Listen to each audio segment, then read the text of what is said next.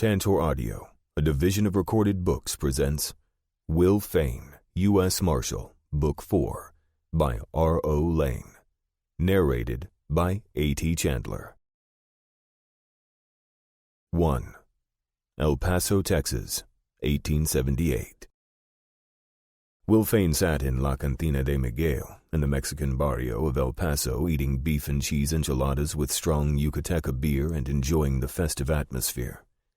A trio of guitarists was playing in one corner, and several caballeros and damas were dancing near the trio. Will was the only gringo in the place, but Miguel, a very congenial host, had made him feel welcome. Will had a table in the back corner where he could observe everything. Before Will had left his home in San Angelo, he'd been advised by Del Cole, one of his ranch hands and also a deputy U.S. Marshal, to visit La Cantina de Miguel. So, when Will had arrived in El Paso by stage earlier that day, he'd walked over to the cantina. He'd been 5 days traveling from San Angelo to El Paso, and 5 days of eating stage station food was enough to make any man yearn for something better. Will had left San Angelo following the trail of Dick Muller, sometimes called Pie-Eyed Dick. It was said that Dick Muller was one of the friendliest and most polite men you'd ever meet, when he was sober. When he was pie-eyed drunk, he was likely to beat his own mother to death. On one of his drunks in San Antonio, he'd killed 2 deputy U.S. Marshals who had tried to take him into custody for rustling cattle. After murdering the Marshals, Muller had fled across the Rio Grande into Mexico, but later had been seen in El Paso living quite openly. Judge Thomas H. Duval, the presiding federal judge for West Texas, had grown frustrated when U.S. Marshal J.P. Theder in San Antonio didn't seem interested enough in catching Muller. Duval had telegraphed Will in San Angelo, asking him to go to El Paso and bring Muller back, dead or alive.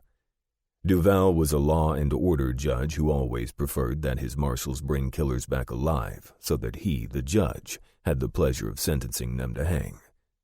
To Will, it didn't matter. If he brought Muller in alive, it would please the judge, but if Muller didn't want to come back alive, Will would be happy to send him to hell. Will reflected that if he himself had a choice of hanging or dying from a gunshot, he'd take the bullet every time. Will was sure, however, that Muller had other ideas, like not dying at all.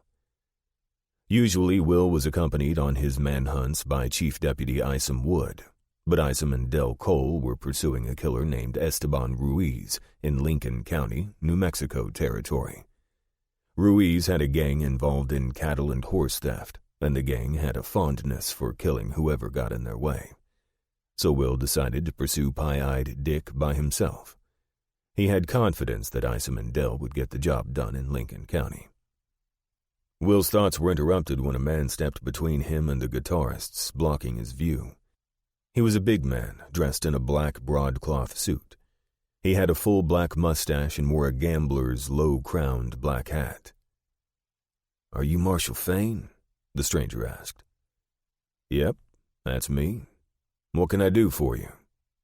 Will realized that the music had stopped and Miguel was hovering close by, hoping there wouldn't be any trouble. "Been following your trail a while. What you can do for me is to get up from the table. You and me got something to settle." Will looked up at the stranger and said, "I'm eating my supper right now, and I'd appreciate it if you'd quit blocking my view. You're getting the people here all upset. Go outside and I'll meet you out there when I've finished my supper." The stranger pulled his coat back and undid the hammer thong that held his Colt in place. He smiled tightly and said, "If you're not standing up right now, I guess you can die right where you sit." "Oh, man. Look at all these people," Will said. "I don't want to have to kill you here in the restaurant. Let me buy you supper." The man laughed and said, "Are you afraid to face me? You ought to be." Will took a deep sigh and said, "Underneath the table, I'm holding a Webley Bulldog. It's a 5-shot 44 caliber revolver and it's pointed right at your cojones. My advice to you is walk out of here and live a little longer."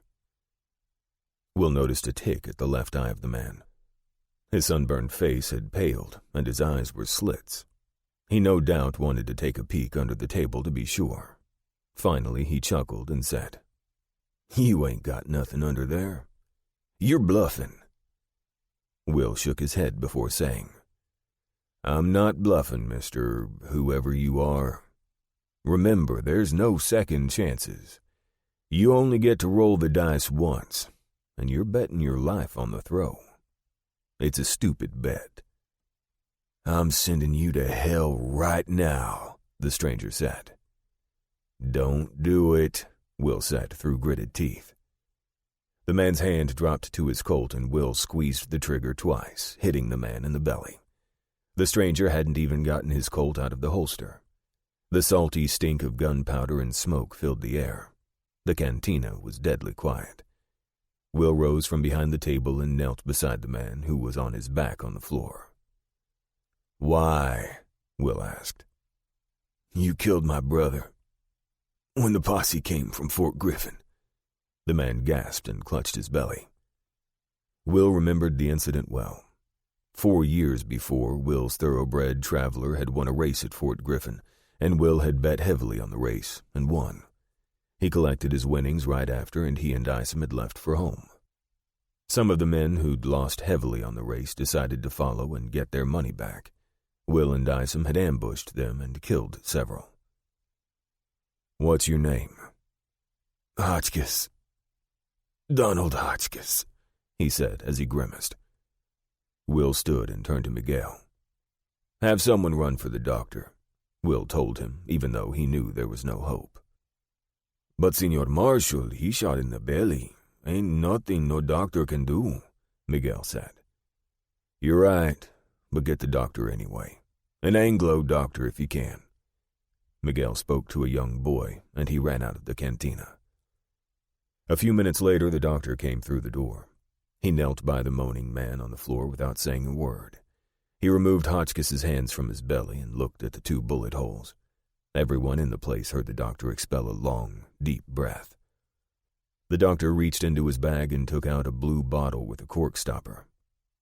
"Hold the man's head up," he commanded. Miguel and another man nearby lifted Hotchkiss's head, and the doctor removed the cork and poured some of the liquid into the wounded man's mouth. Between moans, Hotchkiss swallowed, and the doctor gave him one swig after another. Standing, the doctor said quietly, "That's all I can do for him. The laudanum will ease his pain a little, but he'll be dead in a few minutes. Tough way to die." A moment later, a deputy city marshal came in, and folks moved aside as he shouldered his way toward Hotchkiss, who lay moaning on the floor. "Miguel, what happened here?" "This man here," Miguel said, pointing down to Hotchkiss. "He came into the cantina and called out the marshal, who told him he had him covered with a pistol under the table. The man don't believe him. He drew, and the marshal shot him twice." The deputy squinted at Will and asked, "What kind of marshal are you?" "United States Marshal for the Western District of Texas," Will said. "You mean deputy marshal, don't you?" "If I meant that, I'd say that. I'm U.S. Marshal Will Fain. This man challenged me and I shot him. He says I killed his brother a few years ago, and maybe I did." "I'm Norm Stotts, Deputy City Marshal here in El Paso. You'll have to come with me so I can make out a report on this," he said. "I'll come in tomorrow if I have time. You don't need me to fill out your report," Will told him. "I can't tell you any more than you've already been told. The man's name is Donald Hotchkiss." "Well, hell," Stott said. "I guess you're right." The doctor, who'd been kneeling beside Hotchkiss, stood and said, "He's gone. I'll send for the undertaker."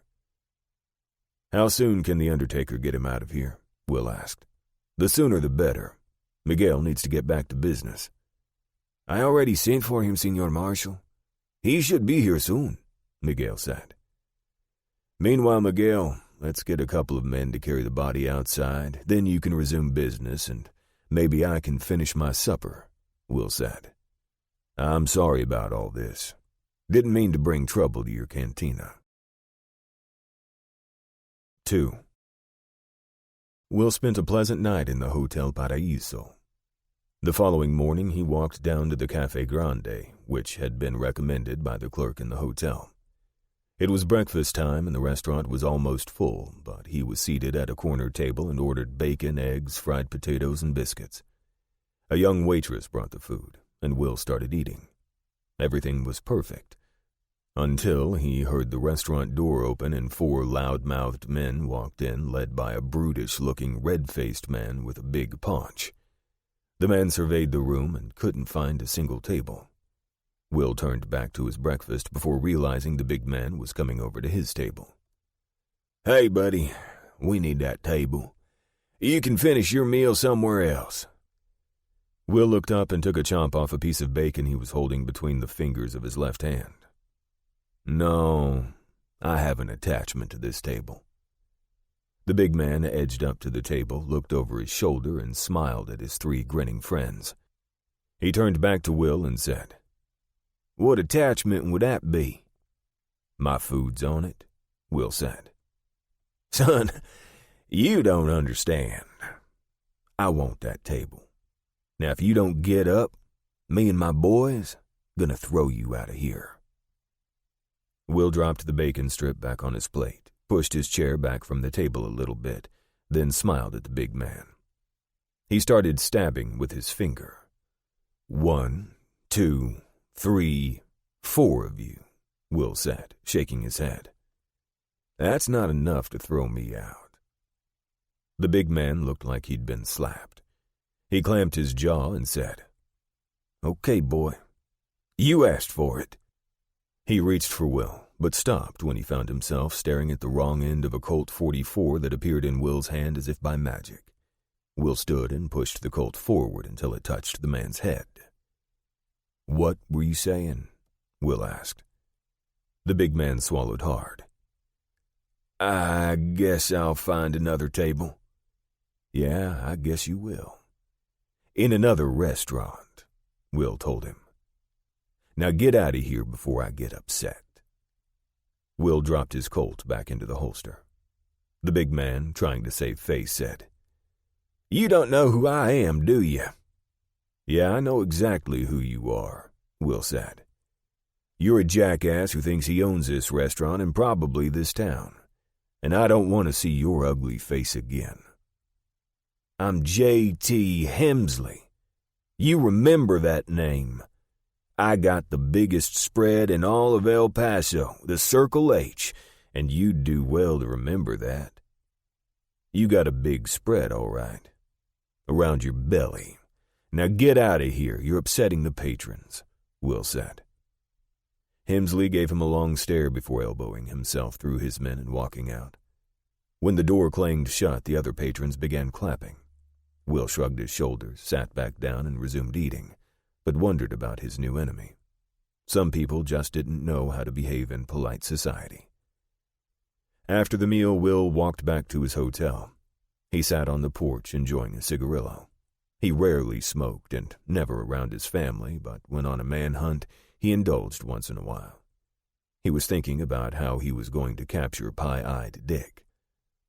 He'd hoped to keep a low profile, but he'd already killed one man and made an enemy of the biggest rancher around. He supposed before the day was out, Pie-Eyed Dick would know a U.S. Marshal was in town, and he'd probably figure that Will had come to bring him in. And what Pie-Eyed Dick would do was go across the Rio Grande into Mexico, and he'd think he was safe. What he didn't know was that Will didn't respect the border. When he was after a killer of U.S. Marshals, he'd put his badge in his pocket and go right across the border and bring the killer back, dead or alive. And he didn't much care what the Mexican government thought about it. Over the last 4 years, he'd bought some books and made a conscious effort to learn the Spanish language. And he often practiced with Isom, who'd learned the language while in the Army and stationed in West Texas. Sometimes on their manhunts, Will and Isom would speak nothing but Spanish, so Will was fairly proficient with the language now after living in West Texas for 6 years. Will finished his smoke, then wandered over to the city marshal's office. He didn't know the city marshal, but he thought he ought to get acquainted and advise the local peace officer what he was doing in town. He opened the marshal's office door and saw a deputy sitting at a desk. Will asked if the city marshal was in. The deputy marshal yelled, "Marshal, man to see you here."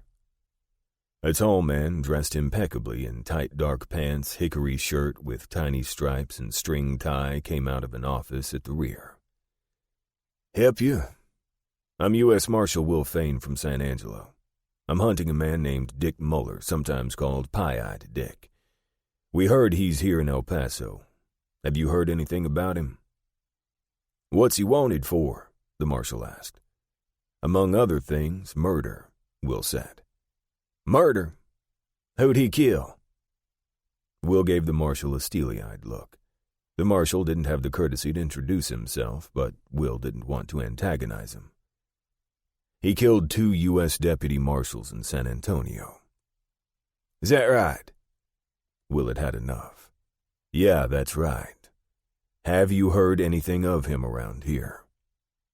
The tall marshal ran his hand down his jaw before saying, "Nah, I don't guess we have." Will turned and, as he opened the door to leave, said, "Nice to meet you, Marshal. Maybe next time you'll have the courtesy to introduce yourself. Before leaving, I'll give you some advice. Don't interfere with me in any way. You'd best give your deputies that same message." "Or what?" the marshal asked. Will slowly shut the door and walked back and faced the marshal. Will thought he may as well settle this right now. This city marshal had to know not to fool with him. Will reached out and put his index finger on the marshal's chest and poked him hard with each word. "Or you will rue the day." The marshal was so surprised he dropped the paper in his hand and attempted to slap Will's hand away. He stepped back, anger clear on his face, and started to draw his Colt, but stopped dead still, a look of alarm on his face, when he saw the Colt appear in Will's hand about 3 inches from his nose. "You're way too slow, Marshal." The city marshal straightened up and moved his hand away from his sidearm. Will dropped the Colt back into his holster. "I'll be leaving now, but make no mistake. I'm here to do a job, and if that means I have to step on you to do it, I'll be delighted. And if I need help, I can go to Fort Bliss and come back with a whole company of cavalry.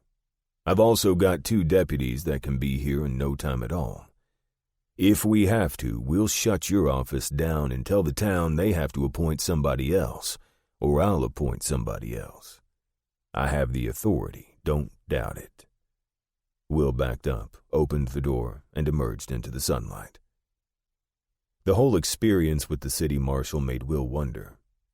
Seems like the marshal knows Muller and is protecting him, he thought.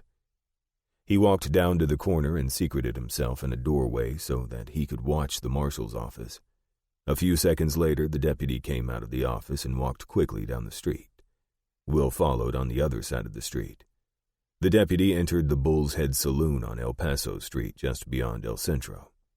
Will walked across the street, dodging a loaded supply wagon. He approached the saloon and looked in a corner of the window. The deputy was speaking to a well-dressed man with a pencil mustache and a full head of graying hair. They spoke for some time, then the well-dressed man turned, and Will could read his lips perfectly. "I'll take care of him." Will smiled, walked down the boardwalk and into the saloon. He walked up to the bar, ordered a beer, and stared at the deputy and his well-dressed friend. "Just how are you going to take care of me?" Will asked as he took a swig of his beer. "Little early for beer, but I needed to confront you." He took another swig of the beer and raised his eyebrows. "I need an answer. Just how do you intend to take care of me?"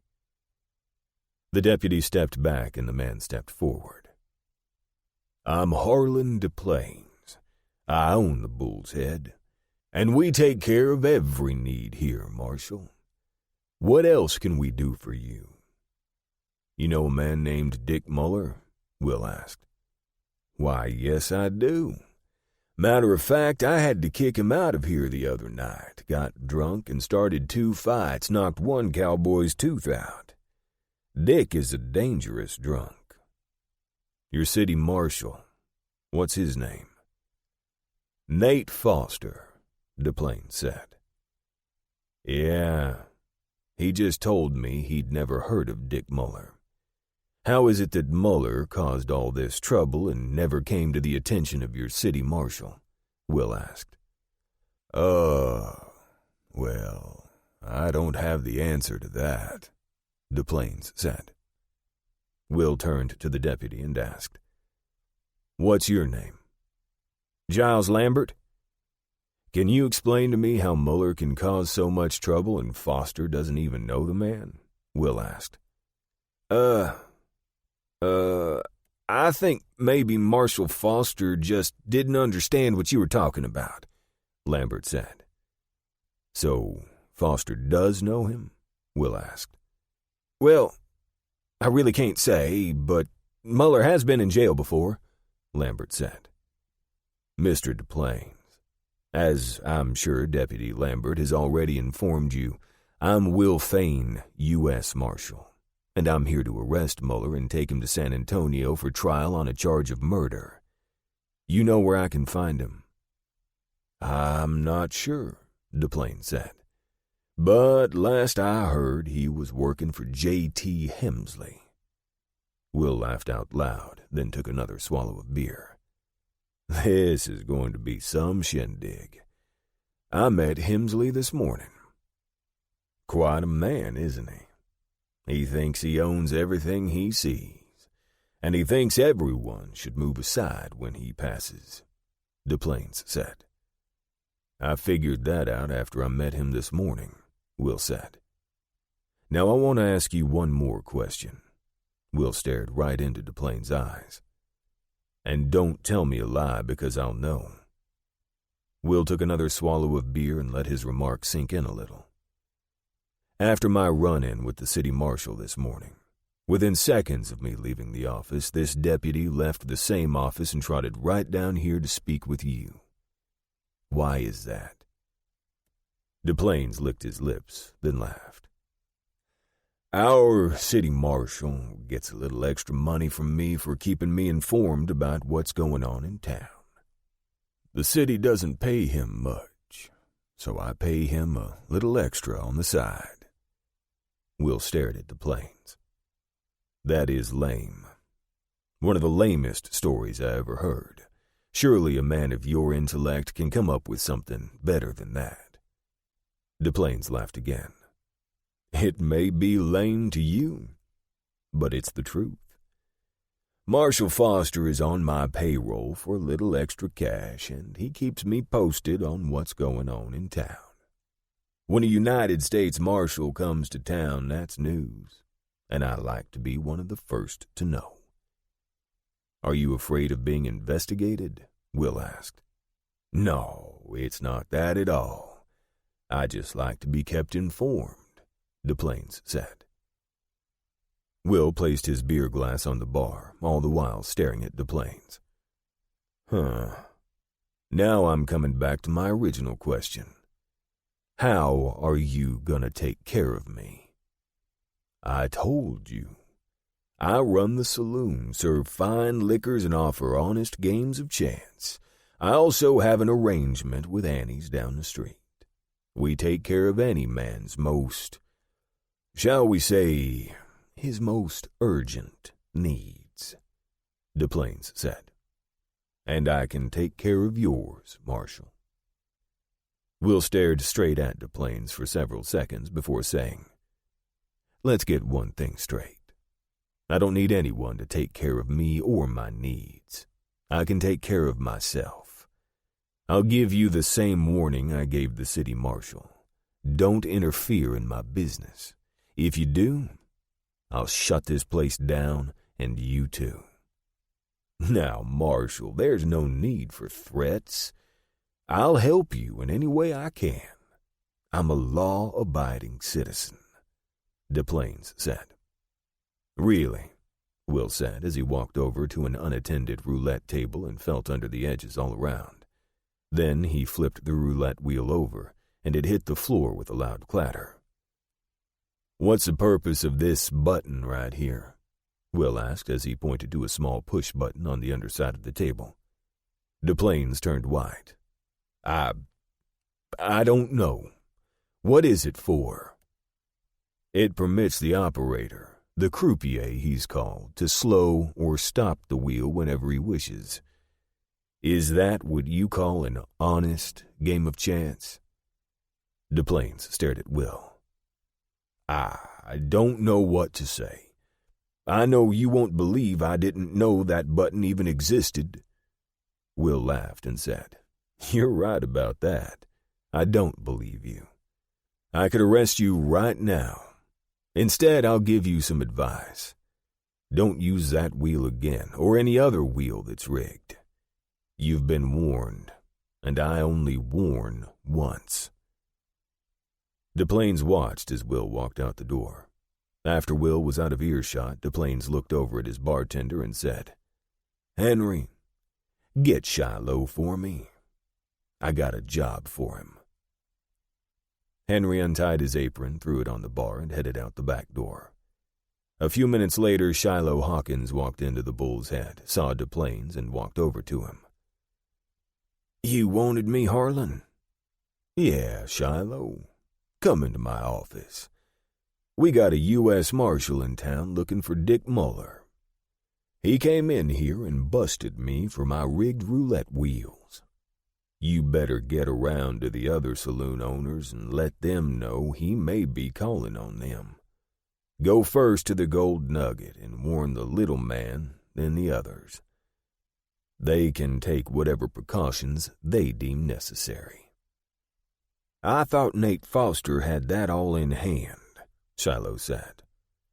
"Nate's weak, and this U.S. Marshal knows it," DePlains said. "My fear is that he'll talk to the town council and tell them to replace Nate. Then they'll hire somebody we can't control. And I bet I know what you're really afraid of," Shiloh said. "Yeah, you do. I don't want it to get out where we're getting the Mexican gals," DePlains said. "If he heads down into Mexico, he might hear some complaints. No, he's a U.S. Marshal. Can't go into Mexico. We just have to control him while he's here in town," DePlains said. 3. Will walked out of the saloon and thought he must be losing his patience. He seemed to have confrontations with everybody he met, but he'd been a U.S. Marshal for several years now, and he just wasn't putting up with nonsense from anybody. His job was like turning over a rotten piece of wood. You always found decay and undesirable critters underneath. Leaving the saloon, he walked up El Paso Street to the Antonio stables. He saw a hostler at a work table repairing a bridle and asked, "You have horses for sale?" "Oh, sí, señor. I have many horses. My name is Antonio Vargas. You can go into the corral and see. I can sell or rent as you prefer." "I'll buy. Then I'll have a horse whenever I need him, and he can be stabled here when I'm in town," Will said. "Have you got an apple or a lump of sugar?" Antonio went into the stable and came out with a small shriveled apple. Will cut it in half and walked into the corral. All the horses started milling around and moving away but one, a handsome black gelding, just stood and looked at him.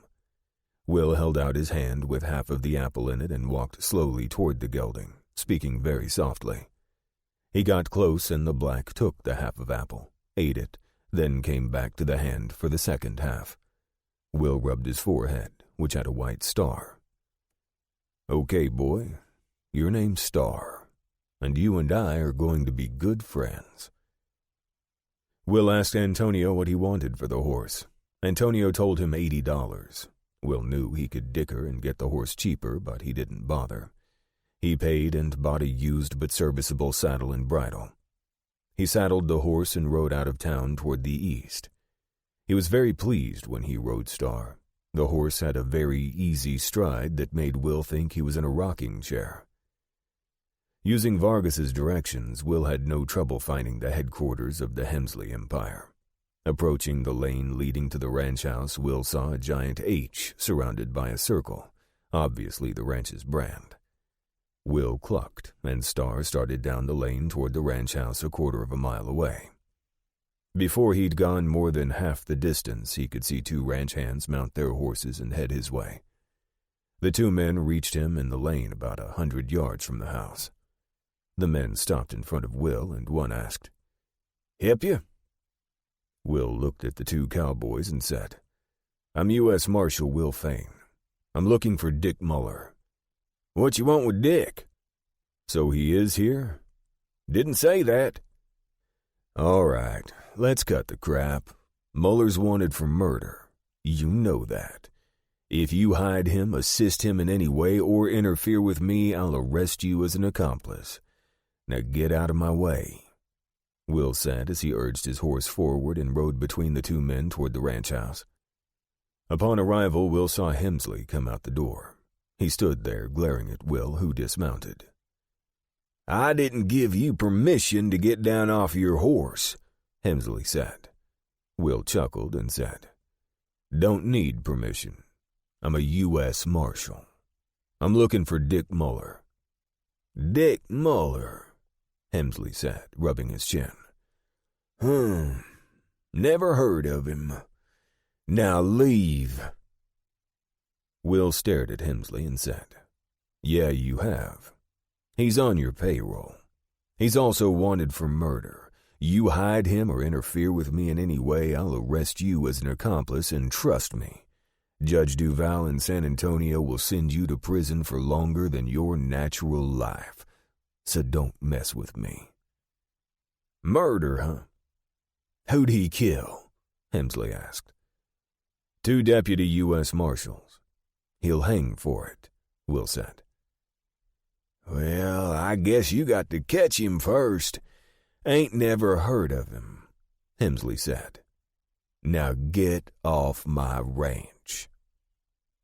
"I'll search your ranch or anywhere else I need to in order to arrest Muller. And if I find him on your ranch, I'll come back and arrest you." "My men will never allow that," Hemsley said. Will smiled at Hemsley and said, "You're all bluff, Hemsley. If I need to, I'll arrest you and anybody who sides you."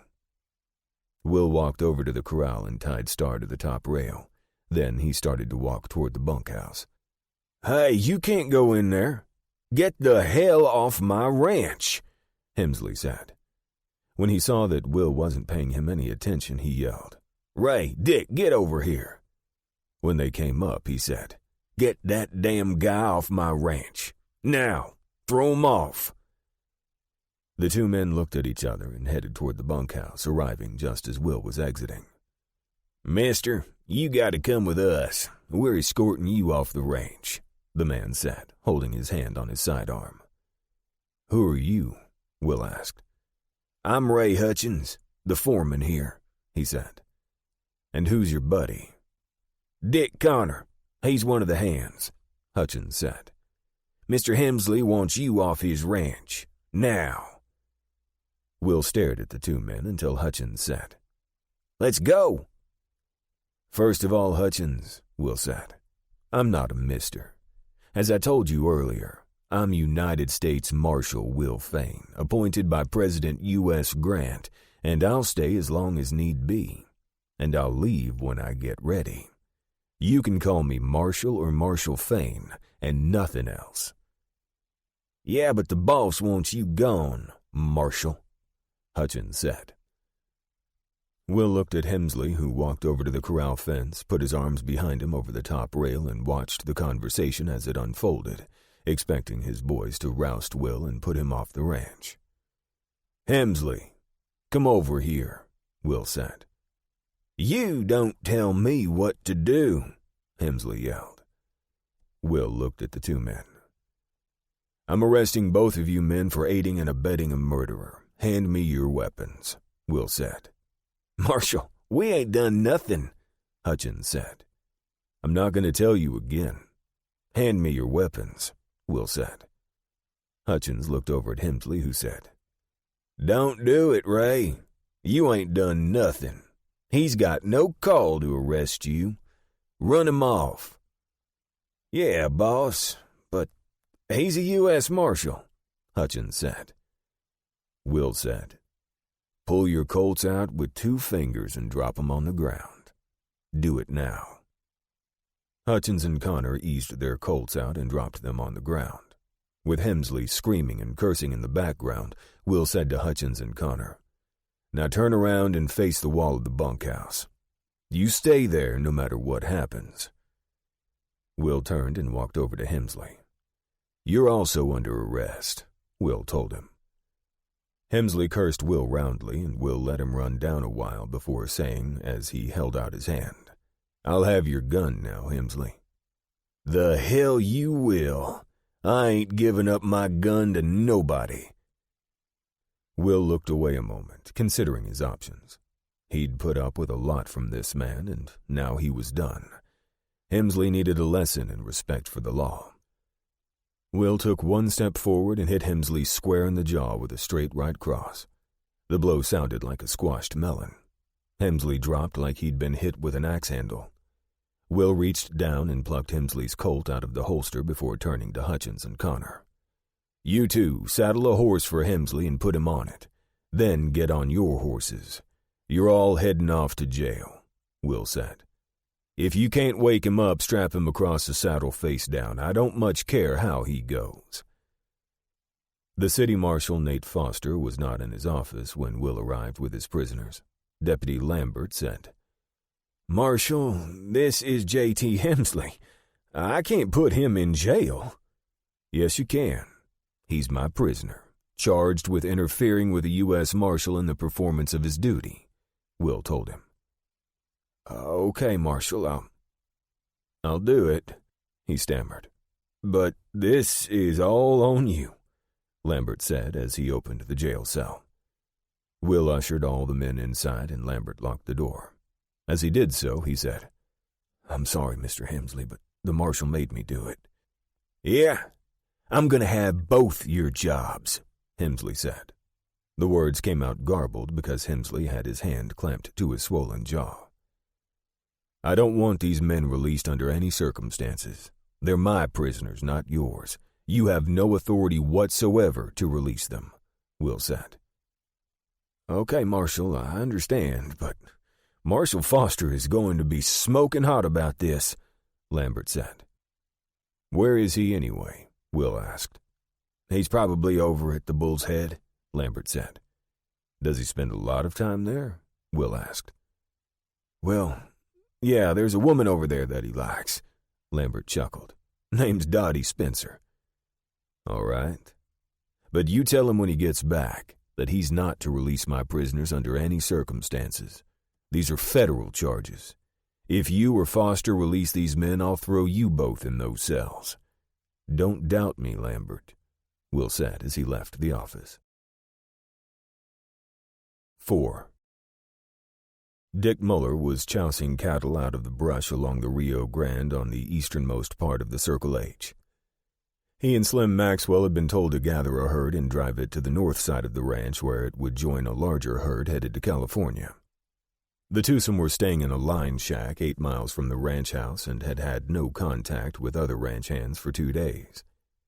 When the other Circle H hands came in for dinner at the ranch house that day, Sneak Larson, the cook, was eager to tell the story of the U.S. Marshal coming to the ranch and arresting Hemsley, Hutchins, and Connor. One of the men, Sam Hankins, said, "When they gonna be back?" "Damned if I know," Sneak answered. "You should have seen the marshal. He hit the boss so hard, one blow, and the boss hit the ground and bounced. That marshal really wanted Muller, but I heard the boss say he didn't know any Muller." "Damn," Hankins said. "Somebody needs to ride out there and tell Muller that the marshal's after him. What did the marshal say he wanted Muller for?" "Murder. Killed 2 deputy U.S. marshals," Sneak said. "Oh, man. Muller must have been drunk when it happened," Hankins said. "Soon's I eat dinner, I'll ride out and warn old Dick.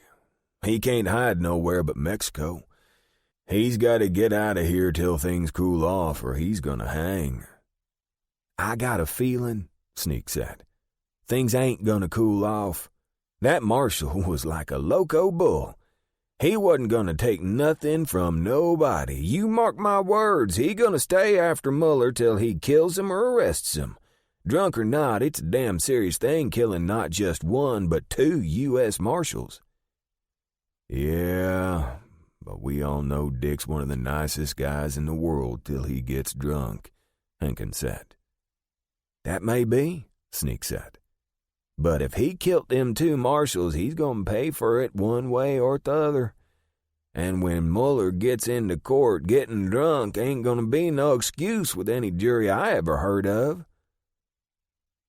After Hankins informed Muller later that afternoon, Muller said, "Oh, man, I done ruined my life. I don't even remember killing them Marshals, but I must have done it, or they wouldn't be after me." "He's after you, that's for sure," Hankins said. "Sneak said the Marshal was like a loco bull. The boss tried to cover for you, and the Marshal knocked him out cold and arrested him, and he also arrested Hutchins and Connor for interfering with him." "What do you think I should do, Hank?" Muller asked. "Dick, you gotta disappear," Hankins said. "Yeah, but where? Mexico is okay for a while, but hell, I don't speak the lingo. And them senoritas are okay, but I can't live without no money," Muller said. "Maybe the boss can lend you some when he gets out of jail," Hankins said. "No, he won't. He's tighter than a sealed mason jar," Muller said. "Listen, Hank, I gotta figure this out. I appreciate you coming out and warning me." Hankins nodded and rode off. Throughout the afternoon, as Muller tried to drive cattle out of the breaks along the river, he had lots of time to think. Sure was dumb to kill them Marshals. He couldn't even remember why he did it. Even so, he knew he shouldn't have killed them. Now, he had to get some money so that he could disappear. Where could he come up with some money? That was the question. It was like that old game he used to play as a kid. Button, button, who's got the button? In this case, the question was, money, money, who's got the money? Banks, saloons, railroads. He couldn't think of any place else where he could get a good sum of money fast so that he could disappear. He supposed he could just head up to Wyoming or Oregon, maybe, change his name and hire on with some other rancher. That would be his best bet. Even so, it would be nice to have enough money to spend time in Mexico and let things really cool off. It would take a couple of years, maybe longer. Who knew how long? But he needed money, and he thought of the Cattleman's Bank in El Paso. Muller pondered getting a gang together, but then he'd have to share the money with others. People thought banks carried a lot of money. Muller knew different. If a gang of robbers could get $5,000, they were lucky. Most bank robberies got far less. How much would he need to live 2 years down in Mexico? Not just across the border, but far down in Mexico, where U.S. lawmen wouldn't dare come. He had once gone to Torreon in the state of Durango. He recalled that it was beautiful there, lots of trees and beautiful little plazas. It seemed peaceful and inviting. Perhaps he could entice a senorita to live with him. All things were possible if he had enough money. He just had to figure a way to rob a bank and get at least $1,500. If he had that much, he could live in Torreon or Lerdo, way down in Durango, for 2 years or more. If he changed his name, maybe one day he could even return to Texas. No, not Texas, but at least the United States. Maybe New Mexico territory or Arizona territory. Lots of wild towns in both those places. A man with a different name would be hard to find. Muller began to wonder if one man could pull off a daring bank robbery. Problem was, he wasn't mean enough. He was just a nice guy. But that was when he wasn't drinking too much. He began to think if he could have a few drinks, maybe he'd be in perfect condition to rob the bank and be mean enough that the bank managers would take him seriously. Yeah, that was the ticket. A few drinks and he could pull off the bank robbery by himself and have enough to live for 2 years, maybe longer, down in the heart of Mexico, away from lawmen who wanted to kill him. As he choused another steer out of the river banks, he thought he had an even better idea than robbing a bank. He could do it right away, and it should give him enough money to make a fast getaway. 5. The following morning, Will had ridden back out to the Circle H, and throughout the day he roamed the ranch, seeing a few ranch hands. He came across one group digging post holes and stringing barbed wire. The hands were all standoffish. None of them admitted knowing Dick Muller.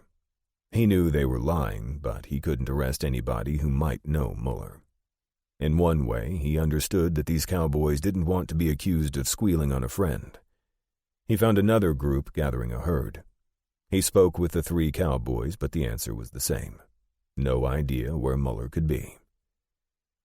"No, sir. He used to work here, but I got no idea where he is now. I think he quit and headed off somewhere else," one of the cowboys said.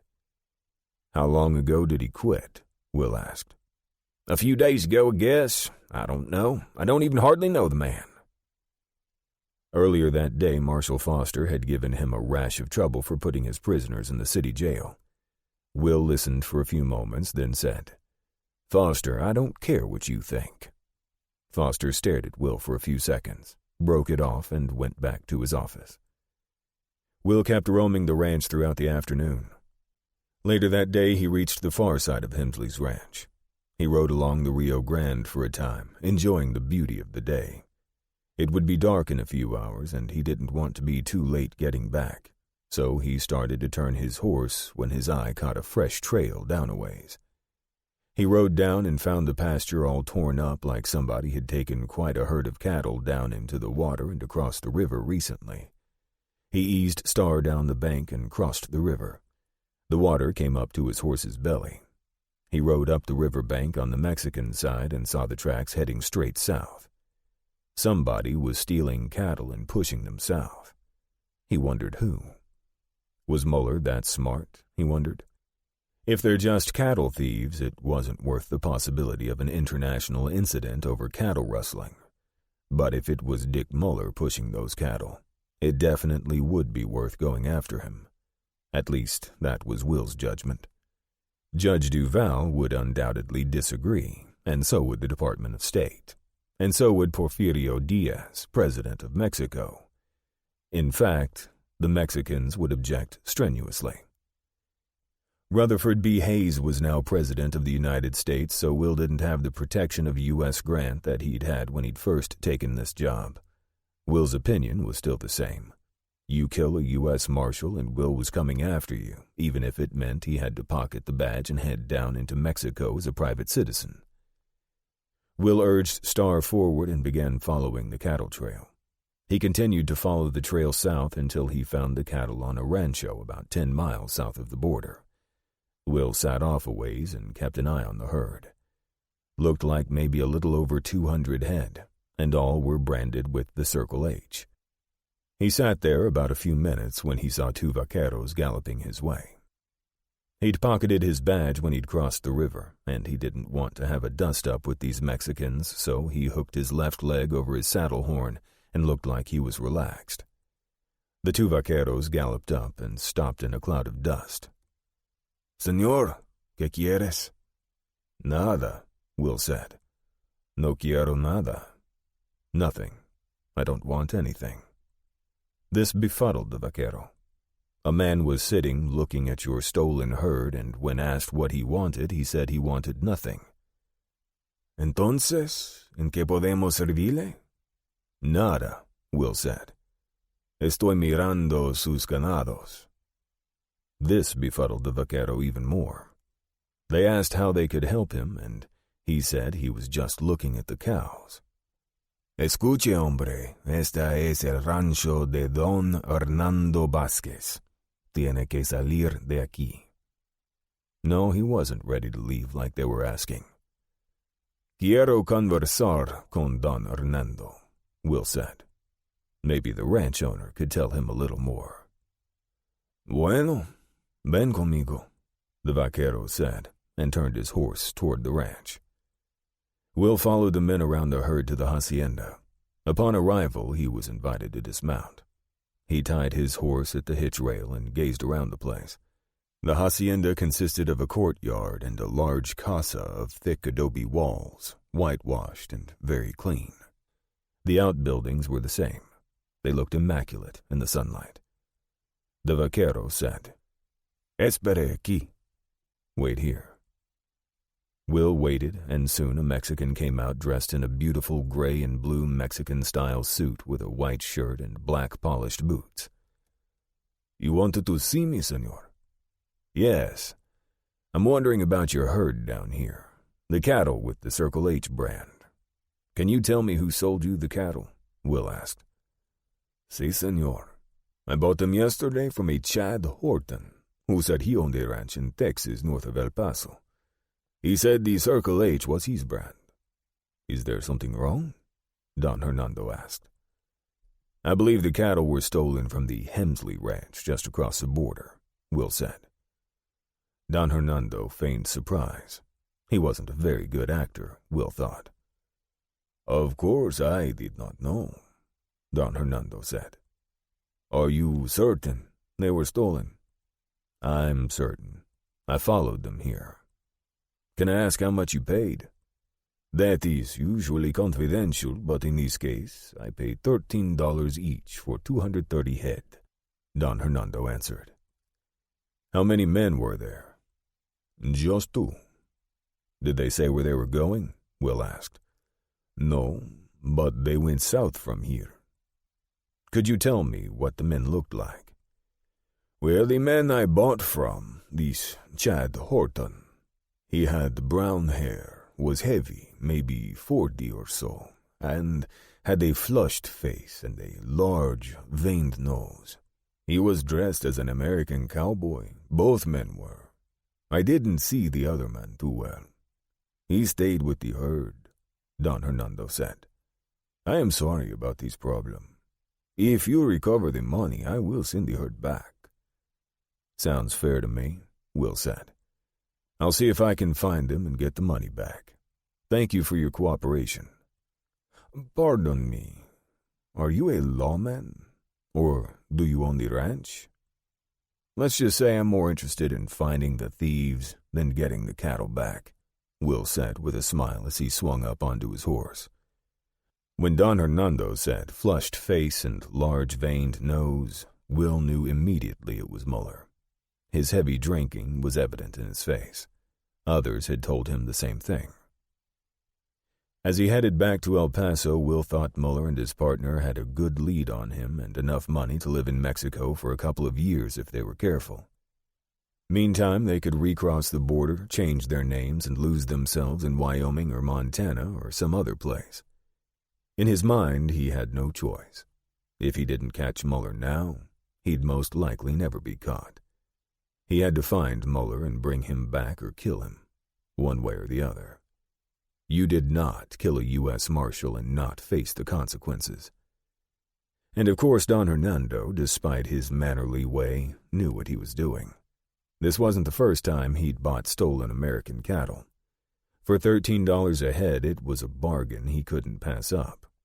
He had to know they were stolen. Nobody would be willing to sell his own cattle for what was essentially half price. And he knew the Americans could do nothing because he was a Mexican aristocrat and had the government and La Frontera, the border, on his side. It was okay with the Mexican government to steal from rich American ranch owners.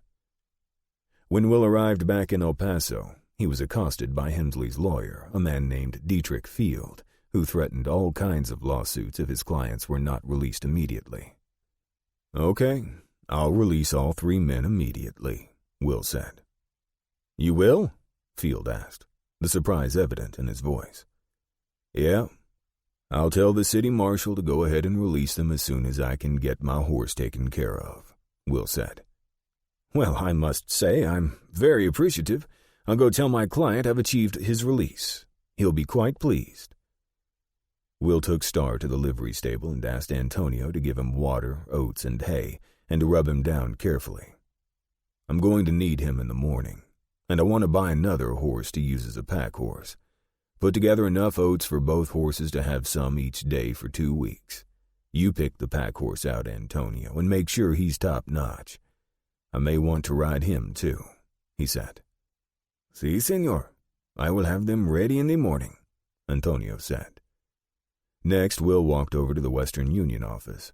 He sent a telegram to his wife, Virginia. Virginia Fain, San Angelo, Texas. All well, but must follow M into Mexico. Stop.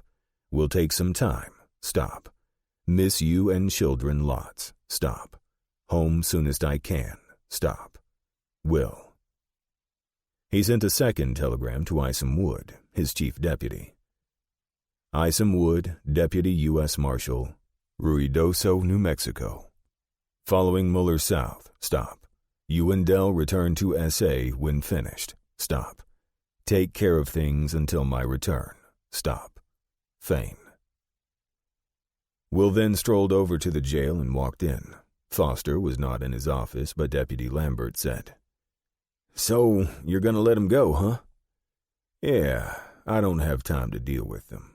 I have to work with the Mexican authorities to get Muller," he said as he walked over to the cell containing the 3 prisoners. "Hemsley, I've got some bad news for you," Will said. "You're nothing but bad news. I'm going to see you in court," Hemsley said, his jaw still swollen and hurting. "Go ahead and sue. You'll lose. Muller ran off with a good share of your cattle," Will said. "What do you mean, ran off?" "He took quite a herd down into Mexico and sold them," Will said. Hemsley was speechless, then cursed Muller in every way conceivable. "If I get my hands on him, I'll kill him, and here I tried to protect him. How many did he get?" "I'd say about 230. At least that's what he got paid for by Don Hernando Vasquez.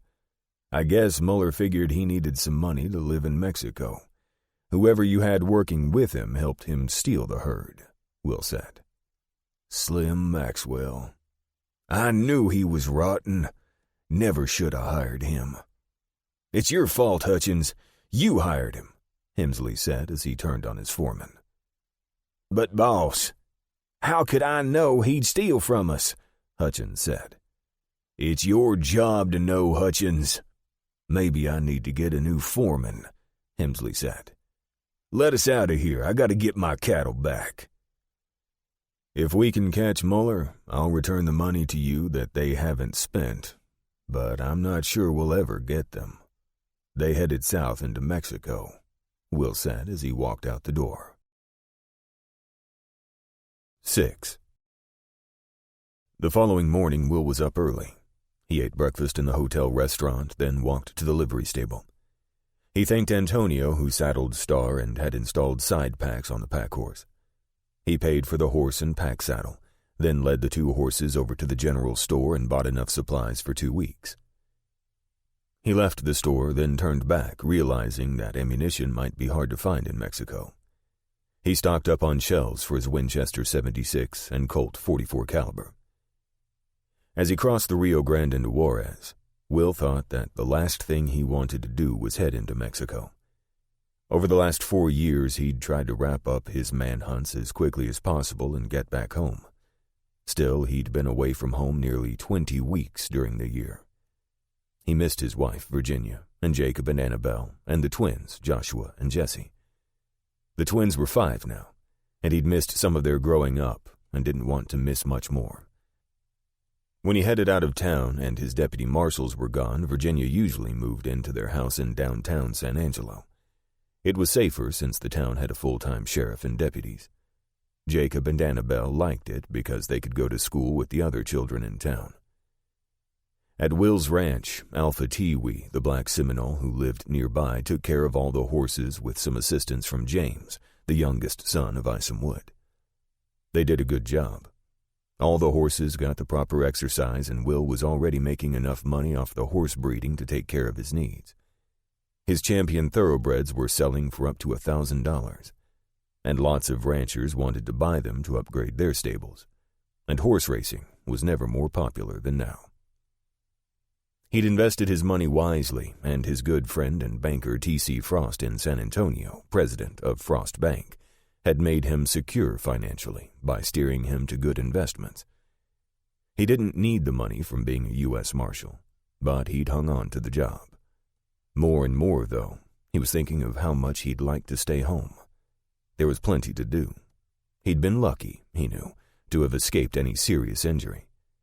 Oh, he'd been nicked a few times all right, but he'd never had a life-threatening injury.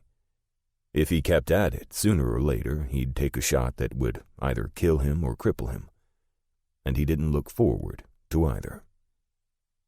Now he was riding into Mexico with the single-minded mission of capturing or killing Dick Muller. Will didn't really want to go. His heart was not in it, but he felt a duty to U.S. Marshals everywhere. He'd planned his pursuit carefully with a map of northern Mexico. Problem was, he could prepare all he wanted, but he could still have all kinds of problems. He worried about two groups the most. The rurales were a mounted police force which patrolled throughout the country. They were often led by officers who were unpredictable. They could arrest anyone for anything and nothing. The second worry was bandidos, who roamed the countryside looking for likely targets. Will tried to push the worries aside as he traveled south. He made 40 miles the first day, asking at every pueblo if they'd seen two gringos moving south. He was grateful he could speak the language, but he could find no evidence that Muller or Maxwell had been spotted. Of course, that didn't mean much, because many Mexicans were shy and reluctant to speak to gringos. They'd learned not to get too involved with gringos they didn't know. Will stopped at the small village of Santa Rosa the first night, which couldn't have had more than 100 people, but it did have a cantina and a livery stable. He rode into the livery stable, and a kindly old man, un anciano, took his horse. Will asked him to brush the horses down and feed them oats and hay and water. The man kept nodding his head. He was so small and hunched that Will wondered how he would curry the horses, but then he saw a stool at the side of the stall. Will smiled and decided he'd ask the anciano about the men. The man listened carefully and held up 2 fingers. "Vinieron ayer," he said. "They came yesterday." "Salieron esta mañana." "They left this morning." Will thanked him, thinking now that at least he knew he was on the right track. If he could continue to avoid trouble, he might soon catch them. The men thought they were out of danger and had no idea someone was following them. They were casually moving south. Will wanted to keep it that way. If they somehow found out he was coming after them, it would make the chase much more difficult. He entered the cantina, and all conversation stopped for a few seconds. Then it resumed as if nothing had happened. Will seated himself at a table with his back to the wall. A young woman came to the table. ¿Qué decía, señor? "Una cerveza y comida," Will said. A beer and a meal was all he needed. Bueno, she said and left. She returned immediately with a mug of beer and later brought him a huge plate of beef, beans, and rice with a half-dozen tortillas. It looked like a feast to Will, who'd only had strips of jerky during the day. He ate with relish. When the woman returned, Will asked if he could rent a room for the night. Sí, señor, por supuesto que sí, she said. Yes, of course. Will had 3 more beers, replenishing the moisture his body had sweated out during the day. His body odor was offensive even to him, and he would have enjoyed a bath. As the woman was showing him his habitación, she said, Si quieres una ducha, está afuera, she said. Puede lavar su ropa si quieres. The shower was outside, and she would wash his clothes if he wanted. Muy bien. Me gustaría, he said. Will undressed, locked the door to his room, and left his dirty clothes in the hallway. He walked down the back stairs in clean jeans and found a red clay pipe sticking out of the wall. He pushed a rusty lever beside it, and water trickled out. The water was ice cold, but it was wet and refreshing once he got used to it. He rubbed himself all over with a piece of lye soap, rinsed off, and dried himself with a towel he'd found in the room. He put on a clean union suit and a clean jeans before walking back upstairs. He slept well during the night. When he arose in the morning, his clothes were outside his door, washed and folded. They were still a little damp, but it was impossible to dry them completely overnight, and he understood that.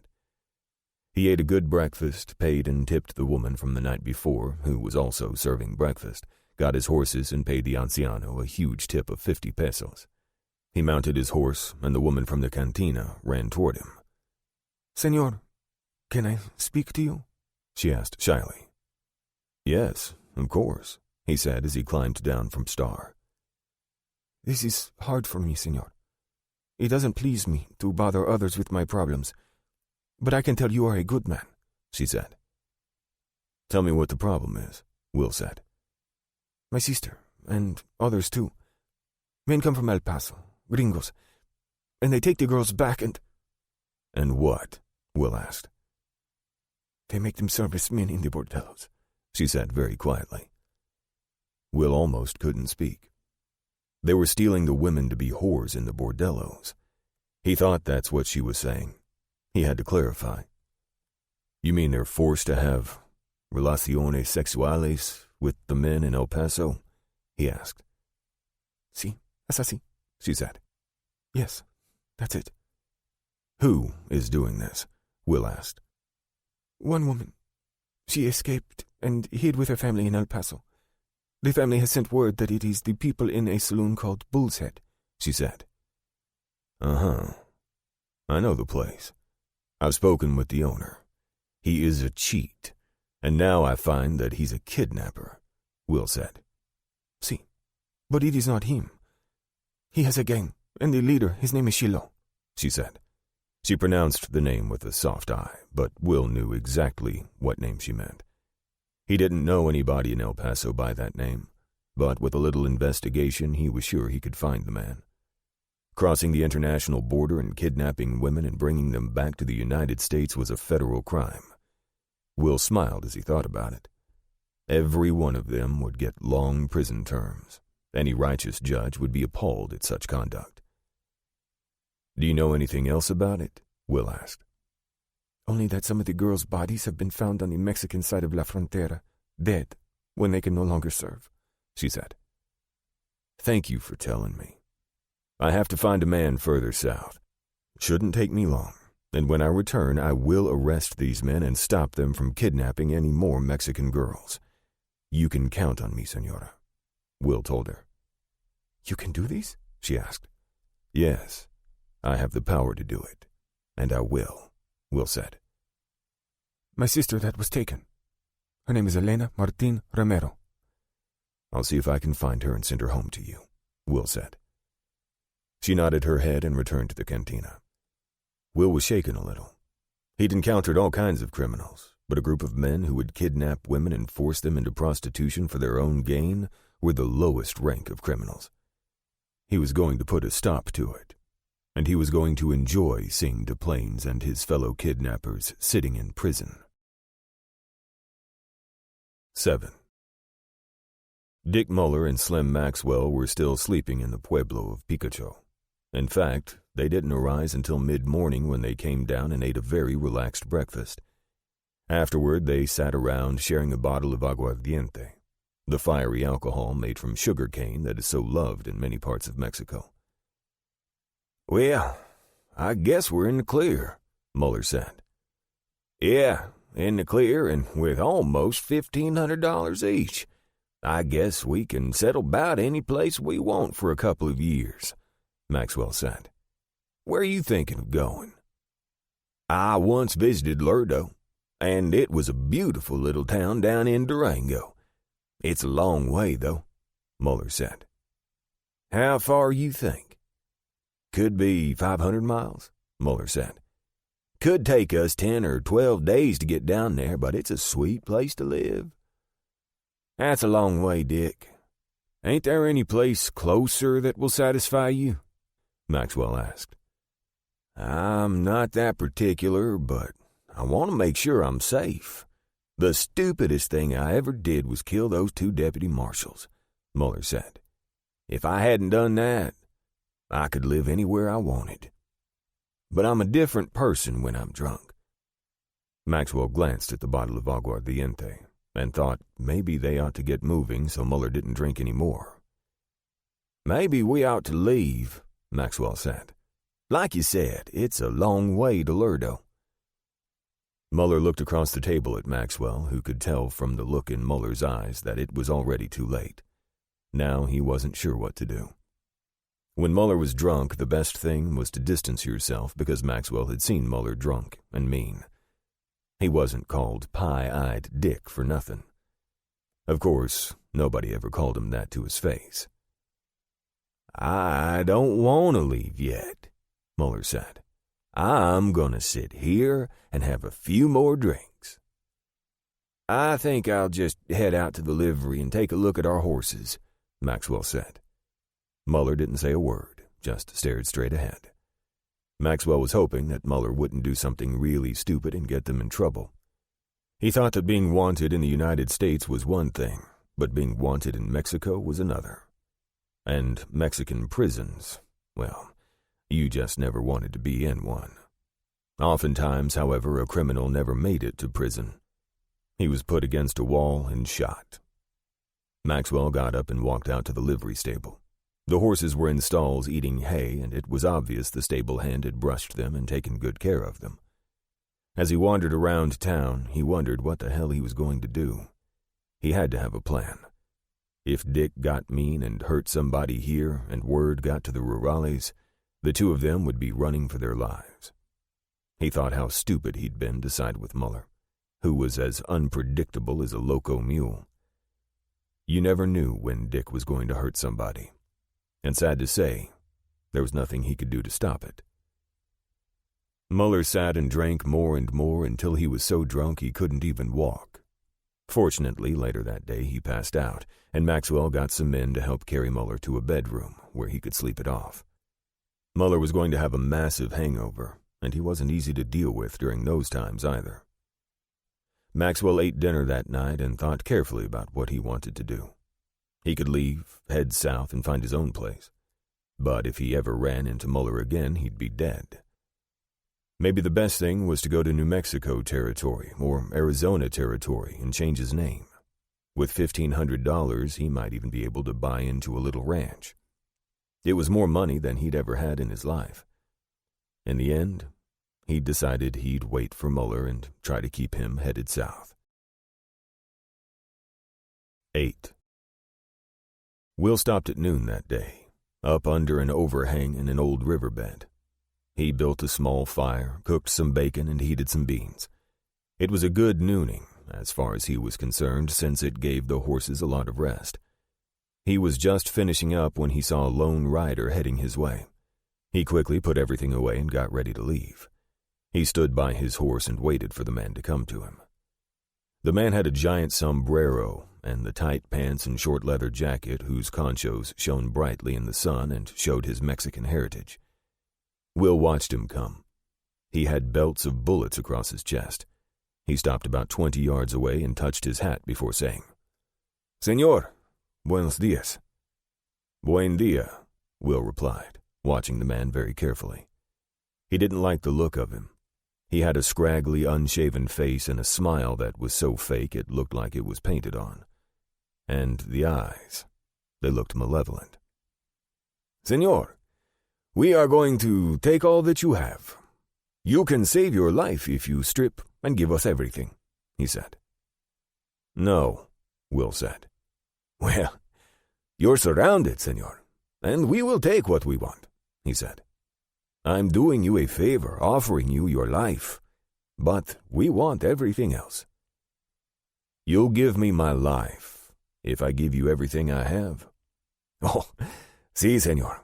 I give you my word, my promise," he said. "You're a liar," Will said. "What I want to know is how you're going to stop me from killing you." The smile on the man's face was replaced by fright and alarm. He started to jerk his horse around to leave, but he was far too slow. Will pulled his Colt and fired 2 bullets into the bandito's side before jumping on his own horse, grabbing the reins of the pack horse and riding hard.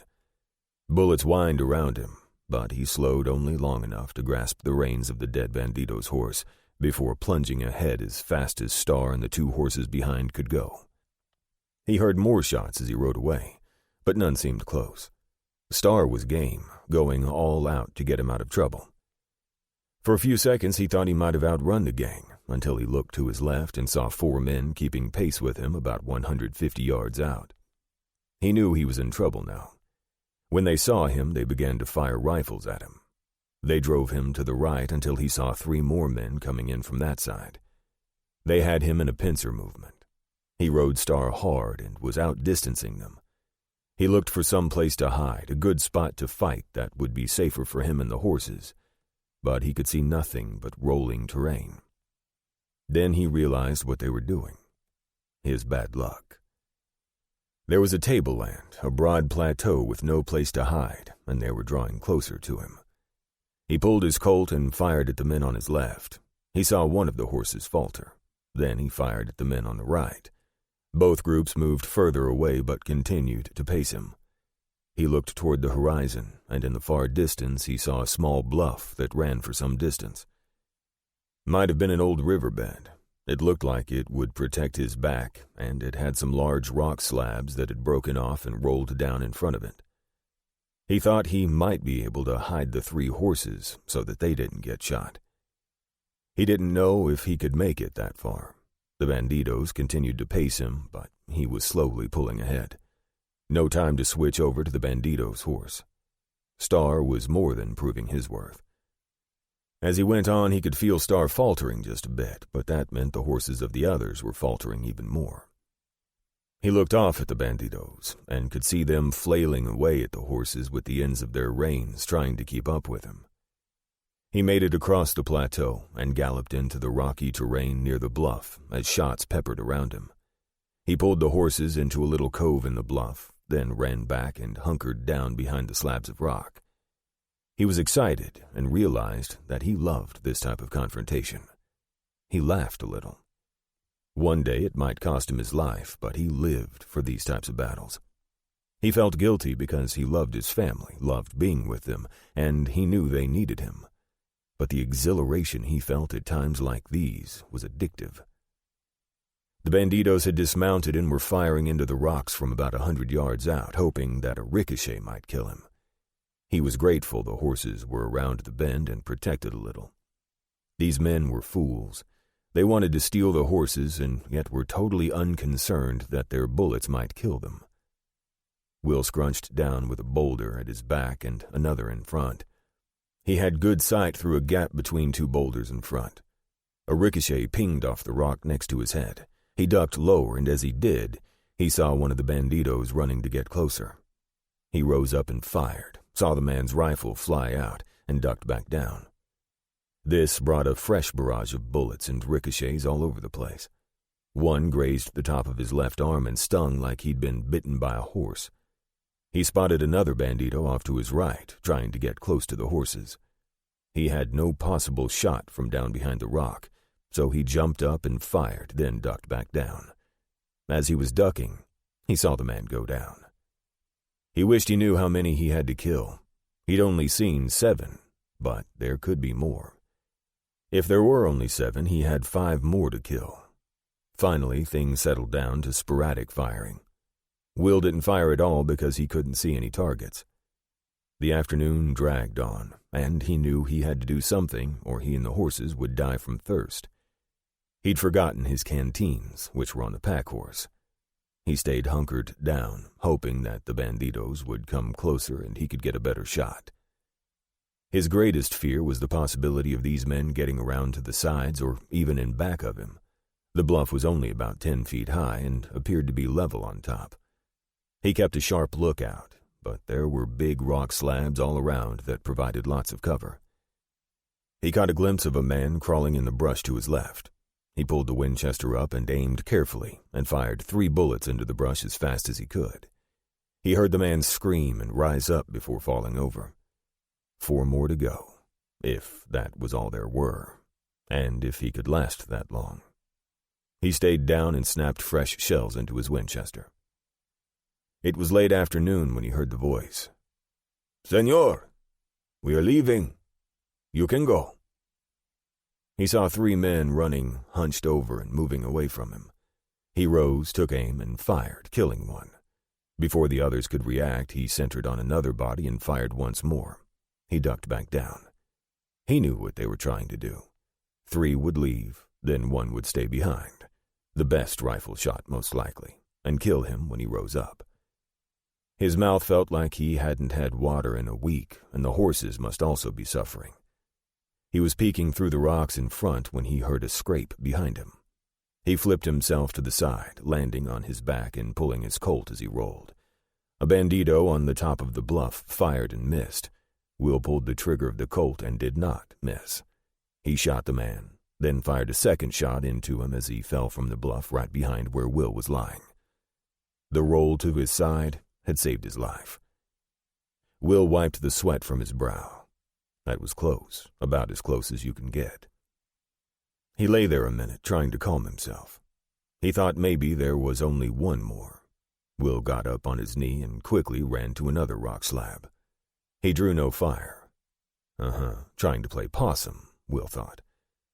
Quickly, he decided he was tired of being forded up with a target on his head. He ran out and dived behind another boulder 5 yards ahead. Still no shots. He rose to move forward to another boulder, and this time the temptation was too great for the bandito. The man fired, but missed by a hair as the bullet whined off the rock. Will had gotten a mouthful of alkali soil, and as he was diving behind the rock slab, he had seen the smoke bloom and knew about where the man was. Will tried to spit out the dirt, then yelled in Spanish, "Hey, bandito, I'm coming for you. I'll be there soon to kill you." The bandito rose up and fired 3 shots at the boulder where Will was hiding. He's obviously worried, Will thought. He jumped up and ran to his left and dived behind another huge slab just as the bandito sank back behind cover. Then Will moved forward again, drawing no fire. As Will knelt there, he heard running footsteps and saw the bandito running toward his horse. Suddenly, the bandito dropped down to the ground, prone, and aimed his rifle back toward Will, who dived and waited for the bandito to fire. The second he heard the bandito's shot, Will jumped up and fired 3 shots from his Winchester as fast as he could lever in shells. The bandito didn't move. Will wasn't sure if maybe his enemy was playing possum, so he eased up on tiptoe, always trying to stay behind some cover. Finally, about 10 feet from the bandito, he walked up, aiming his rifle right at the man's body. Then he relaxed. He could see the bullet hole through the top of the man's head. His big sombrero lay next to his body. Will bent over to pick up the bandito's rifle when a bullet sizzled by his head. He dived to the ground beside the dead bandito. That had been close. If he hadn't bent over to pick up the rifle, he'd be dead. So it wasn't over. There were more of these banditos out there, and one of them had a good hiding spot. He could see the smoke from the exploding black powder, so he knew about where his enemy was, but he still didn't know how many. He still hadn't seen the shooter. Will jumped up and ran to a waist-high stone slab nearby. He had expected to draw some fire, but nary a shot came his way. The man was looking for a dead-certain shot, and he wouldn't fire unless he thought he had a sure target. That could mean he was low on cartridges, or maybe not. Perhaps he was just careful. No matter, Will had no choice but to try to take him out. He jumped up and sprinted to another rock, again drawing no fire. He had to try to get around behind the other man. But how?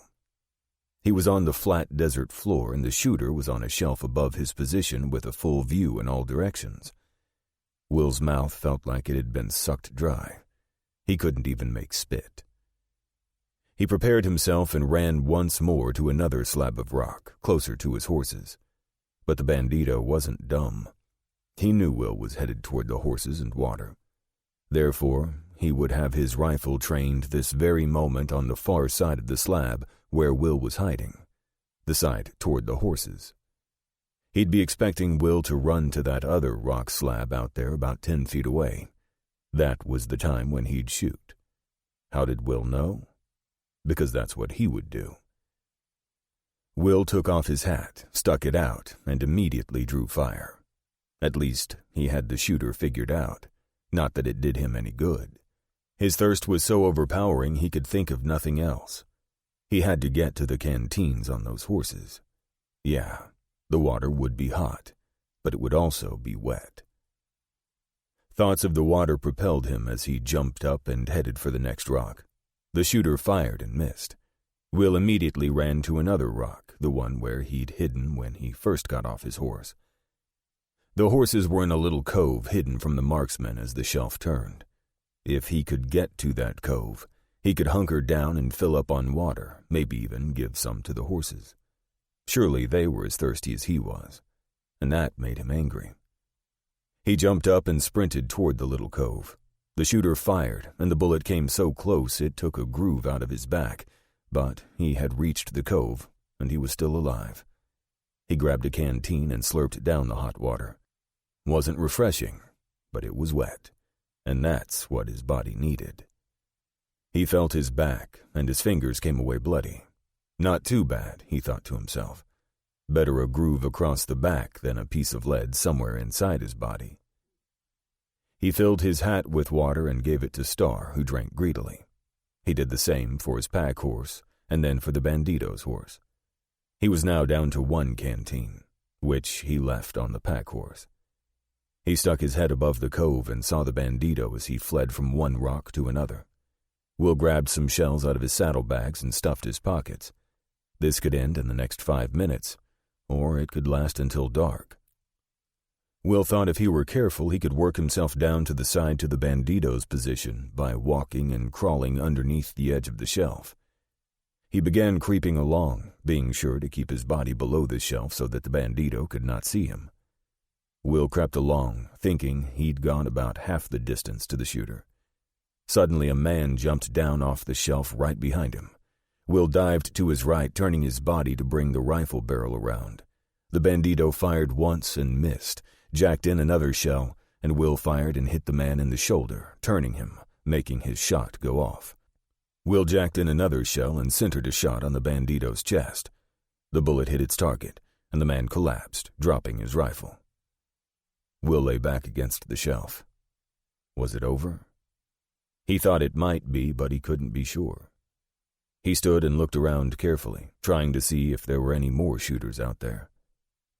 He climbed the shelf in order to see over and assure himself that no one else was there. He walked back to his horses, ever alert, and grabbed a canteen. He drank more hot water, and did it taste good. He remained fully alert, wondering if he could safely ride out. His eyes took in every hiding place.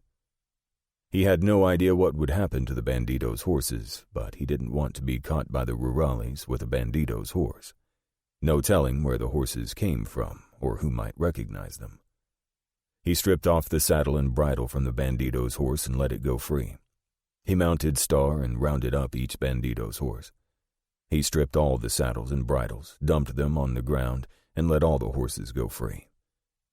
As he was about to unsaddle the last of the bandito's horses, he noticed what a magnificent stallion it was. It was almost 17 hands high. Will knew he shouldn't keep it, but he grabbed the reins and mounted Star and headed off into the dusk, trailing the pack horse and the bandito's horse.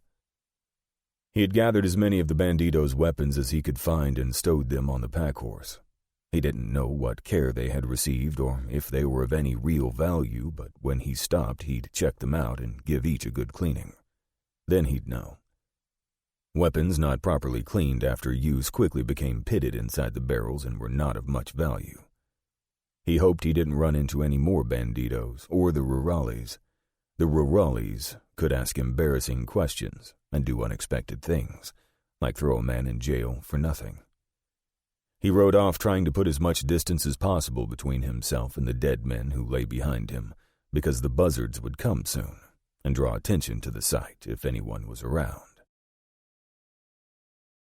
9. So much for catching Muller and Maxwell that day, he thought as he rode into a tiny town after dark. Maybe the Mexicans would call it an aldea. He didn't know, but it couldn't have but a few people. It was more a hamlet than a town. It did, however, have a fountain in the plaza. There was an olla, so he drew water and poured it into a trough that he presumed was for animals. He stuck his head into the water and drank some from the olla. It was cold and refreshing. He saw a young man dressed like the campesinos throughout the country coming toward him. The man didn't seem menacing at all, but after his long battle today, Will was alert and taking no chances. "Puedo cuidar sus caballos?" the young man asked. The man wanted to care for the horses. "Bueno," Will said as he pulled the Winchester from the scabbard and grabbed his saddlebags. "I have to clean this rifle and some others that are packed away. Can I come to the stable and do that?" "Yes, it's the last building on the right," the boy said. "Is there a posada here?" "No, but you can stay in the cantina," he said in perfect English. "Where is it?" Will asked. "Down on your left. The door is closed, but you can open it," he said. "What is your name?" "I call myself Juan Gomez." "How did you learn to speak English so well?" Will asked. "The fathers taught me. There is a church school in Chihuahua. My father sent me there." "They taught you well," Will said. Will thanked him and began his walk toward the cantina. He found the door with a small sign, Cantina, in white on a dark-colored door. He opened the door and saw 5 other customers sitting, talking, drinking. He eased into the room and asked if he could get a room for the night. "Claro, we have rooms."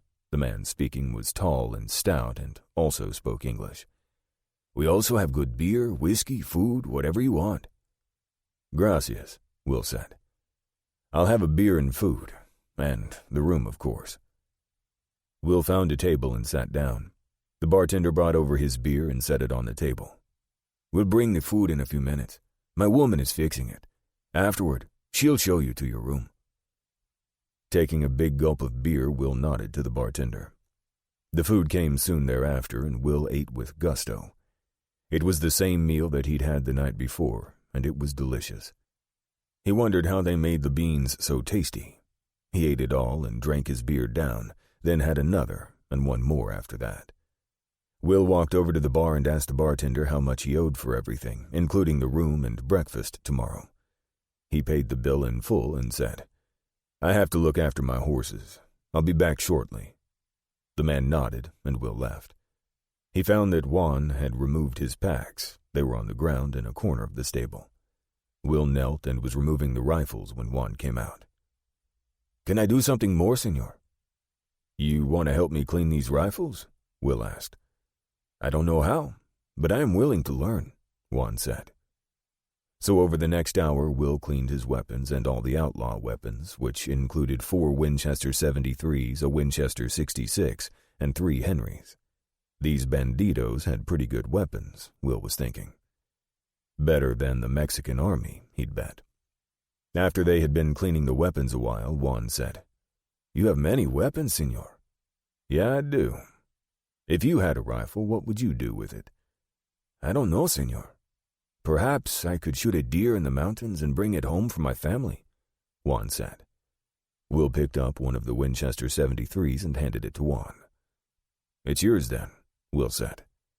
"But what will you say if the rurales see that you have the gun?" "I don't know. I guess I would have to be very careful and not let them see it," Juan said. "Or I could just tell the truth, I suppose." "Will they take it from you?" Will asked. "No, we can own guns. I will tell them I'm hunting for my family," Juan said. They worked a while longer until all the rifles were clean. Then Will picked up another Winchester 73 and handed it to Juan. "That's so you don't have to hunt alone," Will said. He then gave Juan all the rimfire ammunition for the Winchester 73s that he'd found on the outlaws. He wrapped the 6 remaining rifles in a piece of canvas and tied them securely. "I'll leave the rest of these here," Will said. "If I don't return for them within 2 weeks, they're yours to keep, use or sell. Same goes for the pistols." "Gracias, senor. Most sincerely," Juan said with a huge smile. "You know I came in with 3 horses. Some bandidos attacked me north of here, and I retained one of their horses, the one with the saddle.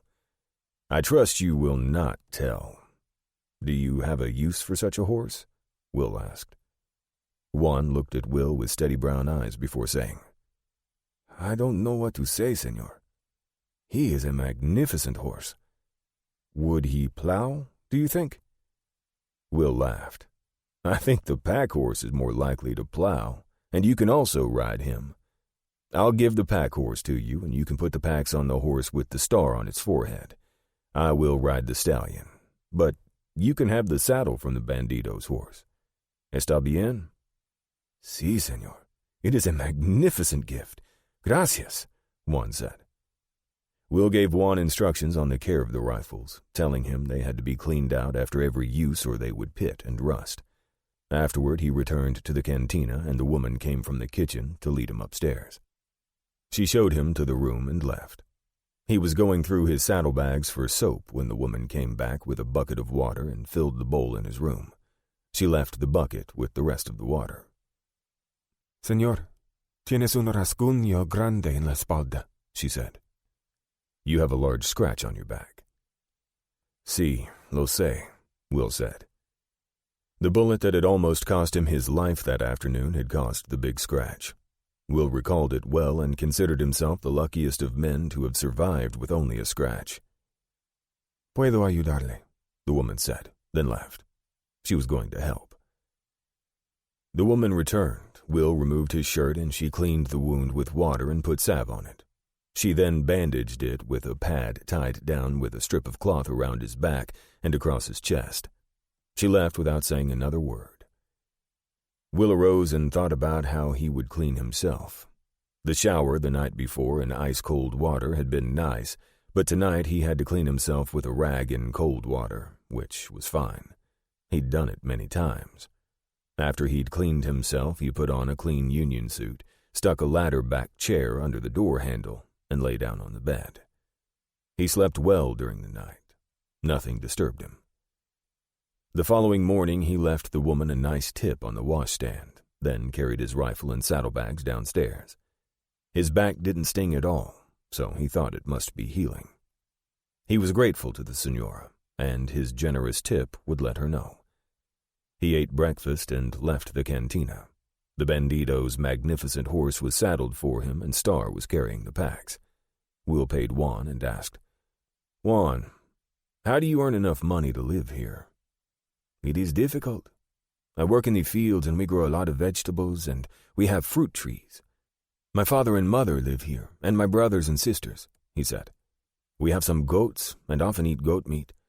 But it will be easier now that I can hunt, and of course, we can have a bigger harvest since we have the horse to plow the ground. Your gifts will make all our lives much better. I cannot thank you enough. Will nodded and smiled at him.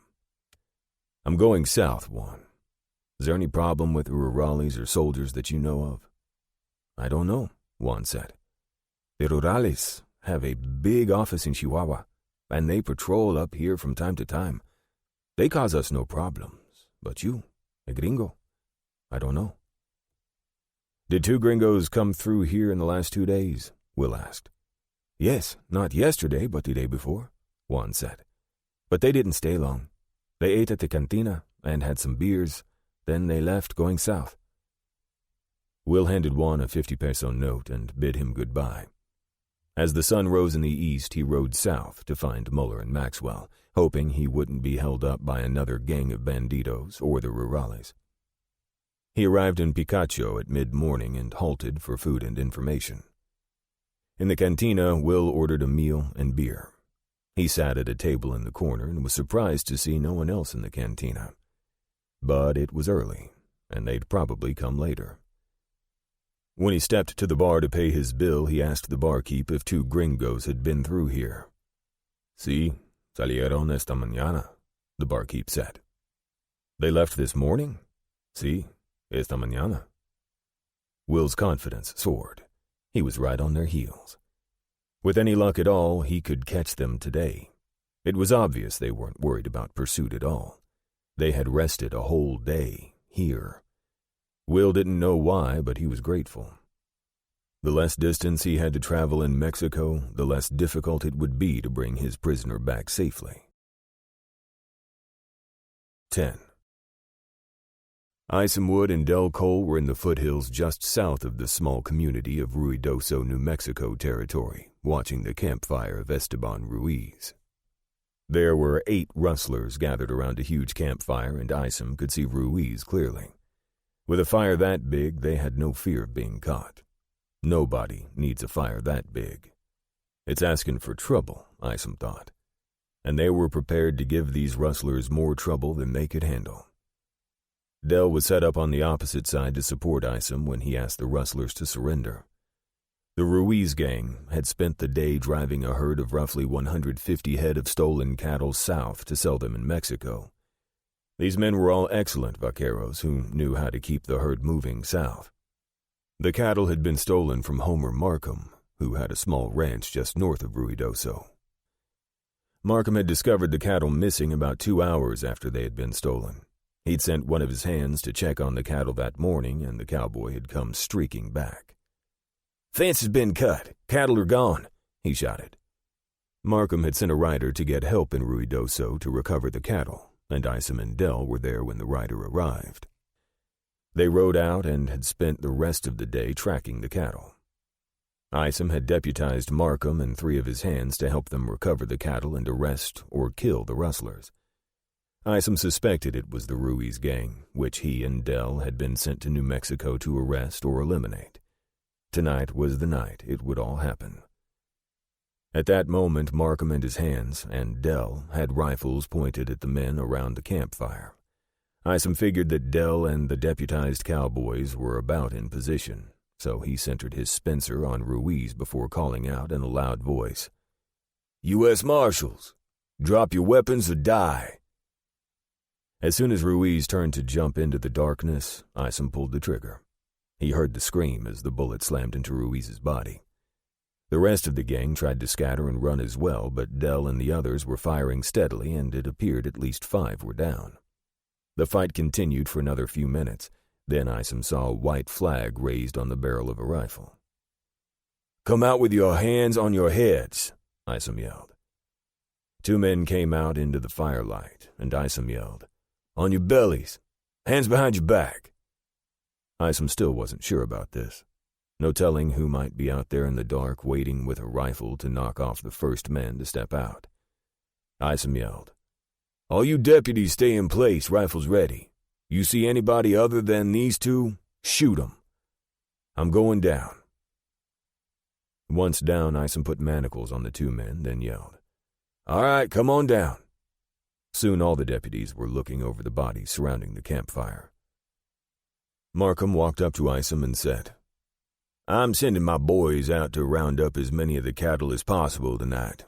Then we'll get any strays tomorrow." "All right, Homer, fine with me. Appreciate the help," Isom said. "Think we about killed off the Ruiz gang. They ain't gonna be bothering you no more. I'd like you to take the 2 prisoners up to Ruidoso and put 'em in jail there.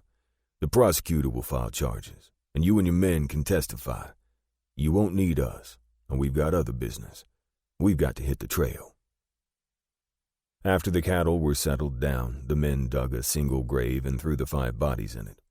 As they were filling the grave, Isom said, "I don't know, Del.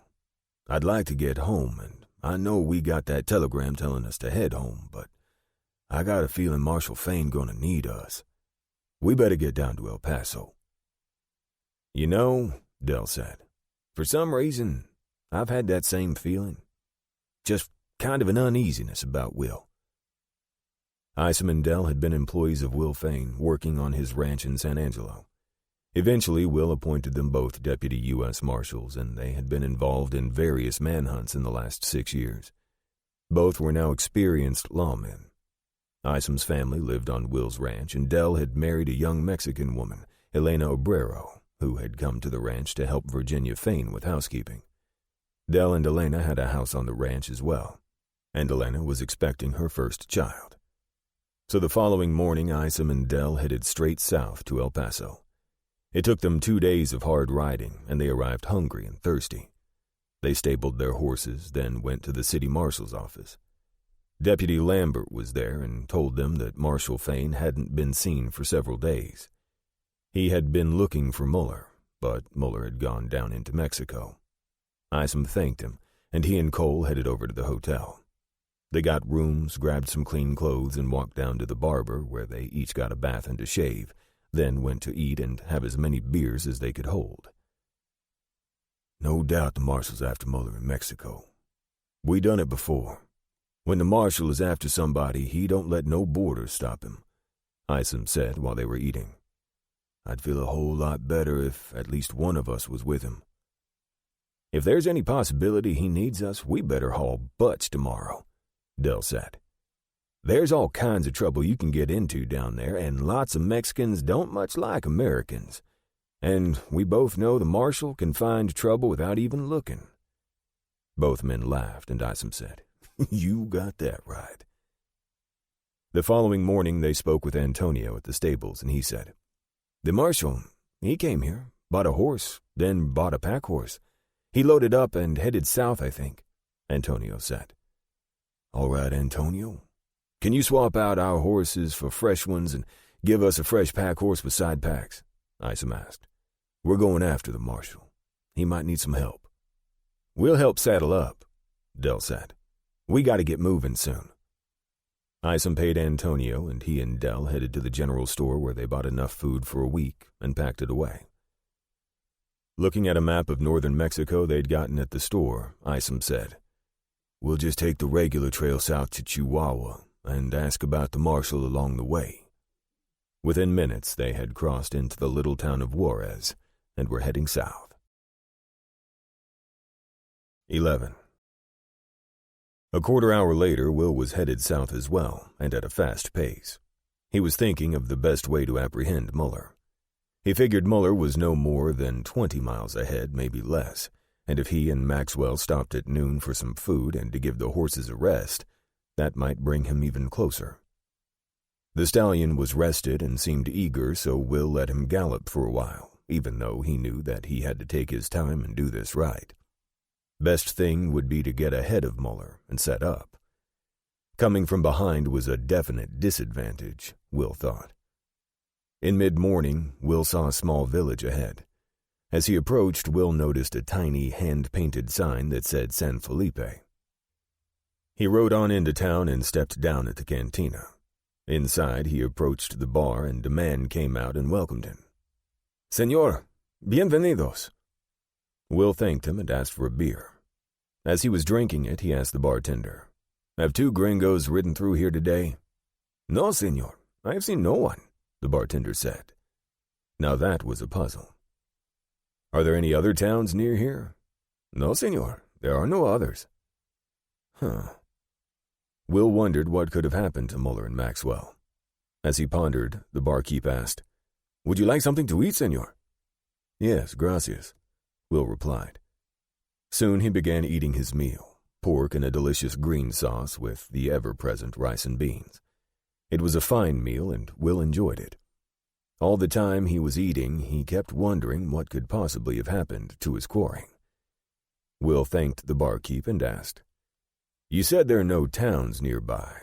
Is there anything else? A rancho, perhaps?"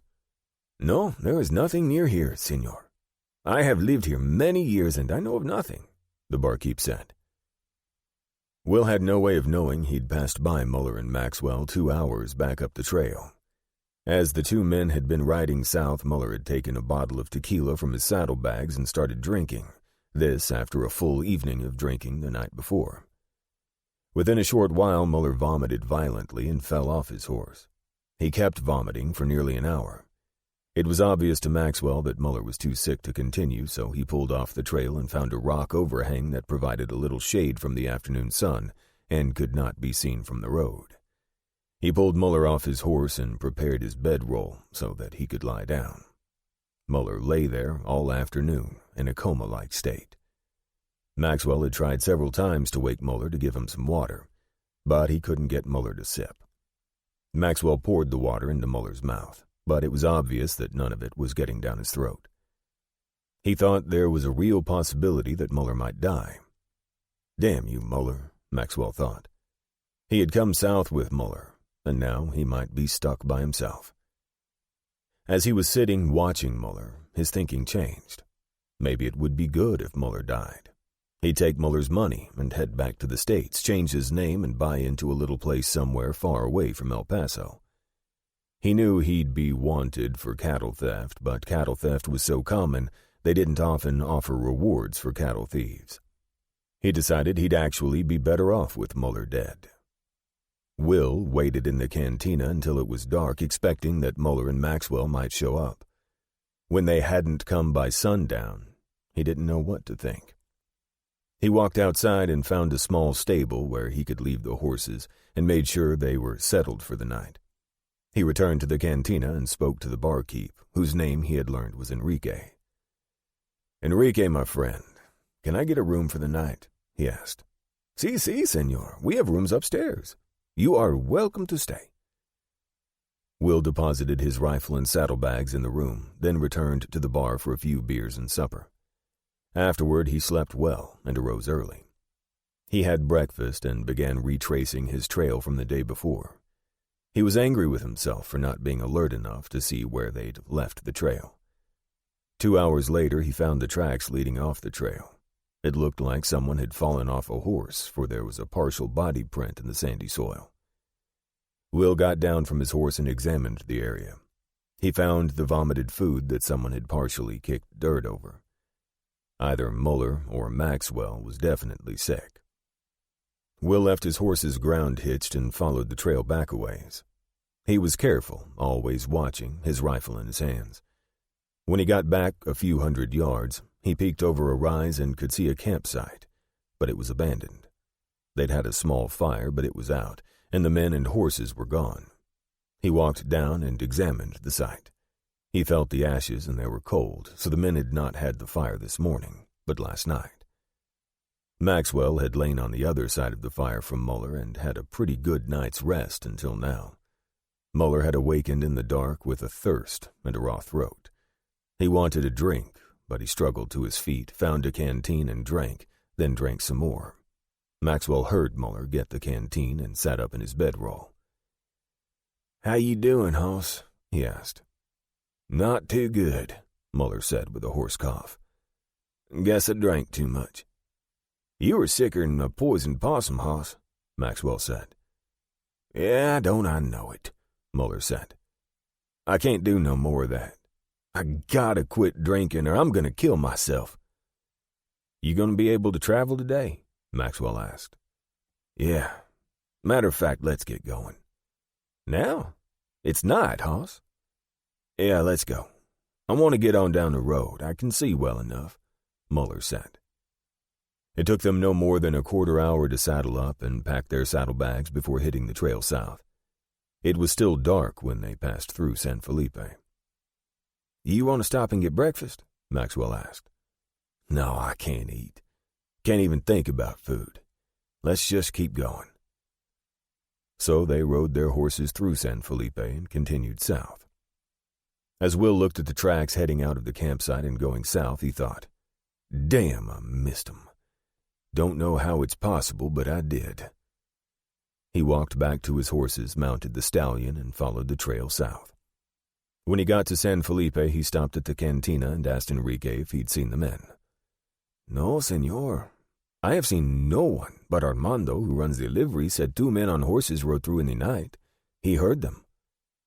Will stayed long enough to get a hot meal. He then filled his 3 canteens and rode after Muller and Maxwell once again. 12. Thinking about having missed his quarry and having been so close, Will was frustrated but remained determined. He'd get them. He knew he would. Just a matter of time. As he rode, he became less concerned about how he'd capture them. He was going to ride in and confront them. He knew he could outdraw either one of them, and probably both. He only practiced his draw occasionally now, but he maintained his edge. He was faster than anybody he knew, but he wasn't overconfident. Will knew there was undoubtedly someone out there who could outdraw him, but he didn't worry about it. He was fast enough to do his job, and he was going to capture Muller and, if possible, bring him back to the States. That would be the dangerous part of this job. If he ran into an army unit or the rurales, they would arrest him if they found out he was a U.S. Marshal. And Muller would tell them if he was his prisoner and traveling with him. Be easier to just kill him and get back across the border by himself. Will traveled all day, keeping his eye on the dirt trail to make sure he didn't see any tracks going off. When it grew too dark, he decided to set up a camp and get some food cooked. He warmed up some beans and stuffed them in tortillas he'd bought from the cantina. He drank some coffee and tried to replace the fluids his body had lost during the day. He thought about his family more each day he was away. Virginia was a good wife and mother, and she deserved better than having him gone all the time. He'd warned her before they'd married, and she said she was okay with it, but no woman could enjoy having her husband away all the time. He smiled. Some women who were abused or didn't get along with their husbands certainly would give the lie to that statement. In any case, he knew Virginia didn't like him being away, and he didn't like leaving her and the children. He was contemplating some changes when he got back home. Will's mother and father were dead, and his only living brother Robert had a farm down in Alabama, and he was sure Robert was still upset that Will had fought for the Union. Will was one of only 13 students at the Virginia Military Institute to have joined the Union Army, and Robert was still bitter about it. The rest had all served the Confederacy. He'd written to Robert, letting him know where he was and how to contact him, but had never heard anything. Virginia's family, on the other hand, was still intact. Her mother and father lived in New Braunfels, northeast of San Antonio. Her brothers and sisters lived nearby.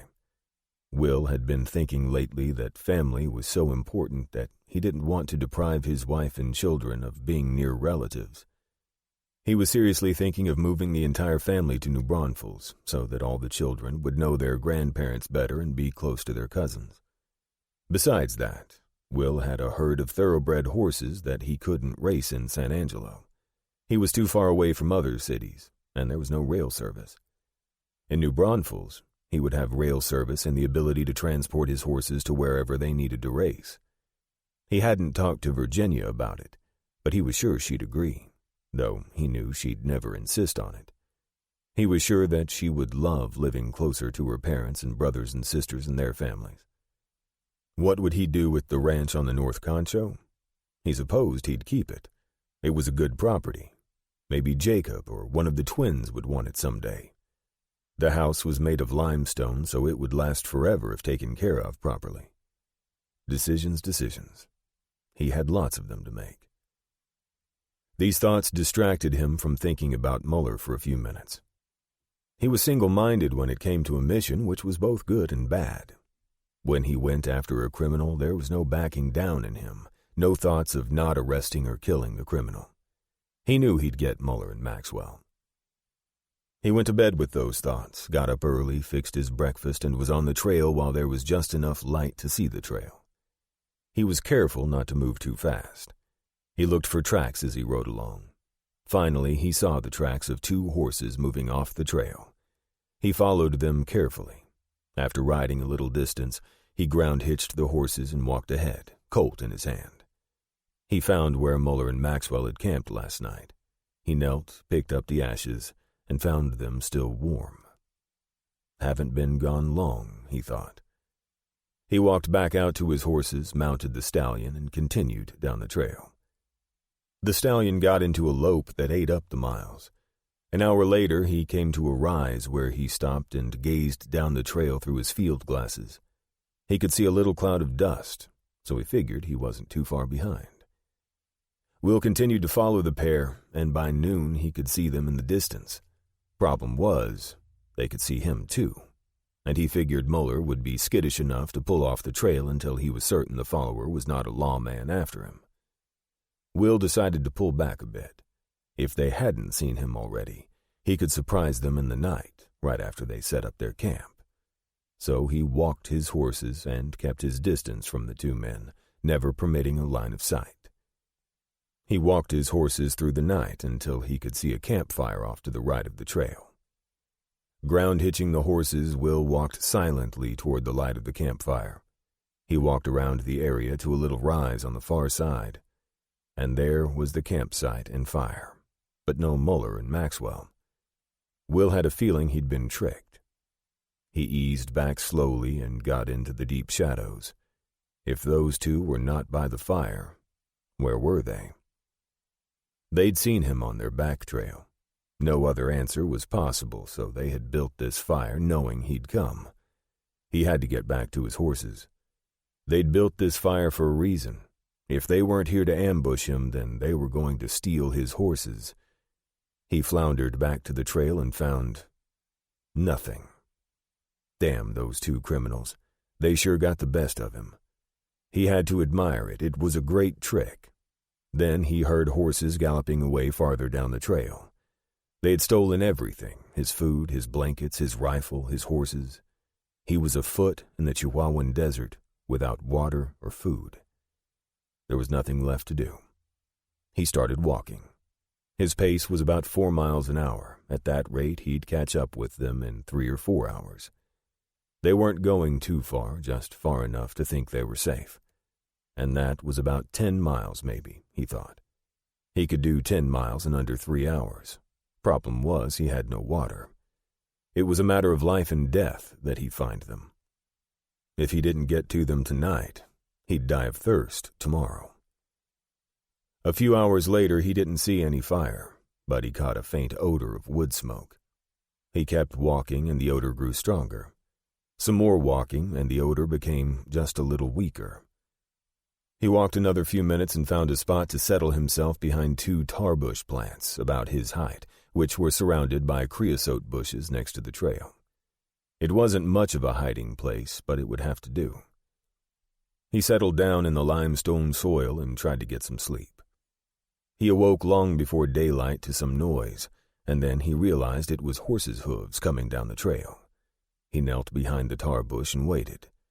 Then he heard the sounds of the saddles creaking and horses breathing. They were close. Even though it was dark, he could see Muller on the lead horse as he passed, trailing the other horses. Maxwell, taller, thinner, brought up the rear.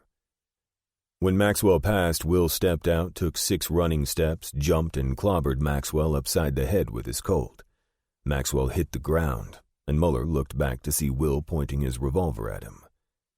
"Nice try, boys," Will said, "but not good enough." Muller sat his horse and stared at Will. "Crap, hoss, I knew I should have kept going last night. Damn." "Your problem, Muller, besides drinking, is that you're lazy," Will said. "What are you, some kind of lawman?" Muller asked. "Nope. I'm a bounty hunter. You're wanted dead or alive in Texas. You killed 2 U.S. deputy marshals." "Well, I was so drunk I don't even remember it," Muller said. "Your victims don't either. They're dead," Will said. "You come all the way down here for a reward? That's strange," Muller said. "Drop your weapons," Will said through gritted teeth. "Take that leg iron out with 2 fingers." As Muller dropped his pistol, Will said, "Now drop the bowie knife." Muller took a deep breath and complied. Will came up and pulled the reins from Muller's hands and dropped them to the ground. Keeping his Colt pointed at Muller, he reached into the saddlebags on Star and pulled out some piggin strings. With these, he tied Muller's hands to the saddle horn. He checked the reins and saw they were long enough so the horse couldn't run off without stepping on them. He then turned to Maxwell, who was still lying in the road. Will first removed Maxwell's weapons before tying his hands. He lifted a canteen and started pouring water on Maxwell's face. Maxwell awoke and didn't know where he was at first, then realized his hands were tied. Will helped Maxwell up from the ground and got him on his horse before tying his hands to the saddle horn. Will mounted the stallion and started the 4 horses north back toward the U.S. border. He picked up the pace and soon had the horses traveling at a decent pace. He thought maybe he could ride 50 miles today. Maxwell did not look good. He kept dropping his head forward and moaning, but Will paid scant attention. Will stopped at mid-morning near a stream that ran down from the mountains to the west. He built a fire, made coffee, and led each horse down to the stream to drink his fill. The vegetation was sparse, but the horses ate it anyway. "What you want to do? Take us all the way back to the States?" Muller asked. "That's the plan," Will said. "And you going to transport me to San Antonio?" "Yeah. Judge Duval wants to stretch your neck, and I'd love to give him that pleasure," Will said. They trudged on throughout the day, making good time. They stopped every 2 hours or so to give the horses a break. Maxwell seemed to be doing better. That night, Will pulled off the trail and made camp. He first got the horses taken care of. Then he next went through Maxwell's and Muller's saddlebags and their pockets, where he found most of the money they'd gotten from the sale of the cattle. He put the money down in a little secret pocket at the bottom of his saddlebags. As soon as he was back across the border, he'd return the money to Hensley so that he could buy back his herd and sell them elsewhere for twice what the Mexican Don Hernando had paid. Hensley had such a low opinion of him, Will was thinking he'd be surprised to get his money back. But Will would do it anyway. He had been kind of hard on Hensley, but at the time he was so bent on arresting Muller that he would not brook any interference. After stowing away the money, Will built a tiny fire in a little hollow and fried some salt pork. When it was fully cooked, he poured in 2 cans of beans and heated it up. He handed Muller and Maxwell each a plate and a cup of coffee before getting his own. They ate without conversation. When he was done, Will lifted the coffee pot and poured Muller and Maxwell more coffee. He poured the last of it into his cup and sat back against his saddle. He had a long way to go, and lots of bad things could happen. Tonight, he'd removed the rawhide from his prisoner's wrists and put manacles on them. He'd camped near a decent-sized palo verde so that he could manacle each man to the tree. If he hadn't done so, he wouldn't have been able to sleep, so he'd waited until he'd found a tree that was stout enough. He slept pretty well, waking only twice to check on things. Everything seemed in order each time he awoke, so he went back to sleep. The last time, he woke in the dark, made a fire, and brewed some coffee.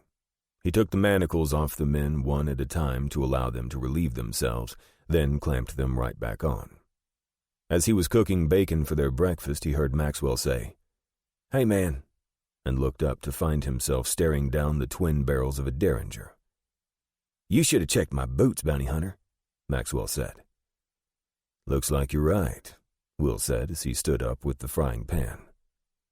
"What are you going to do now?"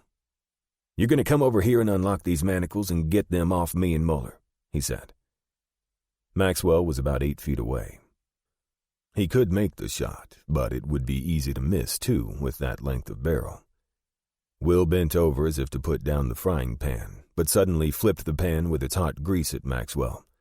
Will threw himself to the left side and, while falling, pulled his Colt and shot Maxwell in the chest.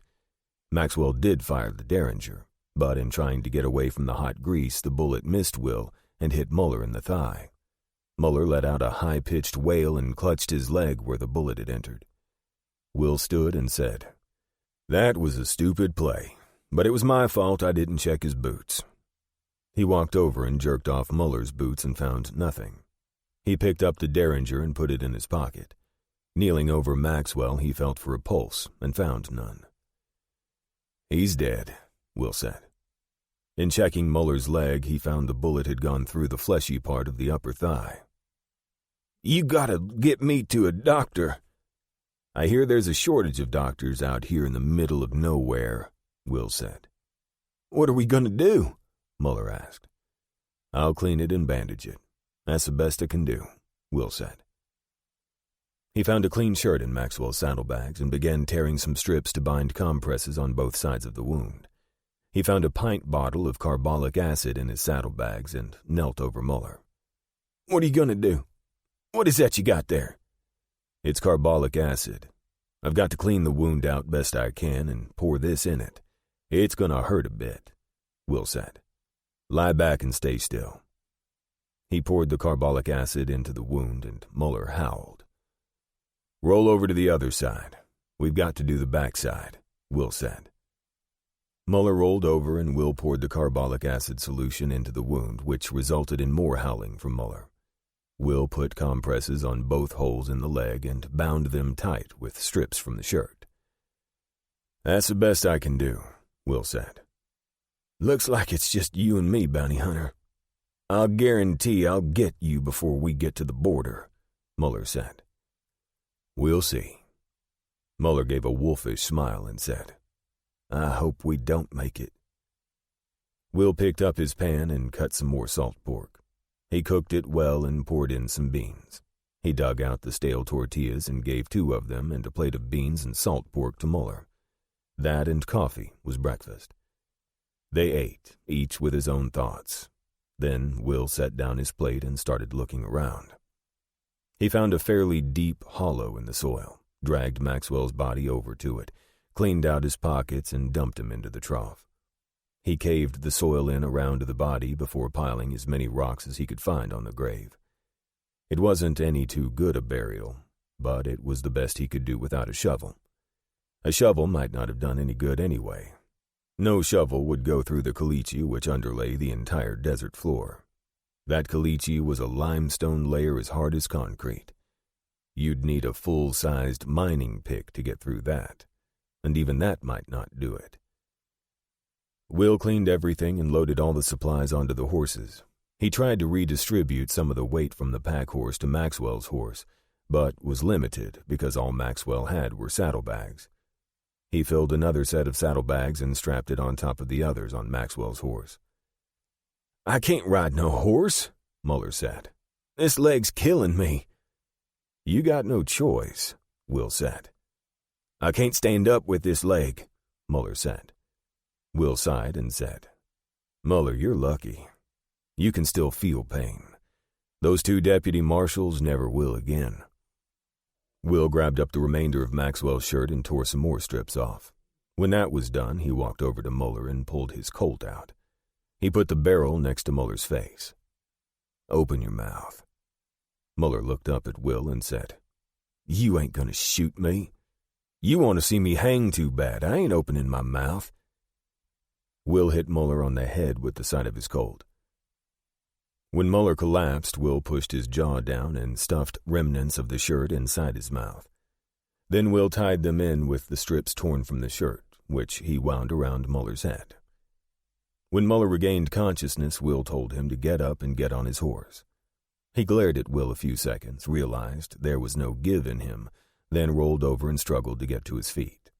Will helped Muller onto his horse, then tied the manacles to the saddle horn with rawhide.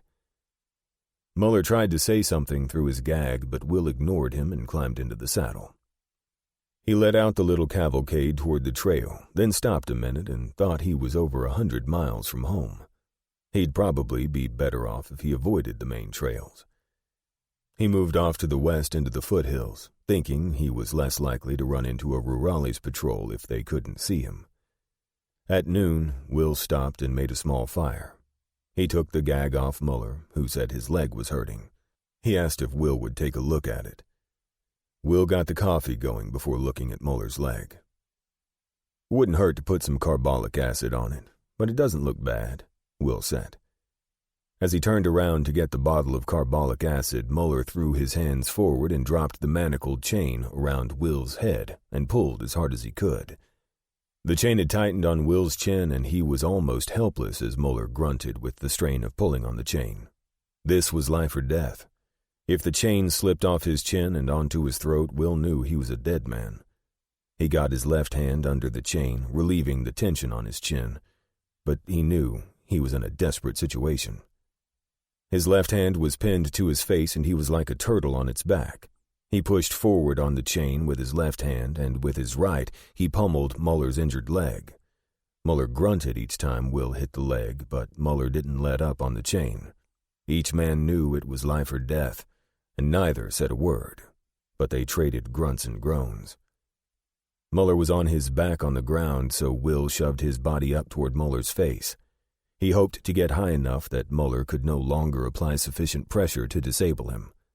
Muller knew what Will was trying to do, and he scooted his body up too in order to maintain the chokehold. Will managed to move to the side just a bit, and with his elbow he pounded Muller's testicles.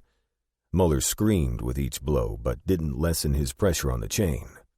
"You son of a bitch," Muller grunted. "You're not getting away from me." Will thought if he could just turn over, the chain would release over the back of his head. Might rip his ear off, but that was a chance he'd have to take. Using his legs for leverage, he managed to turn a bit, then got his right hand inside the edge of the chain and pulled it far enough, then lifted the chain straight up over his head. As it came loose, he turned onto his belly and started to batter Muller's face. He forced himself to stop after he realized Muller was unconscious. Will stood and shook off the effects of the fight. It had been close. Muller had almost killed him. He knew he'd been careless, too trusting, and it had cost him. He sat down on a rock, struggling to regain control. His chin was raw where the chain had scraped it. After a few minutes, he got up and poured himself a cup of coffee. He decided he was still hungry, so he cooked some bacon and used the grease to make some pancakes with flour and baking soda. He ate them with maple syrup poured from a small bottle he had in his supplies. The fight had really taken a lot out of him. His hands were still shaking a little as he ate. He couldn't afford to be so careless. He knew better. Hanging was a terrible way to die, and when he had a prisoner facing that kind of death, he had to be careful. Desperate men were the most dangerous. When he'd finished his meal, Muller had still not regained consciousness. Will grabbed a canteen and poured some water onto Muller's battered face. The shock of it seemed to work. Muller moved his head back and forth before finally opening his eyes. "There's your food if you want to eat it," Will said. Muller forced himself to sit up. He tossed a wet rag to him. "You can clean up your face with that. Then eat quick, 'cause we gotta leave." Muller chuckled and through his battered lips said, "Can't blame me for trying, bounty hunter." 13. Will got Muller on his horse, and they resumed traveling. In mid-afternoon, he had aroused the curiosity of the Tarahumara Indians, who had for centuries lived in northern Chihuahua. Will saw two of them standing on a high rise about 400 yards away. He didn't know a lot about these people, except they were quiet and shy and rarely caused problems. That, and the fact that some of them could outrun a deer. They'd start the chase of a deer, and the deer would seem to be winning, but the Tarahumara boys kept after the deer, never letting him rest. Then, when the deer became so tired he could go no further, one of the tribe would leap upon it and slit its throat. Will had been told such hunting was very common. He looked at the Tarahumaras and waved, but neither of the two he saw waved back. They just stood and stared. "Better cut me loose and give me a rifle. Them Indians could attack any minute," Muller said. Will laughed and said, "The Tarahumara are the most peaceful Indians you've ever seen. I doubt very much they'll attack." He wove his way toward the two Tarahumara Indians, knowing they would disappear before he ever got to them. As Will was looking at the two Tarahumara hunters, they pointed far away and a little behind him. He saw a dust cloud and then caught a glimpse of a blue uniform. He looked around, but there was no place to hide, and the rurales were coming fast on horseback. It looked like 7 of them. Fight or flight? Will considered both and ruled them out. Muller looked back and saw the rurales coming their way, and he laughed. "Now what you gonna do, boy? You got to admit you a bounty hunter and they gonna arrest your ass for being in the country illegally." "You might be right, but one thing's sure. Before they take me, I'm going to put a bullet right between your eyes. If you open your mouth, you will die on Mexican soil, and the Zopalotes will eat your eyes out." "Don't wish them buzzards on me. You ain't got me back across the border yet," Muller said. Will just kept moving forward at a steady pace. Even so, the rurales caught up with them soon enough. The troop rode by them about 100 yards off and set themselves up about a quarter-mile ahead in order to confront the Yankees. Will stopped as he drew near.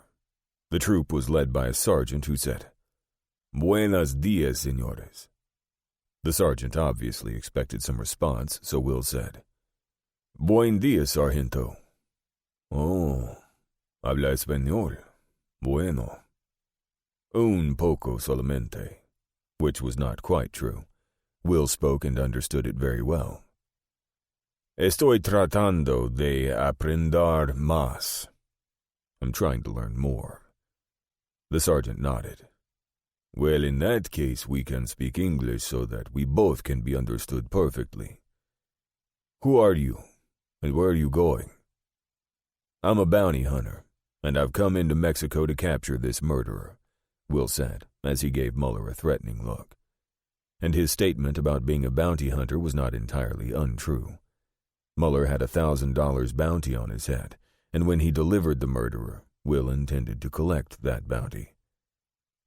"So that's why he's bound, is that it?" the sergeant asked. "That would be the case. He's a dangerous man. He killed 2 men in San Antonio for which he will be punished," Will said.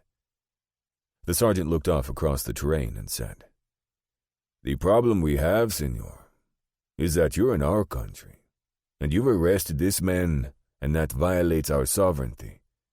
We cannot allow just any person to come into our country and capture another. No, we cannot permit that," the sergeant said. "He's not a Mexican. He's a gringo, an American who has come to Mexico to escape justice. You don't want to let that happen, Sergeant, do you?" Will asked. "Ah, yes. It seems you have justice on your side. But I cannot make the decision. You'll have to surrender your weapons and come with me." Will had already thought it through. It wasn't worth killing these 7 men, although he probably could have, to bring justice to a murderer like Muller. So Will held out his Colt to the sergeant, feeling he didn't have much choice. He next extracted his rifle and handed that to the sergeant, who passed it back to one of the men behind him. "Okay, please follow me," the sergeant said as he led off cross-country and back to the road. A little later, Will had a chance to ask the sergeant where they were going. "To Carrizal," the sergeant said. "We have a jail there, and the lieutenant is there. He can make the decision to allow you to go on across the border, or perhaps take you to La Ciudad de Chihuahua for a trial." "A trial for what?" "For violating the sovereignty of our nation, and perhaps for shooting this man, and possibly for killing the other one in Mexico," the sergeant said as he looked over and saw the surprise on Will's face. "Oh, yes. We followed these opilotes right to the grave. It wasn't even deep enough to keep the smell from rising to the heavens. And those opis, always congregate around dead meat. We uncovered the grave and followed your trail," the sergeant concluded with a smile. Will knew now he was in deep, deep trouble, and he couldn't see a way out. He was at the point of regretting his decision not to fight, but it was too late, except he had the Webley bulldog in his boot, as well as a 5-inch pig sticker. He'd need more than that if he were going to make a stand. How was he going to get out of this? He had no idea. He knew nothing about Mexican law, but if charged, he figured he'd be convicted. And Chihuahua City was another 120 miles south, making the trip back with a prisoner almost impossible. 14. In Carrizal, Will was promptly searched and placed in a cell. Muller was shoved into a cell beside him, and his searchers had found the Webley bulldog and the thin-bladed dagger. Will was virtually without weapons, except for the 4-inch knife blade that his friend Manuel Abrero had built into the side of his boot. Abrero was uncle to Elena, now married to Del Cole, and a shoemaker and leather craftsman extraordinaire. Strangely enough, the searchers had missed the money belt, which contained gold double eagles, 2,000 Mexican pesos, and $800 in greenbacks. He'd pushed the belt down so that it was even with his regular belt, and they didn't detect it. Wasn't much of a search, really. They'd found the pistol and dagger when they'd made him remove his boots. They had taken all the money out of his pockets, which amounted only to about $40. They'd also sent for a doctor for Muller, who claimed to be in considerable pain. "Well, well, well," Muller said once they were alone in the cells together. "Looks like to me you in quicksand, boy, and you're sinking fast. You know they got trials in this country, but I got no idea why. The accused is always found guilty," Muller said, "but they also have military courts which take place when the evidence is totally clear. They put you in front of a wall and blow your heart out, and it can happen in a heartbeat." Muller laughed at his own joke. "You look out that window there, and you can see the bullet holes in the walls. Yes, sirree, that's what they got in mind for you, bounty hunter. You ain't never gonna see the United States again." Muller nearly fell off his bunk laughing, and in the middle of laughing, he started to cough and couldn't seem to stop. Will said, "I wonder what they'll do to an old alcoholic. You're hurting, Muller, and you're going to die from alcohol poisoning. It's a slow death. At least mine'll be quick." He'd already looked out the window and had seen the wall with the bullet holes. He knew what it was used for. Life was obtuse sometimes, but he'd brought this on himself. He'd gone across the border in violation of international law, and now he could expect no help from anybody on the other side. In fact, he chuckled, if asked, the authorities on the U.S. side would probably say they never heard of him. Will wondered if he should tell the Mexicans he was a U.S. Marshal. If he was just a nobody bounty hunter, the Mexicans were free to do whatever they wanted. If they knew he was a U.S. Marshal, they'd have to be careful what they did with him. But they'd also have reason to cause the U.S. government quite an embarrassment. He could try to buy himself out, he supposed. Virginia could get almost any amount required from Frost Bank and have it sent here. But that went against his grain. If he paid a ransom, he'd damn sure come back over here and kill whoever got it and get his money back. That's just the way he was. But he might have to resort to it to delay things if it came to that. The garrison here in Carrizal had about 30 rurales, and the lieutenant was the senior officer. The Guardia Rural had been established by Benito Juarez in 1861 to control the widespread banditry so prevalent in the country. So far, Will had heard that the Guardia Rural was ineffective because there simply weren't enough rurales to cover so extensive a country as Mexico. In many parts of the country, the bandits operated with impunity simply because they had regular hiding places where the rurales would not go because it meant certain death. And there were few volunteers for the force, even though the pay was higher than that of the regular army. So the whole concept was mostly ineffective. In any case, there were enough rurales here to hold Will and do with him whatever they wanted. Sure, he could negotiate and his money might prove his salvation, but beyond that, he couldn't do much. And he hated it. He'd always controlled his own life, and it was agony to have no control now in his greatest hour of need. He sat down on his bunk and thought about all that he would lose if he were sentenced to death. He most regretted that he wouldn't see Virginia, his beautiful wife again, or his children. It was such a chilling thought that he couldn't contemplate it. He forced himself to think of the here and now. The doctor had come and gone. He'd changed the dressing and given Muller some painkiller. Will assumed it was laudanum, but he didn't know. Will had heard Muller beg for some whiskey, but the doctor just smiled and left. In any case, the painkiller had done its job, and Will didn't have to listen to Muller's cackling any longer. It was a relief. Night had come on, and it was a little cooler, and there seemed to be a breeze. All in all, it would have been a pleasant night, if the circumstances were different. Will wished like hell he'd told Isom and Dell not to go home, but to come to Mexico and help him. It was a mistake, and it might be a fatal one. He couldn't help chuckling at how funny life was. He felt he'd been guided to West Texas to meet and marry Virginia.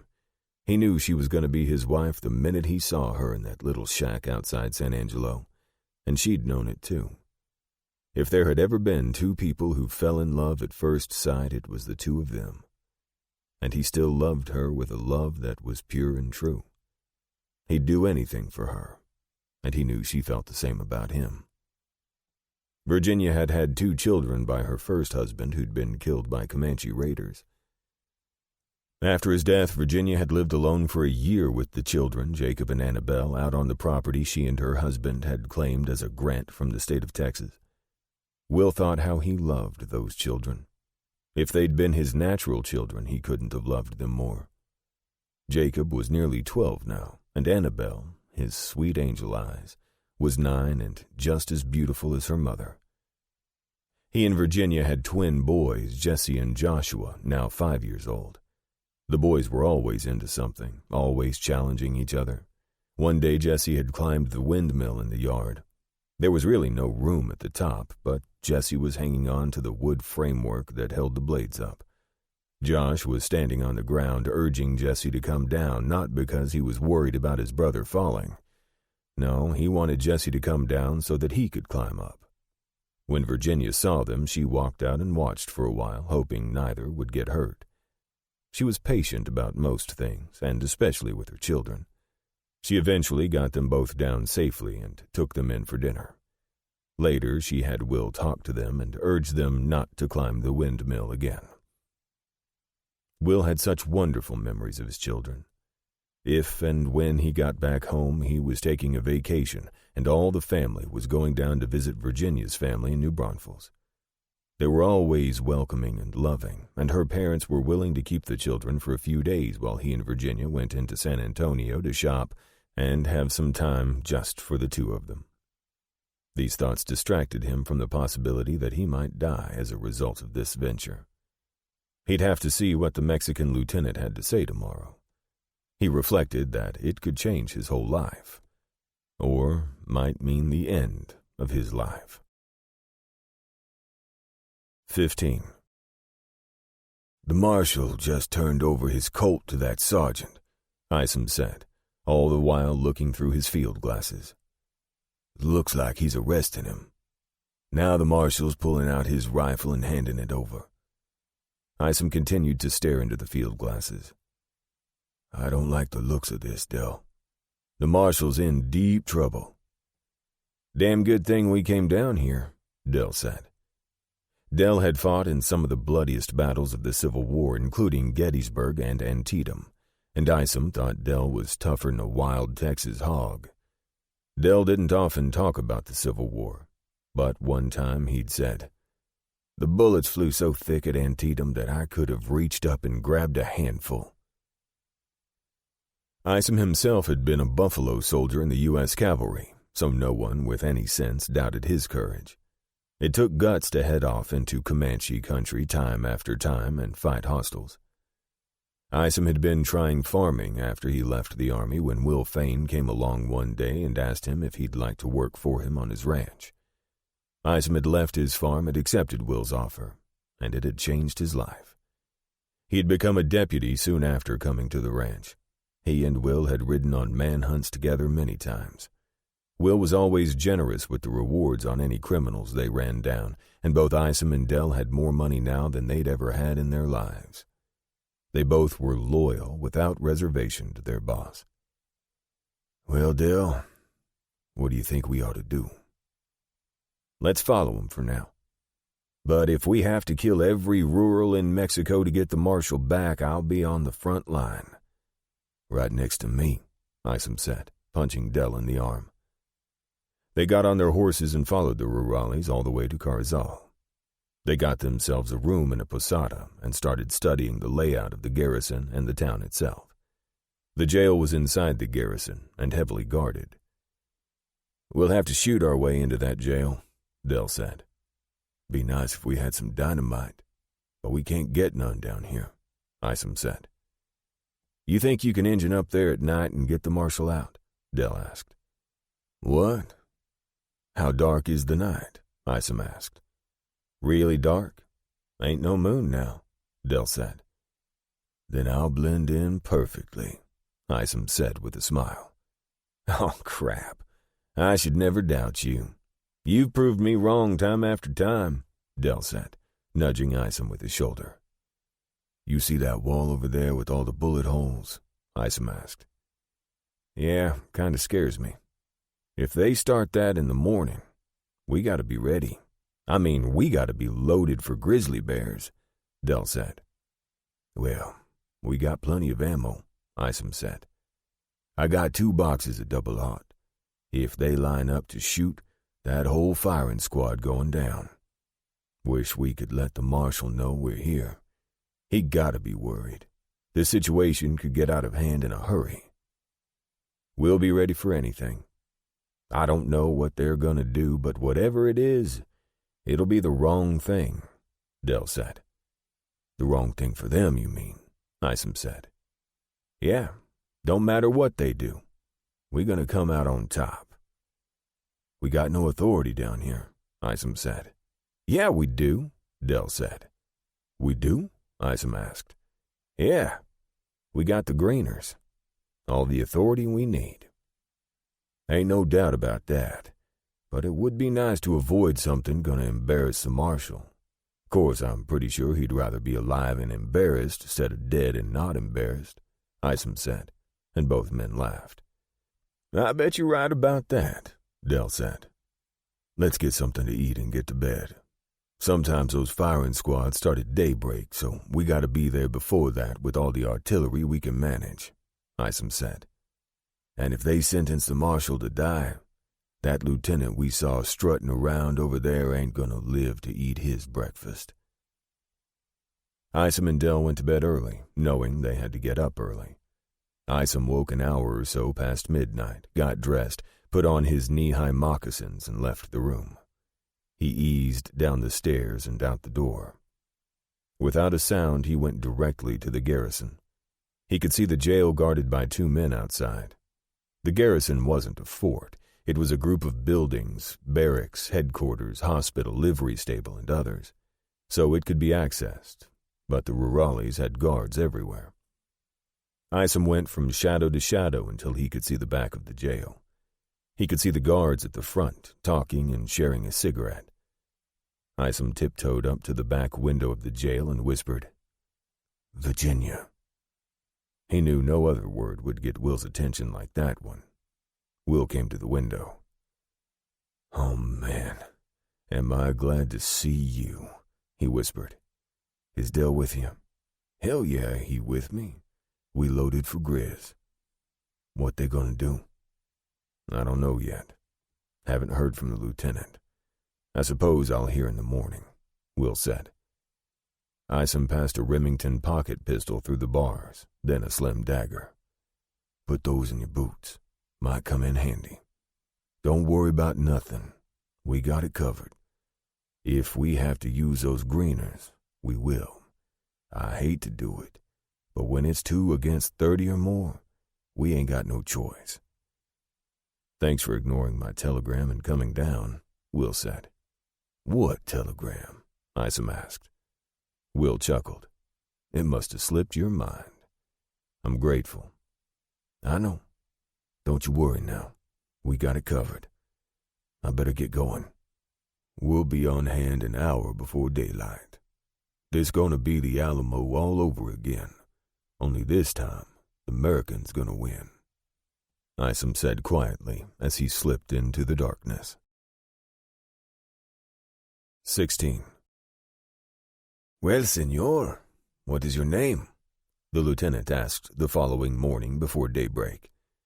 There were 3 sergeants present, and the lieutenant was obviously posturing for their sake and his prisoner. My name is Sam Houston, Will said. Ha! You are a comedian, senor.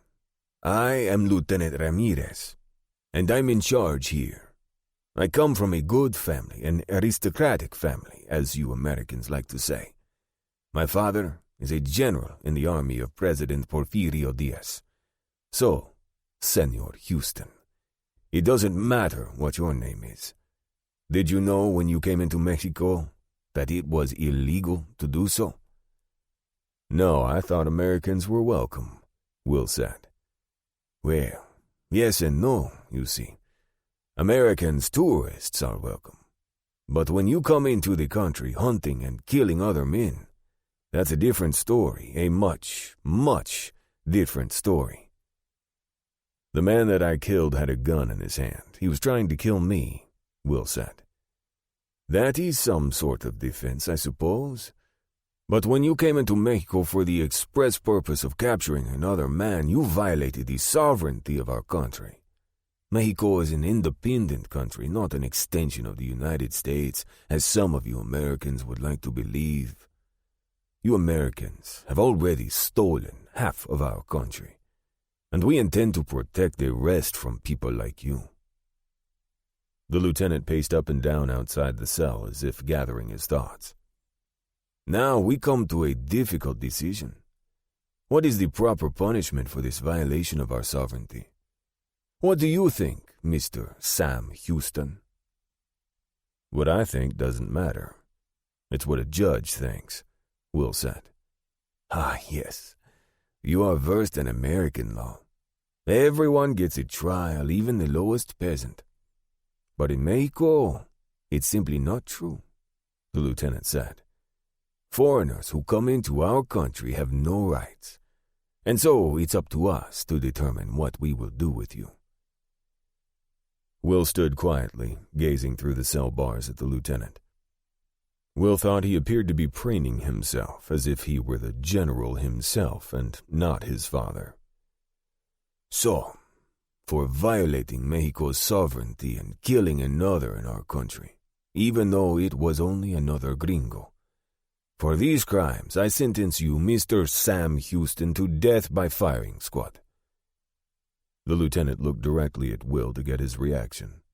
He expected some argument, some pleas for mercy, perhaps even begging. But his disappointment was obvious in his face. This man, this bounty hunter, did not plead or beg. He seemed to just accept the verdict without argument. What kind of man was this? You have nothing to say? The lieutenant asked. When will the execution take place? Will asked. Well, the lieutenant arrogantly pulled out a pocket watch and said, It is now 5:15 a.m. I would expect you to be dead before 6 o'clock. Depends. The execution will take place when my firing squad can see you standing at the wall. You don't want to do this? Will asked. Why not? The lieutenant asked with a vicious smile. Because you'll regret it, Will said. The lieutenant laughed. Will I? Oh, you Americans amuse me. You'll be buried in a grave with no name. No one will ever know you were here. I'll forget you within minutes of your death. You have a family? The lieutenant asked. Yes.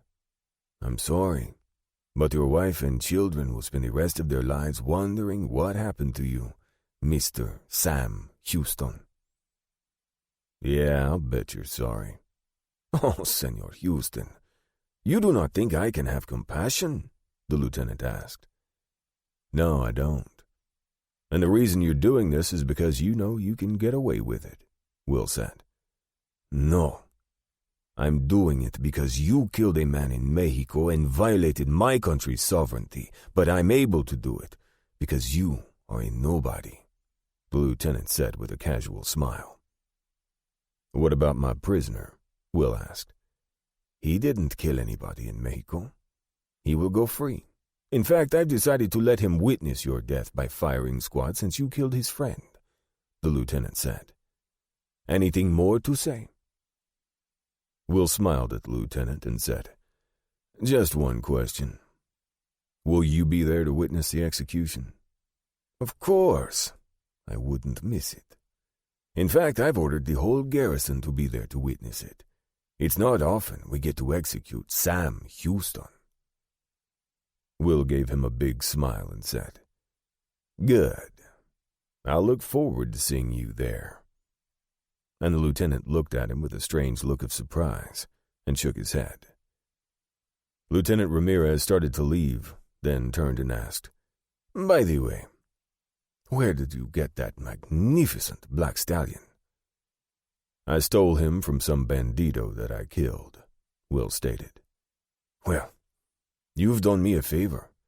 Now the black stallion will be mine, and I'll be pleased to ride him everywhere." "You can't handle him," Will said. Ramirez laughed and shook his finger at Will. "You're trying to anger me, but it won't work." As he walked out the door, Will heard him say, "You Americans." Will went to the window and looked at the late stars still in the sky. It was a beautiful sight. He regretted what was going to happen soon. Lots of innocent people would die because of the arrogance of one military officer. Only the lieutenant should die. But that was like saying only Custer should have died at the Little Bighorn. It was his arrogance that killed all those men. Custer said they had nothing to worry about from those Indians. The number of soldiers who had died because of bad decisions by their commanders were legion. It used to be a favorite topic of one of Will's instructors at the Virginia Military Institute. Thomas J. Jackson knew the history of warfare better than anyone. He had taught Will and the other students about history's greatest battles. Will remembered how Jackson had made the Ottoman Turks' unsuccessful siege of Vienna in 1529 come alive with his retelling.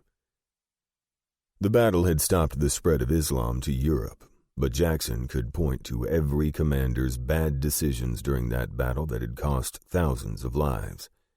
Jackson could do that with every major battle in history. Maybe that's why he was such a great Civil War leader. There, he'd earned the nickname Stonewall, and forever after, he was known as Stonewall Jackson. Will's study at VMI had ended in 1861, and he'd enlisted in the Union Army. It seemed like 100 years ago. A half hour or so later, 2 rurales came for him. Will's last thought before they led him out to be executed was, "Whatever happens will happen. I suppose Muller will be killed too." They tied his hands behind him and led him out of the jail and walked him over to the dreaded wall. They had prepared a blindfold for him, but when they attempted to cover his eyes with it, he shook them off, telling them in Spanish he wanted to face his killers. The 2 rurales shrugged and walked away. Will looked over at the lieutenant, who was smiling, and then to Muller, who, for some reason, had a grave expression. The lieutenant looked to his firing squad. He was ready to give the command that would lift the rifles and point their deadly barrels at Will. As the lieutenant opened his mouth to begin the command, "Ready, aim, fire," Isom stepped around the wall with a greener pointed directly at the lieutenant. This erased the smile from the lieutenant's face. Isom shouted in Spanish, "Drop those guns. This is your only chance to surrender." It was all the warning he and Dell were giving them. They all heard the lieutenant scream, "Mátalos!" Kill them. As the soldiers raised their weapons, Isom fired his first barrel of 10 pellets, each pellet 1/3 of an inch wide, hurtling through the air, maiming and killing. Then he fired the next, broke the greener open, flipped out the empty shells, and put in 2 more. Meanwhile, Dell, standing at a 90-degree angle to Isom, stepped out from behind the jail and fired 1 barrel, then the other. The pellets literally chopped the rurales to pieces. Then Isom saw the men in the back raising their Springfield rifles, and he let go another barrel, and then a second. Dell followed with 1 barrel, then another. At Isom's first shot, Will had moved from the bullet-scarred wall behind Isom. Will turned around, holding his hands out behind him, and Isom cut the rawhide binding his wrists. "Behind the wall, a rifle," Isom said. Will hustled over and picked up a loaded Winchester, checked its action, then quickly walked to the jail and retrieved his saddlebags, his rifle, and his Colt. He checked to make sure they hadn't discovered the secret pocket in the bottom of the saddlebags where he had the money from Muller and Maxwell. Isom and Dell kept their shotguns trained on the men. A good many were still alive, moaning and crying out. It was a pitiful sight that reminded Will so much of death scenes he'd seen in the war. Will walked through the human wreckage and looked down at the lieutenant. He'd taken 3 pellets to the head, 1 right between the eyes.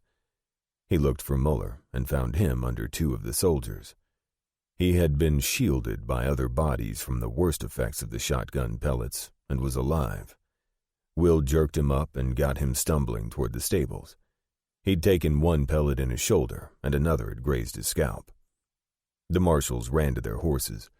Dell and Isom's horses were already saddled, and Will quickly found the magnificent black stallion and saddled him while Isom saddled Star for Muller.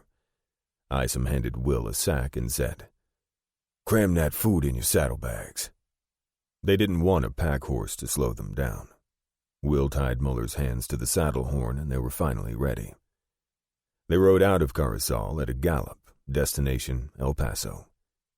During the day they constantly looked for pursuit but found none.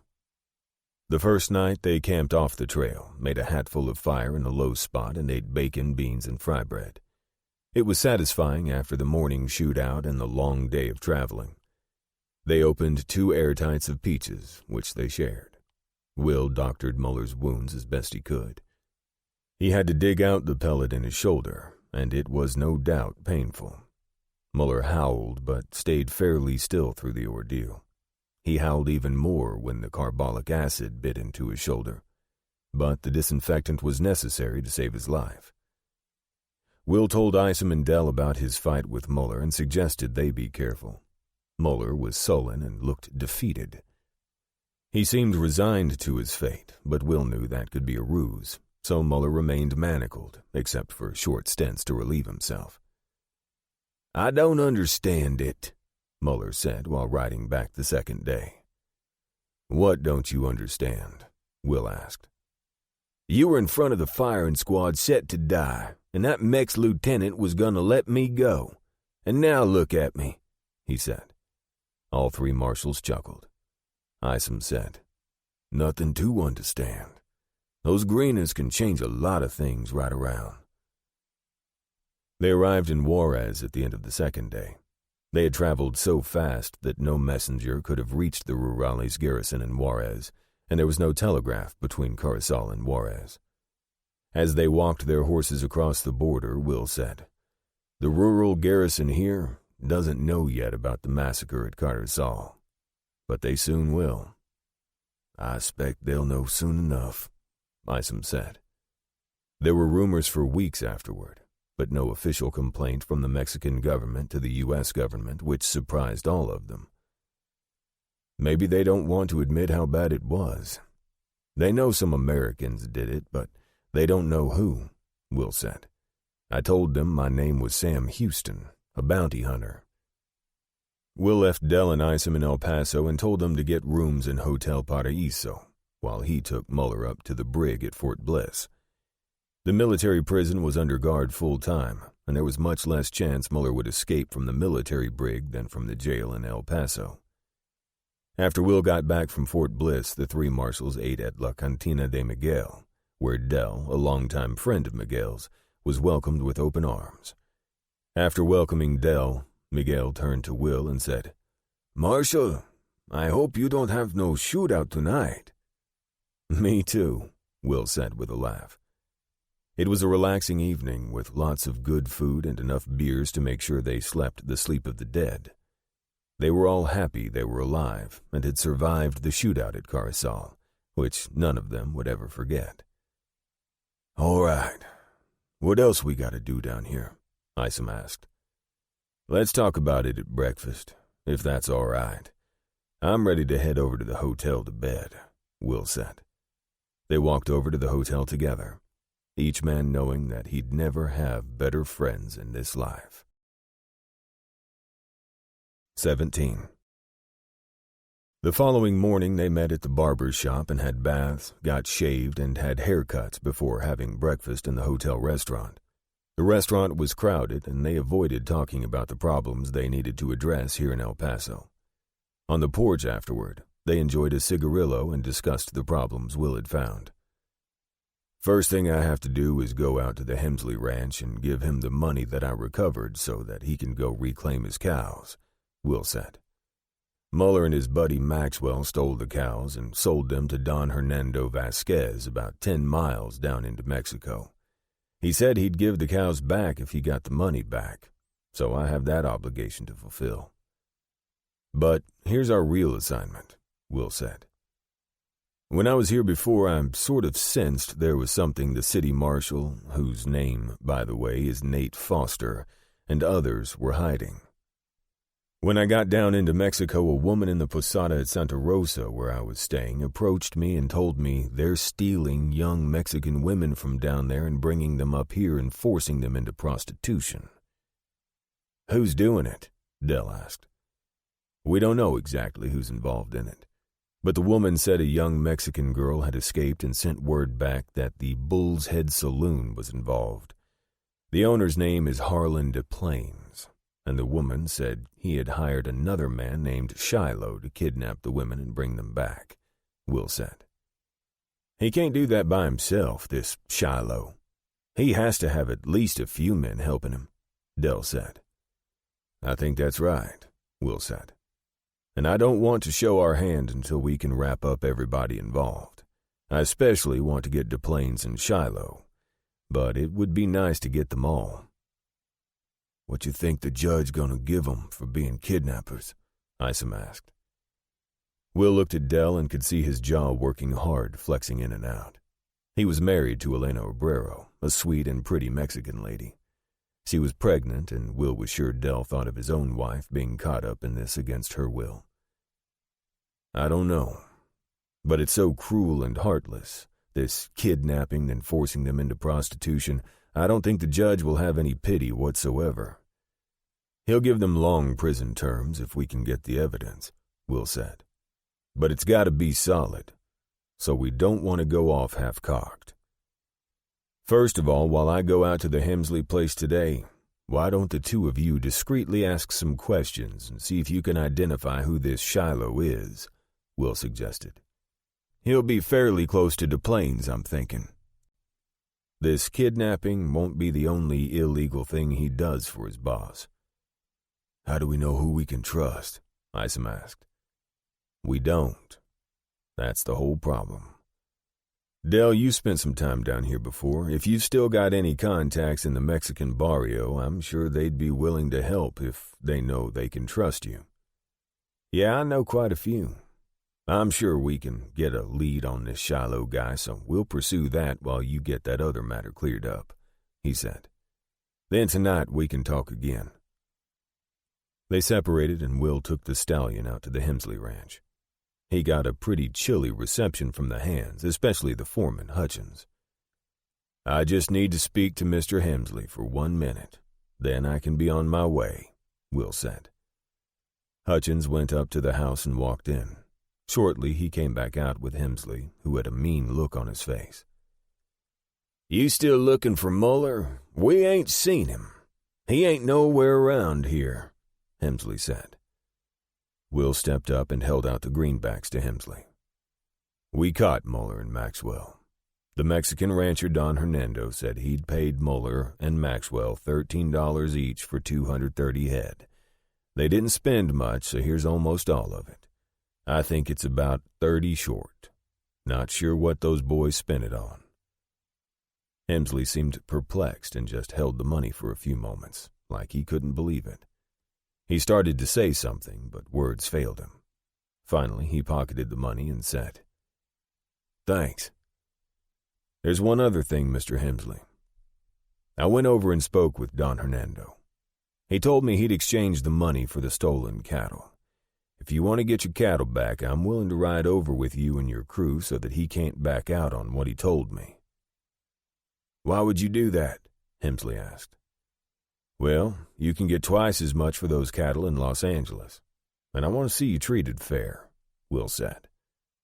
Hemsley again looked tongue-tied. "What do you want out of this?" "Not a single thing. I told you I'd bring your money back. I did that. Now I'd like to see things square with you," Will said. "It's nothing more than that, Mr. Hemsley." He nodded, still comprehending what Will was doing. After a few moments, he said, "Okay. If you're willing, why don't you and Ray and the boys go over and see if you can get the herd and my boys can drive 'em back," Hemsley said. "I'd appreciate it. And Ray, you can take 'em right up to the North 40 where they can join the trail drive to California. Come on into the house, Ray. I'll give you the rest of the money to buy the herd back."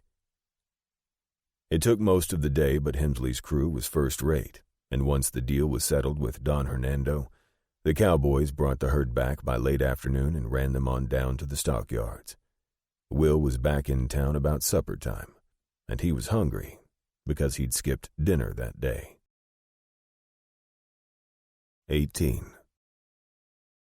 Will ate supper with Isom and Dell in the Hotel Paraiso restaurant that night. "So tell me what you found out today," Will said. They were at a corner table and seemed to have that side of the restaurant to themselves. "We found out the guy's name is Shiloh Hawkins," Dell said. "Wait, I've heard that name somewhere," Will said. Dell and Isom both chuckled, and Isom said, "Yeah, we thought so too. So we went to the city marshal's office and looked through their wanted posters. Nothing on him. We suspect that the city marshal has taken out all reward posters on everyone working with the crooks in El Paso." "I've seen that name somewhere, and I suspect it was on a reward poster," Will said. "That city marshal is something, isn't he?" Dell said. "Yeah, he's something all right," Will said. "DePlains admitted to me that Foster is on his payroll because the city doesn't pay him enough. What DePlains is lying about is why Foster is on the payroll." "You're not going to believe this," Dell said, "but we actually talked to the girl who escaped. We made a few calls on the right people over in the Mexican barrio.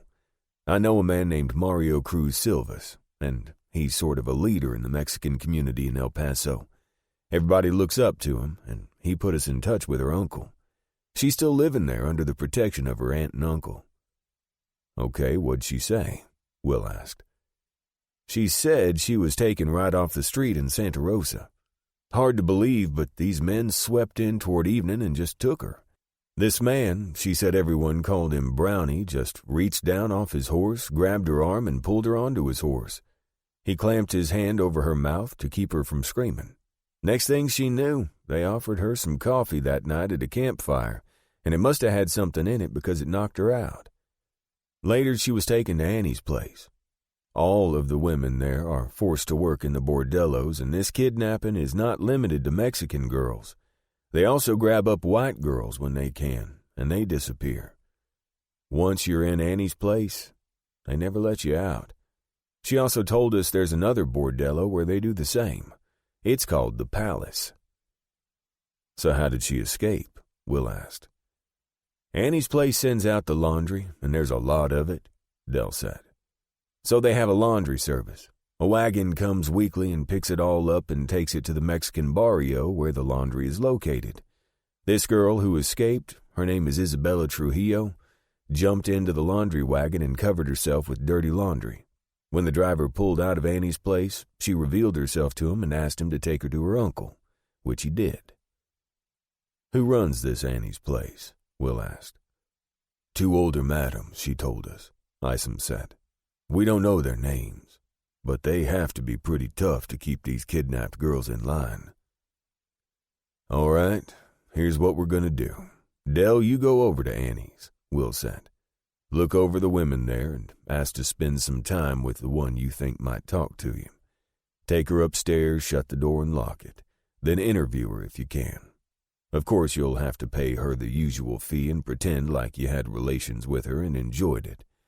See if you get the same story from her as the escaped girl gave us. See if she thinks the enslaved girls will testify if we raid the bordello. Above all, see who she can implicate in this deal. So far, we have Shiloh and Brownie, and we know DePlains is involved. Try to figure out who Brownie is, and see if any of the leading men in town, the mayor or council members, are involved. Meanwhile, Isom, you and I will go over to the Bull's Head and nose around, make a nuisance of ourselves, see what we can find out," Will said. "Later, I'm sending a telegram to J.P. Theder asking if he has anything on DePlains.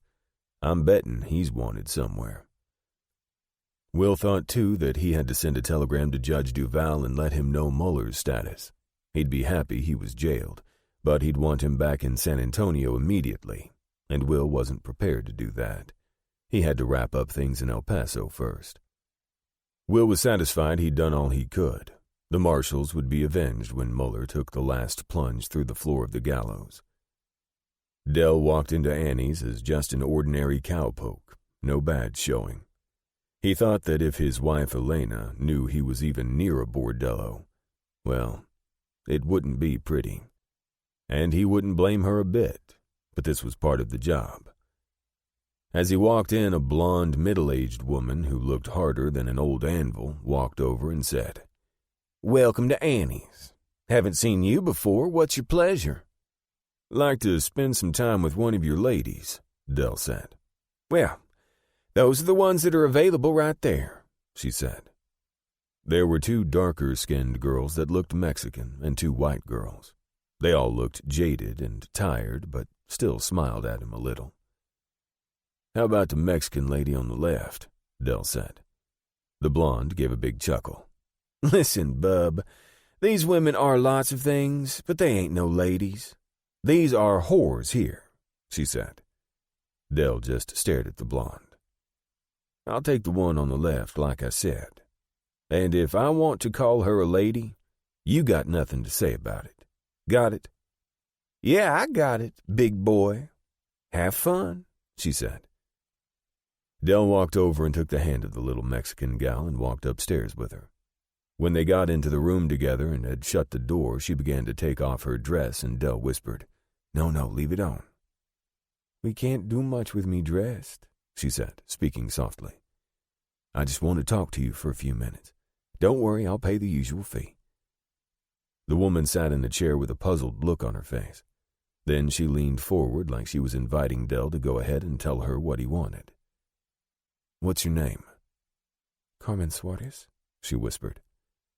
"May I ask you a very personal question?" "I don't know if I'll answer," she said softly and with suspicion. "How did you come to be here? I mean, in this line of work." "I can't say," she whispered. "I'm here to help you. I need to know," Dell whispered. "They'll cut my throat," she whispered. "We're gonna arrest them all," Dell said. "If I tell you, you can never repeat it or they'll kill me," she said. "Okay, I won't tell anyone, I promise," Dell said. "You sure you won't tell no one?" Dell pulled his deputy U.S. Marshal badge from his pants pocket and showed it. Carmen looked at it, looked at Dell's face, then whispered, "You a U.S. Marshal?" Dell nodded. "You can trust me." Carmen was quiet a moment before saying, "They kidnapped me off the streets of Juarez, brought me here. I wouldn't cooperate, so they sent Brownie over to soften me up. He'd come 2 or 3 times a day and rape me. After a while, I said I'd be a whore for them to escape the rough sex with Brownie every day," she said quietly as tears rolled down her cheeks. "Who is this Brownie?" Dell whispered. "Oh, his name is Manny Brown. He's a big, strong ape with a black beard. Usually hangs out in the bull's head. Brownie ain't got no feelings for no other human beings. He'll do anything his bosses want," she said softly. "What bosses?"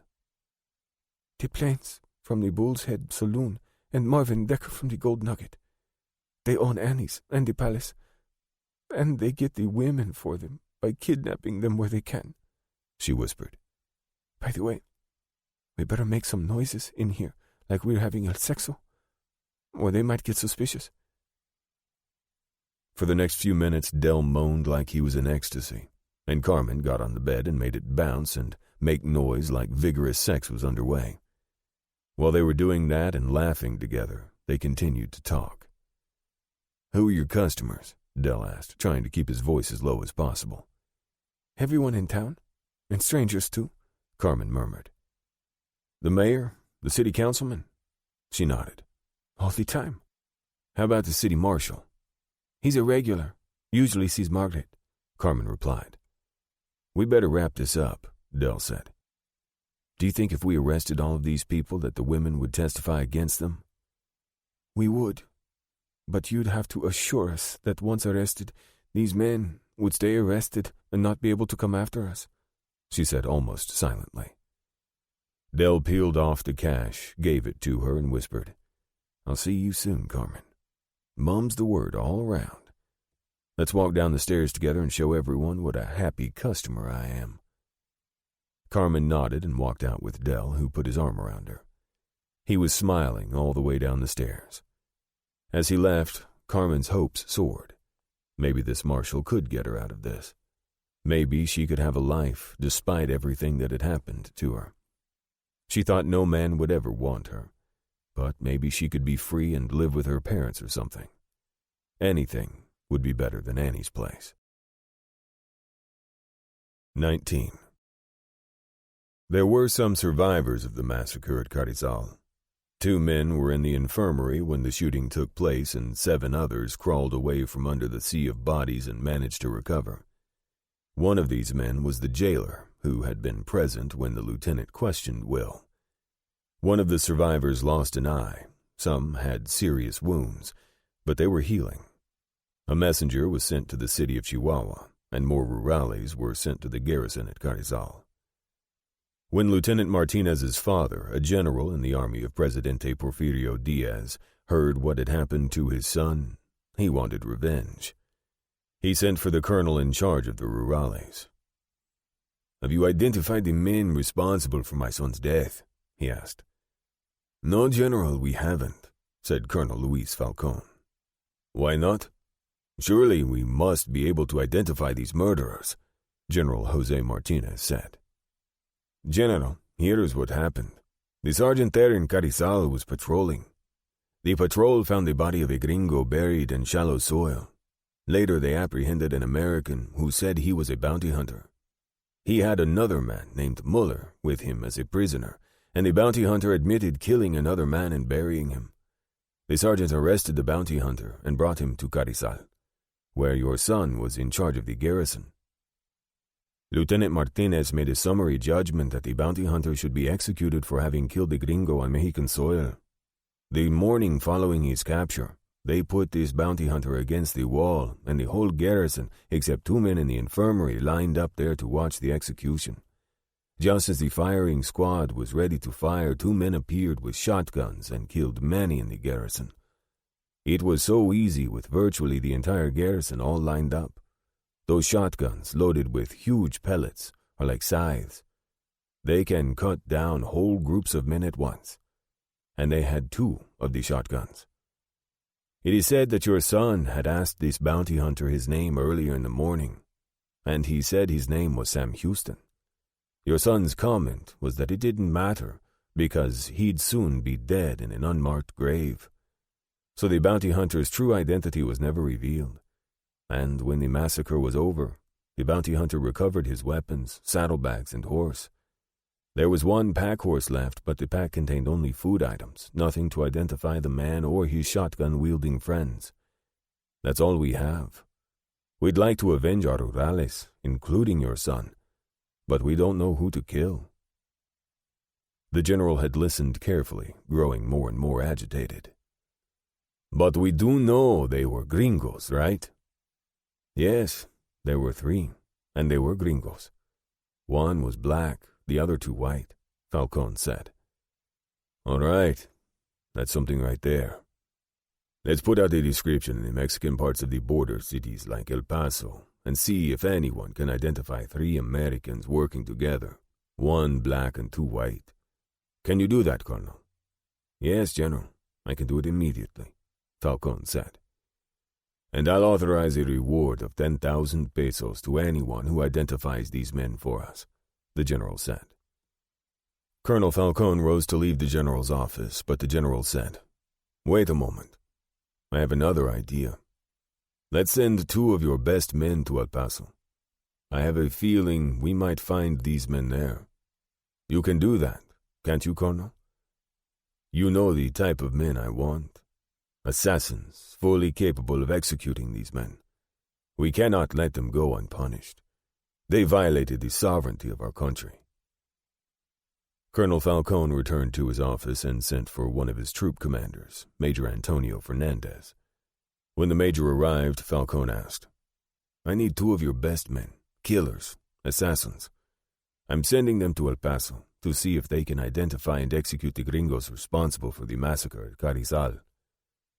I know exactly who we need, the major replied. Back in his office, Major Fernandez sent for 2 rurales, who had previously served in the army as snipers. They were both excellent shots and used the Sharps rifle with a .45-90 shell that could kill anyone at a half-mile. The rurales had acquired 5 of these rifles to eliminate leaders of bandidos that roamed throughout the country. Once the leaders were dead, frequently the gangs disappeared. Alejandro Núñez and Oscar Refugio left the same day by train from Durango. They had their Sharps rifles and 100 rounds of .45-90 shells, all purchased by the government of Mexico. On their way to El Paso, they planned to stop and interrogate the survivors in Carizal, and be in El Paso in 4 days. 20. Will and Isom walked over to the Bull's Head Saloon and ordered a beer. They stood and drank and watched the games going on. There was a faro game in the back corner and a group of 6 playing poker in the other. A man was dealing 21 near a post in the center of the room. Several patrons were at the roulette wheel, but there was no sign of DePlains.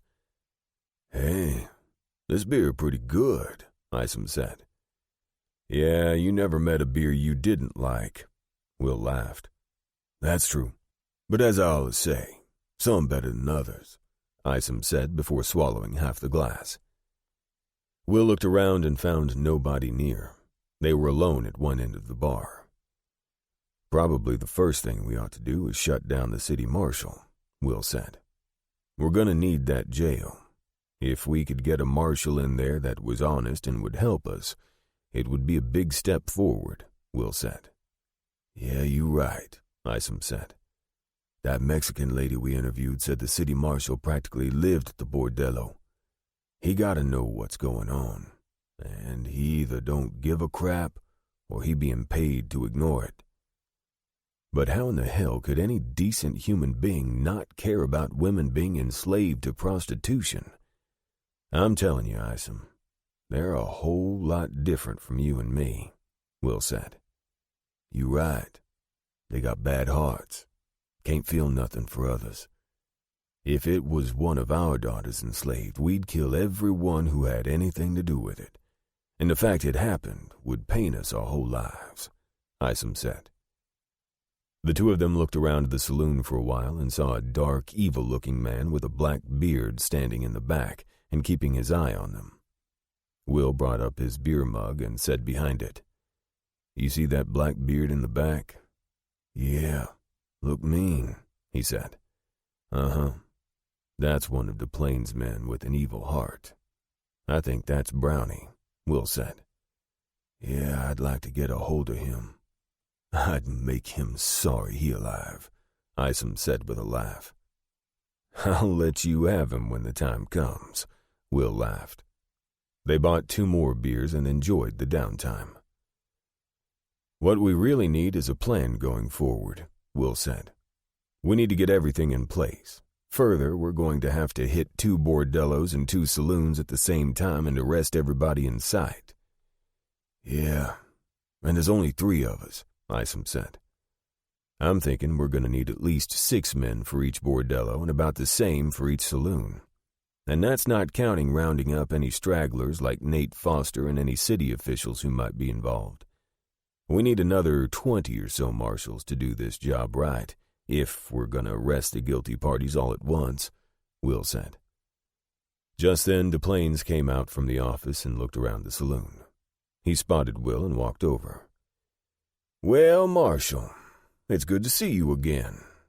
Did you arrest Muller yet?" he asked. "Yeah, we got him," Will said. "Really? How did you capture him?" DePlains asked. Will winked at Isom and said, "Can't say." DePlains looked sharply at Will before saying, "You are quite secretive, Marshal." "Oh, we've got lots of secrets," Will said. "Let me introduce my chief deputy, Isom Wood." DePlains shook Isom's hand and said, "Pleasure." Isom said, "Same."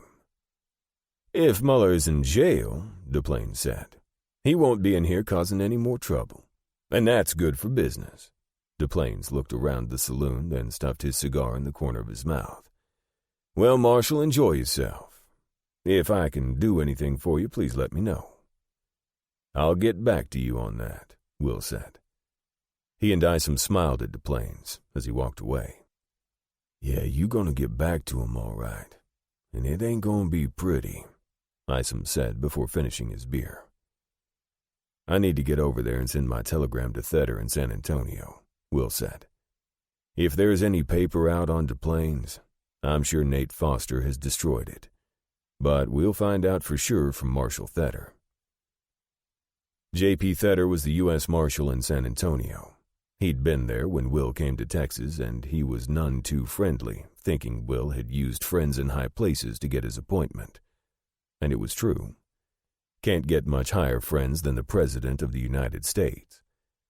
But Will's appointment as U.S. Marshal hadn't been his idea.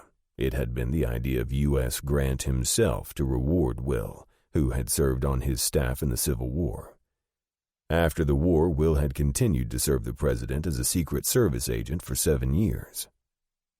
Theder was an office man who sent his deputies out to deal with the criminals, but he kept meticulous records, and he'd know whether there were any charges against DePlains, unless, of course, DePlains had changed his name. He and Isom left the saloon and walked over to the telegraph office. Will sent the following telegrams. Virginia Fain, San Angelo, Texas. Back from Mexico. Stop. All is well. Stop. Dealing with criminals in El Paso. Stop. Home soon as I can. Stop. Isom and Dell with me. Stop. Miss you and our children. Stop. Forever. Stop. Will. J.P. Theder, U.S. Marshal, San Antonio, Texas. Need info on Harlan DePlains. Stop. Runs saloon in El Paso. Stop. Check if wanted anywhere. Stop. Check Shiloh Hawkins also. Stop. Notify soonest. Stop. Fain. Judge Duval, Federal Courthouse, San Antonio, Texas. Muller captured. Stop. In jail at Fort Bliss. Stop. Will have Muller before you soon. Stop. In El Paso, have international kidnap ring. Stop. Need federal prosecutor soonest. Stop. Fain. When he was done, he looked over at the telegrapher and said, I want to be sure these messages are confidential. If anyone in this office reveals any details of these telegrams, it won't just be a violation of company policy. It'll be a federal crime, he said, pointing to his badge. I can guarantee whoever revealed something in these telegrams would get the maximum sentence of 10 years in a federal prison. Don't you worry, Marshal. Nothing goes out of this office. Nobody will know what's in your telegrams, the telegrapher said. Will thanked him and left. As he was leaving, Will thought about his telegram to the judge. He figured Judge Duval was savvy enough to read between the lines and figure out that Will had gone into Mexico to get Muller. But the judge would never ask. He'd leave it be, and he'd be grateful. The judge was not bloodthirsty. He just wanted justice. And he especially wanted justice for his own. He'd be pleased to sentence Muller to hang. Later that evening, Will and Isom got Dell's report. So she was taken right off the streets of Juarez? That's brazen. These men don't fear getting caught, Will said. Nice little gal. Name of Carmen Suarez. Seemed totally honest. But she's been threatened so many times I'm surprised she'd tell me anything. So now we know the second bordello is called the Palace, and our cast of criminals is growing. Now we got Marvin Decker at the Gold Nugget Saloon, Will said. And all those who work for Decker, Dell said. Yeah, we're making progress. But there are a lot of characters involved, Will said. Maybe we can get some help from the fort, Isom said. That's not a bad idea, Will said. Let's ride up there tomorrow and ask the commanding officer if we can borrow some men to help us. 21. The following morning at breakfast, Will asked Dell to go over to the Palace, the other bordello involved in the sordid affair involving kidnapped women, and see if he could find another woman to talk to, and maybe find the names of other people involved. Dell agreed and said, "Places like that don't open until late afternoon. I'll wander down late in the day." When breakfast was over, Will and Isom headed up to Fort Bliss, a journey of about 6 miles, to speak with the commanding officer. The fort looked like a military facility, Will thought. The buildings, made of red adobe bricks, were in good repair, and everything seemed in order. As Will and Isom rode up, Will asked a soldier where the commanding officer was located, and the soldier pointed across the parade ground to a building with a high adobe front and large arched entrance. Will thanked the soldier, and he and Isom walked their horses over and tied them at a rail at the side of the building. Will and Isom walked in and asked to speak to the commanding officer. "Sir, may I tell him who you are?" "Yes, I'm U.S. Marshal Will Fain, and this is my chief deputy, Isom Wood." The orderly walked down a hall and soon returned. "You may go in, sirs, down the hall to your right." Will walked in and met Major Carl Thornberry. Will introduced Isom, and Thornberry invited them to sit. "So what can I do for you, Marshal?" Will explained the situation carefully to Thornberry and asked if he could use some soldiers to help in rounding up the criminals. "Never had a request like this before, but I don't see why not. We're both federal officers, and these are federal crimes we're talking about. I can assign you a troop of men, or we could ask for volunteers," Thornberry said. "I'd like to ask for volunteers, if you don't mind. We'll need about 20. This might be dangerous duty, and I'd like them to dress in civilian clothing so that we don't tip our hand as we get into position to make the arrests," Will said. "Okay. When?" Thornberry asked. "We're going to make the raid 3 days from now, in the evening. This is Friday, so I'll need the men Monday afternoon and evening, and possibly Tuesday, to help guard the prisoners," Will said. "Okay. I'll get your volunteers, and they'll be ready to go at noon Monday," Thornberry said. "I'll be here to train them and give them their instructions," Will said. As they were leaving to return to El Paso, Will said, "Well, we got our marshals. I guess I'll have to swear them all in as deputies, then we'll just have to see how it goes." "It'd be fine," Isom said. "Them soldiers, they'll do good." When they arrived back in town, it was close to noon, so they found Dell at the hotel and ate dinner at La Cantina de Miguel once more. It really was the best Mexican food Will had ever eaten. They quietly reviewed with Dell the plan to deputize the soldiers and take down the saloons and bordellos on Monday night. After dinner, Will walked over to the telegraph office and found a telegram from J.P. Theder. "Marshal Will Fain, El Paso, Texas. DePlains wanted in Arkansas for murder, DOA. Stop. Reward $300. Stop. Hawkins wanted in 4 jurisdictions. Stop. Multiple robberies, attempted murder, murder, DOA. Stop. Total rewards $800. Stop. Theder."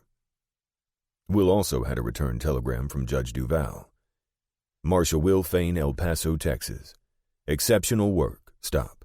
Knew I could count on you. Stop. Federal prosecutor will arrive Monday with circuit judge. Stop. Judge Duval." Later, he showed the message from Theder to Isom and Dell. "So they're both wanted, dead or alive," Dell said. Will nodded. "Yeah, that's what it says. I think the first thing we should do Monday night is arrest Foster and put him in his own jail cell. Then we'll carry out our plan to hit the others simultaneously." "Still want me to visit the palace tonight?" Dell asked. "Yeah, go ahead. I'd like to have something on this Decker who owns the Gold Nugget and anyone associated with him," Will said. "We'll wait until after you visit. Then I'll send Theder another telegram asking about Decker and any other names you can pick up tonight during your interview at the palace." 22. Alejandro Nunez and Oscar Refugio had ridden the railway from Durango to Chihuahua, then horses the rest of the way because there was no rail service. During their stop in Carrizal, they got a good description of the bounty hunter who had stayed in the carcel overnight. But there was no description of the other two, except that one was black and the other white. Nunez thought they had enough to identify their targets, so they left Carzal and arrived Saturday night in Juarez.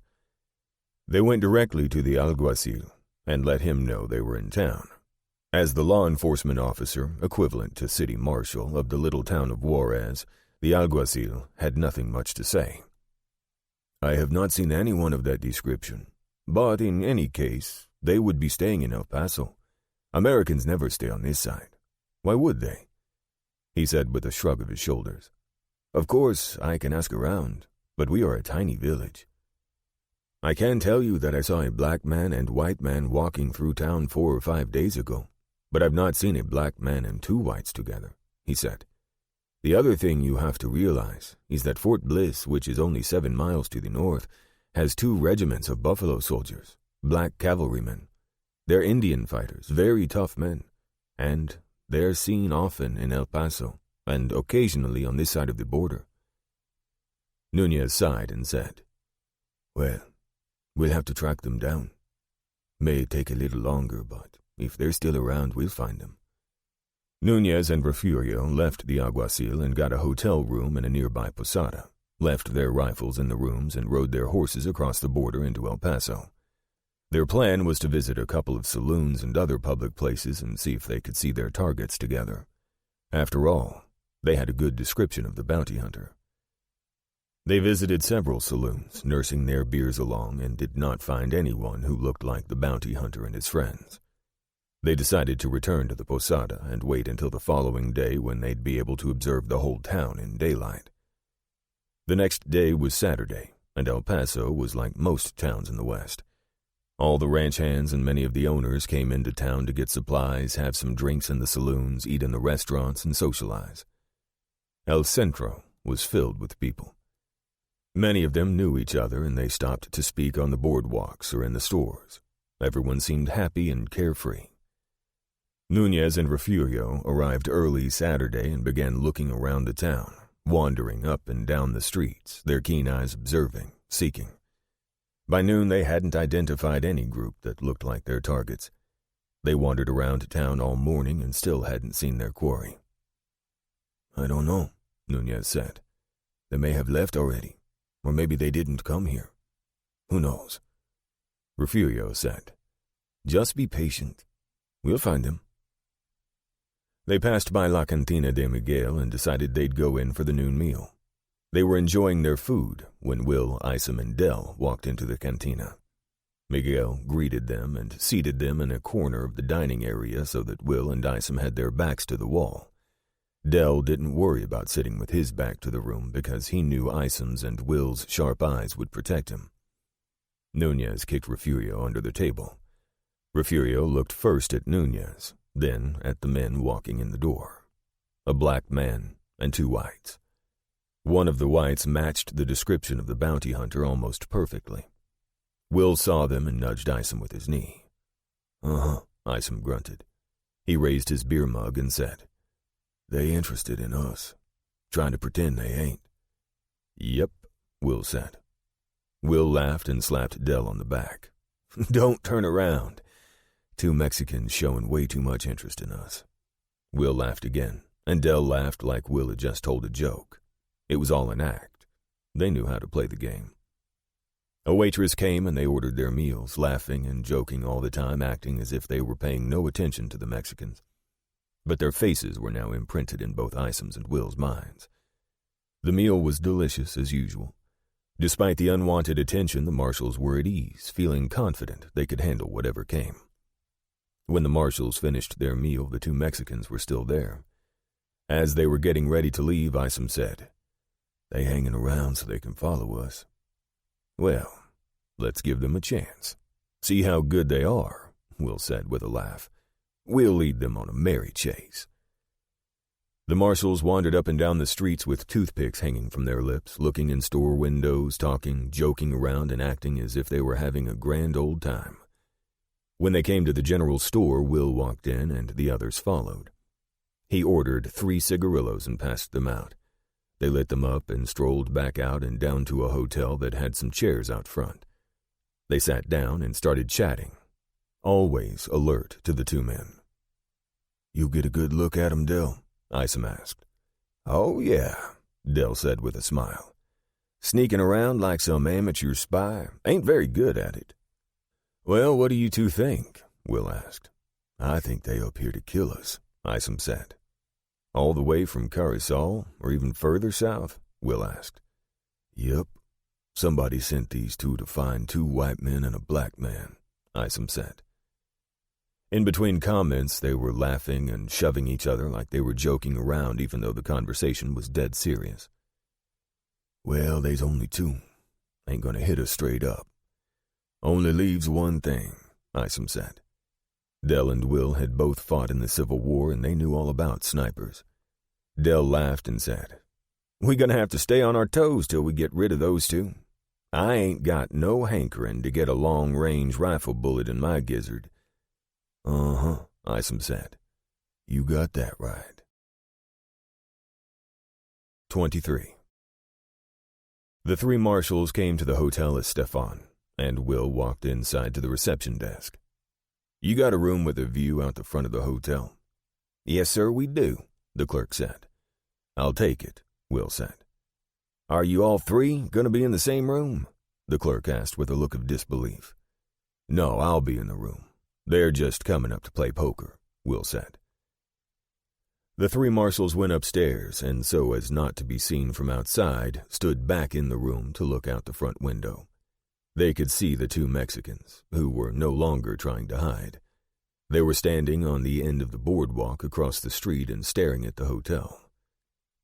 "Well, they think we're hanging out at this hotel now," Dell said. "That'll throw 'em off a little." "Uh-huh. But we still got to take 'em out," Isom said. "Yeah, we do.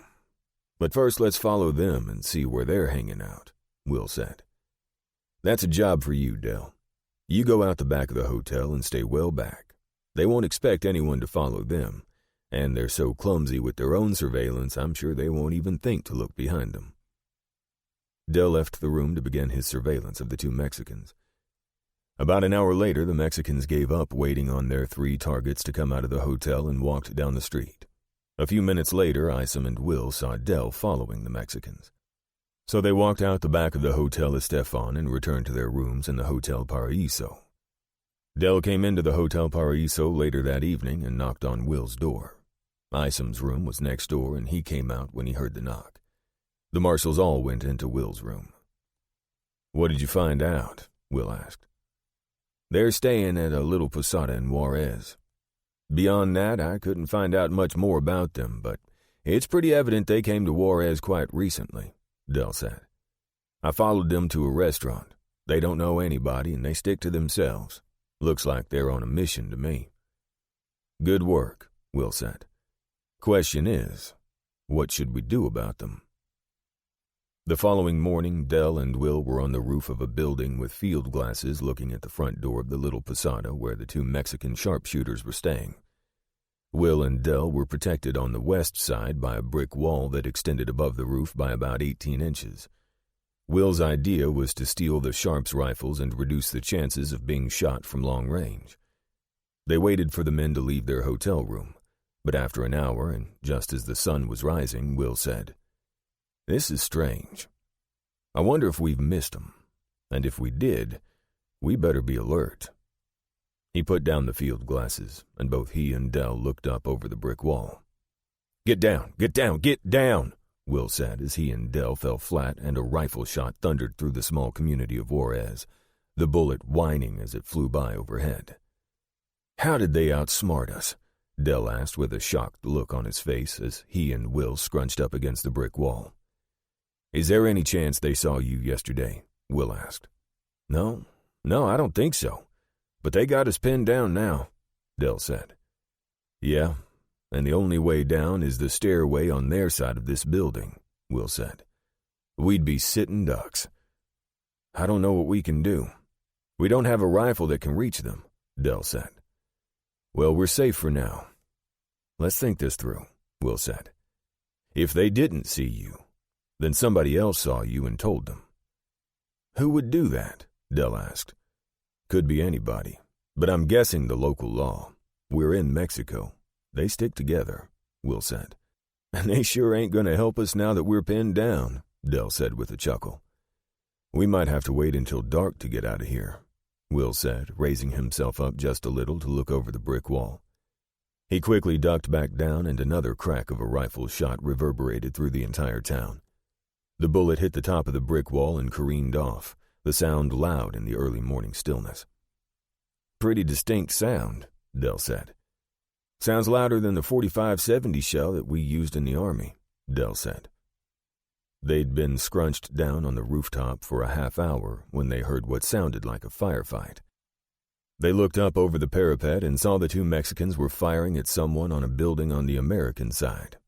Whoever it was kept up a steady fire against the two snipers. I'm guessing that's Isom, Will said. He heard those deep reverberations from the Sharps over in El Paso, and he's figured out what's going on. Problem is, he doesn't have a long-range gun. That Spencer has killing power at 400 yards, Del said. Yeah, and that might be enough, Will said. The marshals hunkered down, not knowing when it might be safe to leave the roof. Actually, we've got 'em right where we want 'em. Trapped on the roof over there if we could get over there, Will said. Del put his field glasses up. They know that, too. Looks like they're scampering off the roof right now, Del said. They don't want to be caught up there. We ought to leave soon and not give them a chance to get set up somewhere else, Will said as he headed for the stairs. The two of them darted down the stairs at the side of the building, mounted their horses, and rode over the border. When they got to the Hotel Paraiso, Isom was waiting for them, shaking his head and laughing. You two can't stay out of trouble. I'm always having to bail you out. Will and Del laughed too. Yeah, we got into it over there.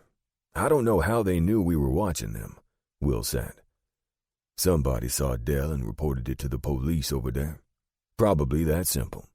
Then the police told the sharpshooters, Isom said. You know them Mexes stick together. 24. The two sharpshooters ran down the stairs from the roof of the building where they'd set up. They walked toward the office of the alguacil, who had warned them about the man following them yesterday. He said his lone diputado, deputy, had seen the man following the two Mexicans. The alguacil had immediately gone to their posada and notified the snipers of this new development. That one, Refugio said. The one who meets the description of the bounty hunter. He's a U.S. Marshal or Texas Ranger or something. I saw his badge. I haven't seen a badge on the other two, but I'm thinking they must be lawmen too. No matter. Our orders are to kill all three, Nunez said. We were told he was a bounty hunter, Refugio said. That's what he told the sergeant in Carrizal, Nunez said. Killing a U.S. lawman, that'll get us killed, Refugio said. Yeah, maybe. But we still got to carry out our mission, Nunez said. It is much more difficult now that they know we're here, Refugio said. They rushed into the office of the alguacil. Señores, what's happening? I heard the gunshots, the alguacil asked. Yes, and the men escaped, Nunez said. There were two of them watching the posada, and we had them trapped on the top of the building across the street, but the black man came to their rescue and started firing at us from across the Rio Grande in El Paso. We had to leave our building to avoid being trapped on the roof. Oh, what a shame, the alguacil said. Yeah, it's a shame, all right, Nunez said angrily. Now we have to go into El Paso to kill these men. If you do it on the other side of the river, you're committing suicide, the alguacil said. I know, but what else can we do? Nunez asked. And we now suspect they're all U.S. Marshals, or at least lawmen, Refugio said. U.S. Marshals? The alguacil asked. No, they couldn't be. U.S. Marshals can't go into Mexico after criminals. It violates treaties we have with the United States. Refugio saw a badge on one of them, Nunez said. If they are U.S. Marshals, I think you ought to back off and talk with your superiors once more. If you kill just one U.S. Marshal, they'll track you down, the alguacil said with a self-deprecating smile. But then, I'm just a lowly alguacil. What do I know? I'm not worried about them tracking us down. We'll be so far down in Mexico, they wouldn't dare follow us. Nunez laughed. And we got no way of talking to our superiors. There's no telegraph. The alguacil sat in his chair and looked at the two men. Fine-looking young men, he thought, and they would be good at killing, otherwise they wouldn't have been sent. Even so, it was going to take a lot of luck to kill those three marshals. Now that the marshals knew they had asesinos after them, they'd be on the alert every minute. He felt a little sorry for these two. It was an impossible job. Those U.S. marshals had seen every kind of killer, and none of them were estúpidos. They were probably setting a trap this very minute to kill these fine-looking young men, and there was nothing he could do. Oh well, he thought, such is life. The two Mexican men decided to cross the Rio Grande. They would go across the border and kill the Americans up close, preferably shoot them in the back. Both thought themselves proficient with a handgun, but they didn't want to test themselves against the marshals. They thought that if they got a chance to shoot them in the back on a raucous Saturday night, the plan might work. Refugio said, I'm not feeling real good about this plan of yours. If we shoot one, the others could kill us. That's right, Nunez said. That's why we have to kill all three at once. I got a feeling these guys are going to be hard to kill, Refugio said. You got any better ideas? Nunez said. I guess not, Refugio said. I'd like to leave and head home, but we'll be shot if we don't kill these hombres. So late on Saturday afternoon, they rode the horses into El Paso, planning to keep the horses close by for a quick getaway back across the river and to safety in Mexico. Isom handed the field glasses to Dell. That's them. They just rode across the river, Isom said. Yep, sure enough, Dell said as he peered through the glasses. They on American soil now. We can arrest them, Isom said. You gotta be kidding me. Ain't thinking of arresting them, Dell said. Nope, we not, Isom said. Isom and Dell were looking out the window of a house about 100 yards from the river crossing. They'd been there a good part of the day, but now they had identified the assassins and watched them come into town. Okay, let's go. We'll get behind them and follow them into town, Isom said. 25. The two Mexicans proceeded into downtown El Paso, unaware they were being followed. They rode down San Antonio Street and hitched their horses in front of the Hotel Estefan. How are we going to locate the marshals? Refugio asked. Don't know, Nunez said. We'll think of something. We know they're staying in this hotel. We'll find them. At that moment, Refugio looked behind him and saw Dell and Isom turn onto San Antonio Street coming directly toward them. I think we found them already, Refugio said as he pointed. Nunez looked up and said, Or they found us. Refugio swiveled his head around and saw the one called the Bounty Hunter standing at the edge of the boardwalk behind them. There's the Bounty Hunter behind us, he said. Nunez pivoted and saw the one called the Bounty Hunter as well. Oh, mierda, Nunez said. They got us surrounded. Nunez ran into the hotel with Refugio right behind. They ran up the stairs and opened the first door they came to.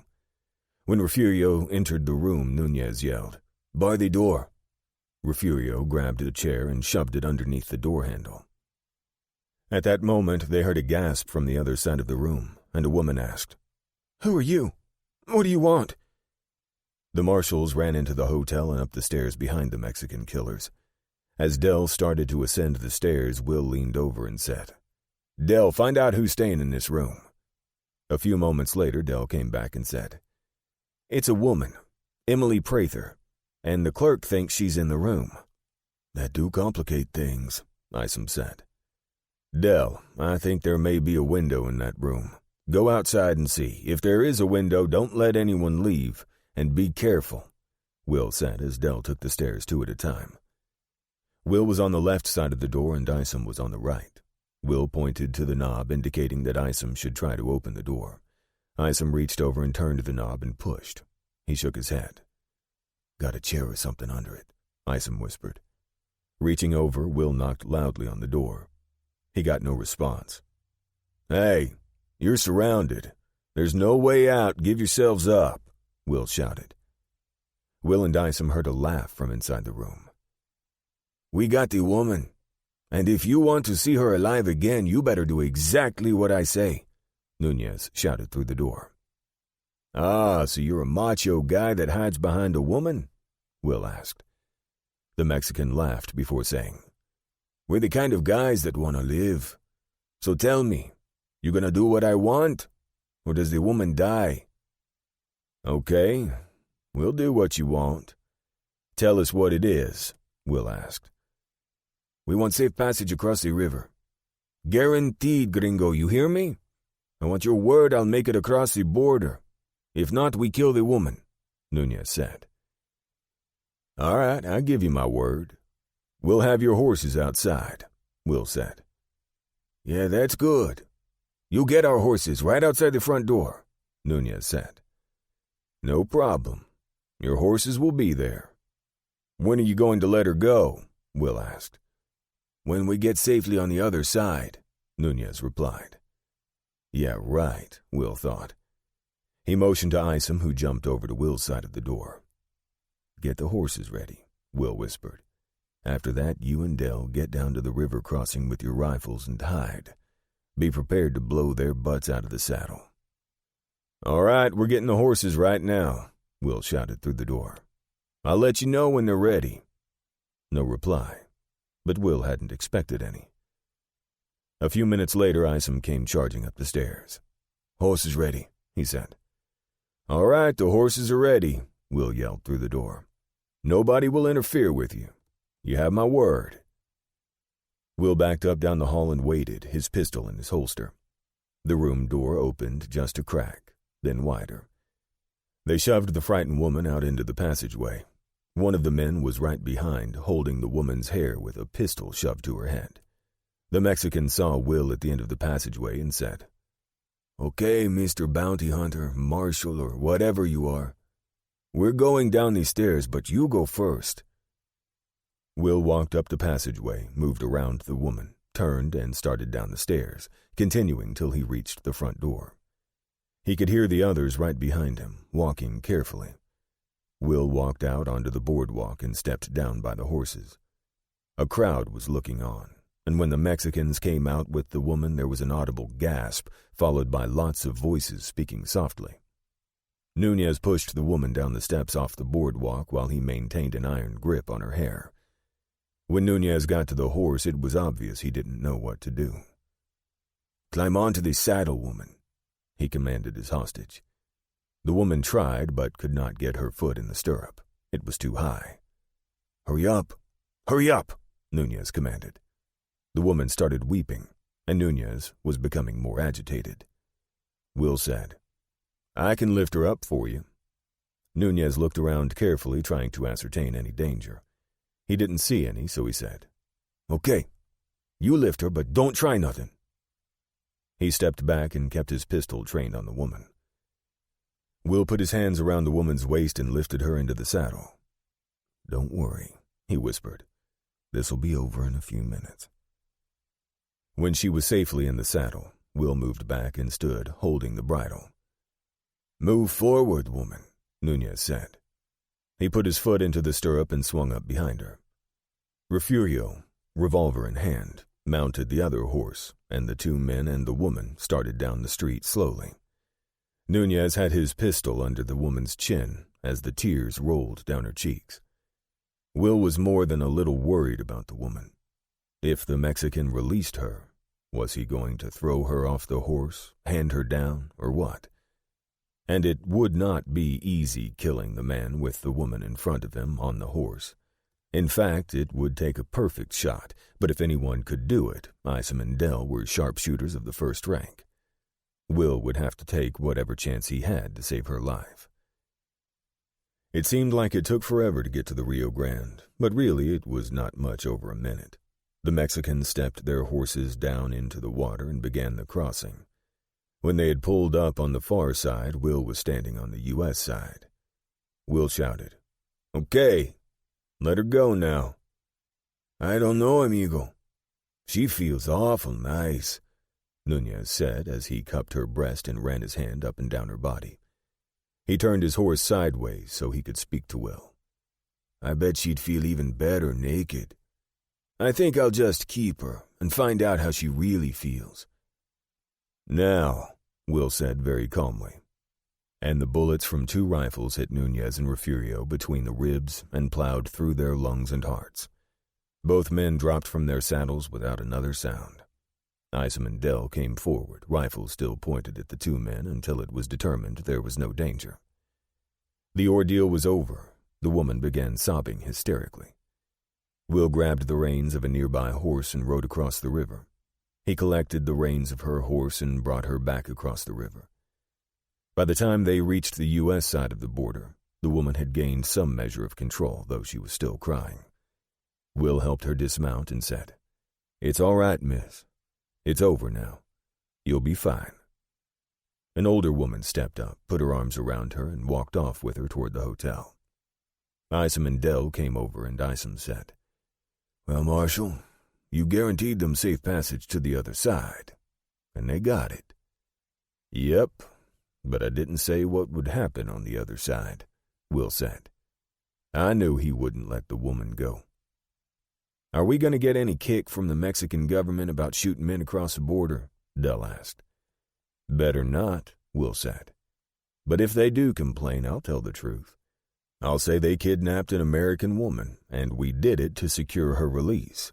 I don't know of a jury anywhere that would convict a U.S. Marshal for saving a woman from being kidnapped and taken down into Mexico." Will took out a cigarillo and lit it. Afterward, he handed one to Isom and one to Dell. "Let's go get us a beer and some supper. I'm buying." 26. On Sunday, Dell visited the bordello known as the Plaza. He strode in, and a busty woman with brown hair, obviously the madam, strode toward him. "How can we help you, mister?"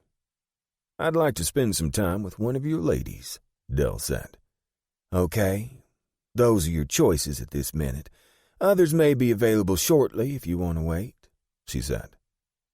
"That one there will be just fine," Dell said, pointing to an emaciated white girl with blonde hair and dark circles under her eyes.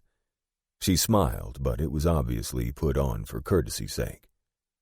"Good. Her name's Melissa, and she's very popular," the madam said. Melissa got up and walked upstairs. She opened a door to a crib just big enough to hold the bed and pulled down the straps on her dress. She was surprised when Dell held up his hands and whispered, "Wait."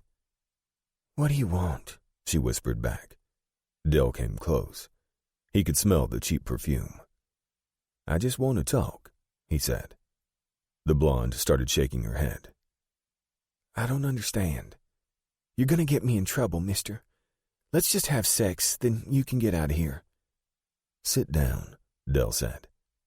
She sat on the bed, and Dell walked over and locked the door before grabbing a chair from the corner of the tiny room and cramming it underneath the door. "Now nobody can disturb us." "What's this all about?" the woman whispered. Dell pulled out his badge, showing he was a deputy U.S. Marshal. The woman put her hand over her mouth and looked into his eyes. "You're going to get me killed, aren't you?" "No, just the opposite. What's your name?" "I have a lot of names, depending on what the men want to call me," she said. Dell could see that she was trembling. Dell took her hand in his. "Look, we're going to raid this place tomorrow night. We're going to arrest every one of these men and women who've been holding you here. Just tell me your name." "Melissa Duncan." "Okay, Melissa. I know you still don't completely trust me," Dell said as he pulled out the money and placed it in her hand. "Let's make some noises like we're having sex," he said. The woman kicked off her shoes and lay down on the bed. Dell did the same before starting to bounce up and down, causing the bed to squeak, and then he started to moan as if in ecstasy, and Melissa started to laugh. The noise abated a bit, and Dell said, "You will be free of all this tomorrow night, but you can't tell anybody," Dell said. She nodded, and he asked, "Can you tell me how you got here?" Her eyes filled and tears rolled down.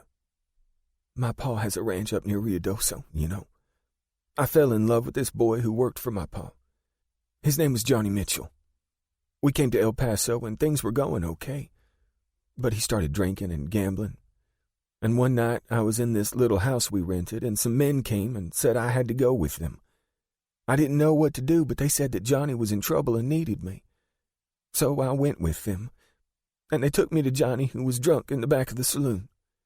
He wouldn't even look at me. Then the men told me Johnny had lost me in a poker game and I had to work off his debts. They brought me over here, and I've been here ever since. I'll never get his debts paid off." "Doesn't matter, Melissa. We'll get you out of here tomorrow night, no matter what. But you can't tell anybody, understand?" Dell asked, and watched Melissa nod her head. Dell started bouncing once more, and Melissa got in the spirit of it and laughed, and Dell made all the appropriate noises. They were both laughing. "Can you tell me who's involved?" Dell asked. "This place is owned by Marvin Decker. He owns the Gold Nugget Saloon. Mrs. Buttry, the woman you met downstairs, she runs this place for him. He's got an enforcer named Ennis Petrie.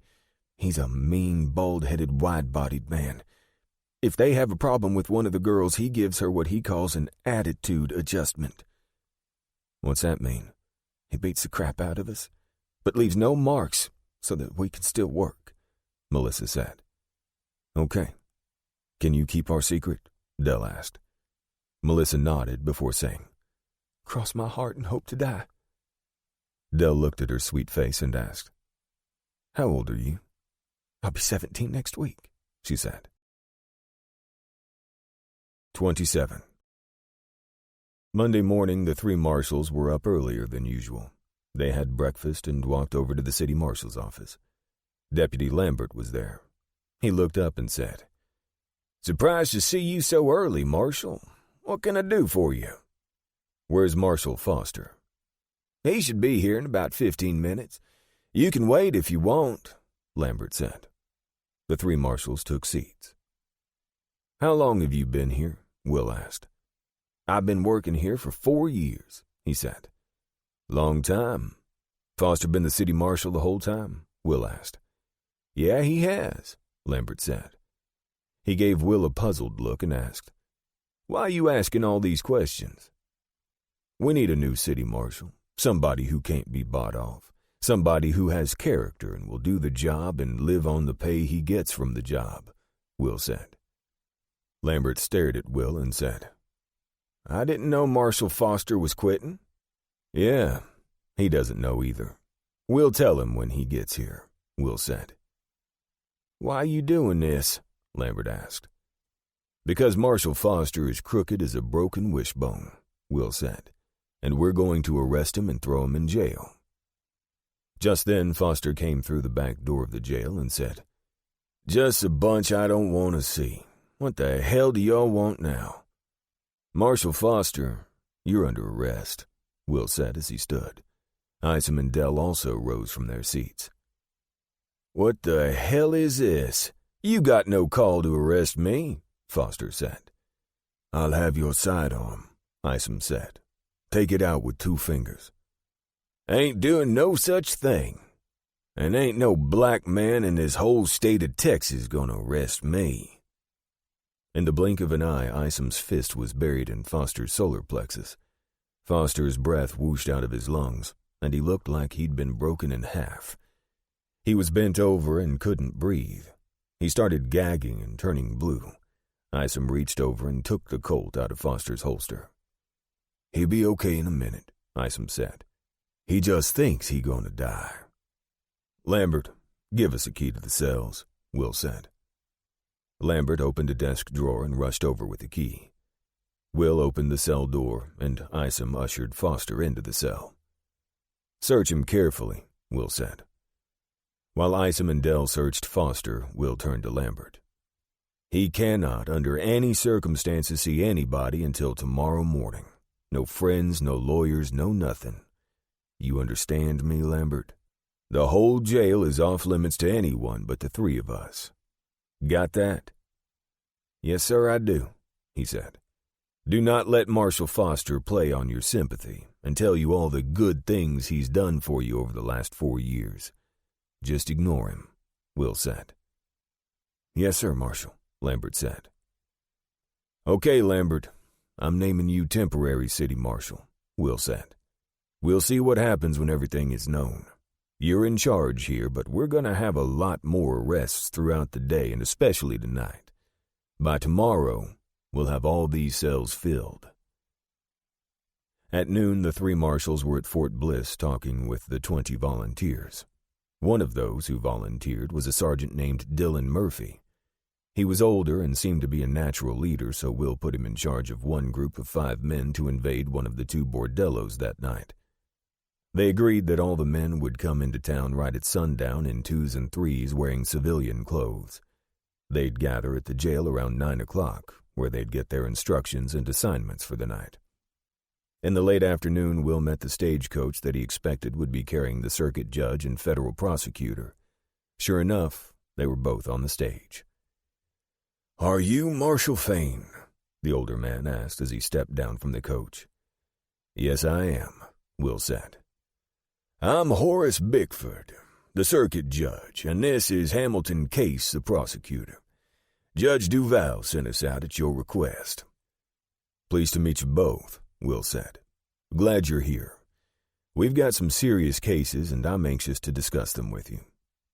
They agreed that they'd meet after Bickford and Case were settled in their hotel rooms. 28. DePlain sat in his office in the Bull's Head Saloon with his ledgers and cash in piles all over his desk. No question, his take at the roulette tables had dropped drastically since Marshal Fain had forced him to stop using his rigged tables. He stored the rigged roulette tables in back and planned to put them right back on the floor when the marshal was gone. Shiloh Hawkins knocked on the door to the office and opened it. "I got some news for you, boss," Shiloh said. "What's that?" "Foster's been arrested," Shiloh said. "Arrested? For what?" "I don't know.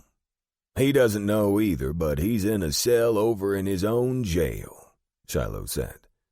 "I went around to the sheriff's office and it was all locked up. I knocked and couldn't raise anybody, so I went around to the window on the cell side and found Foster in a cell," Shiloh said. "I don't have to ask who did it," DePlains said. "No, you don't. That U.S. Marshal is getting to be lots of trouble. Might be we ought to take him out," Shiloh said. "Yeah, we're going to have to consider that if he causes too many problems. He's got nothing substantial on us, maybe some suspicions, but that's all," DePlains said. "What did Foster say?" "He came into work and Marshal Fain was waiting for him with his 2 deputies. I guess that black marshal was pretty rough with Foster," Shiloh said. "I worry about Foster. He's weak, and he'll fold under any kind of pressure," DePlains said. "If the marshal ever gets those women at Annie's and the palace to testify, well, I don't have to tell you.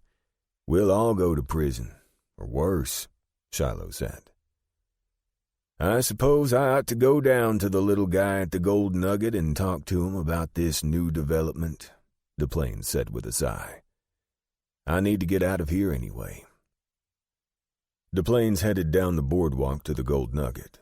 He entered and saw Marvin Decker, the owner, sitting in a corner playing poker. DePlains walked over and watched until the hand ended, caught Marvin Decker's eye, and motioned with his head toward the office. Marvin Decker was a small and very fastidious man.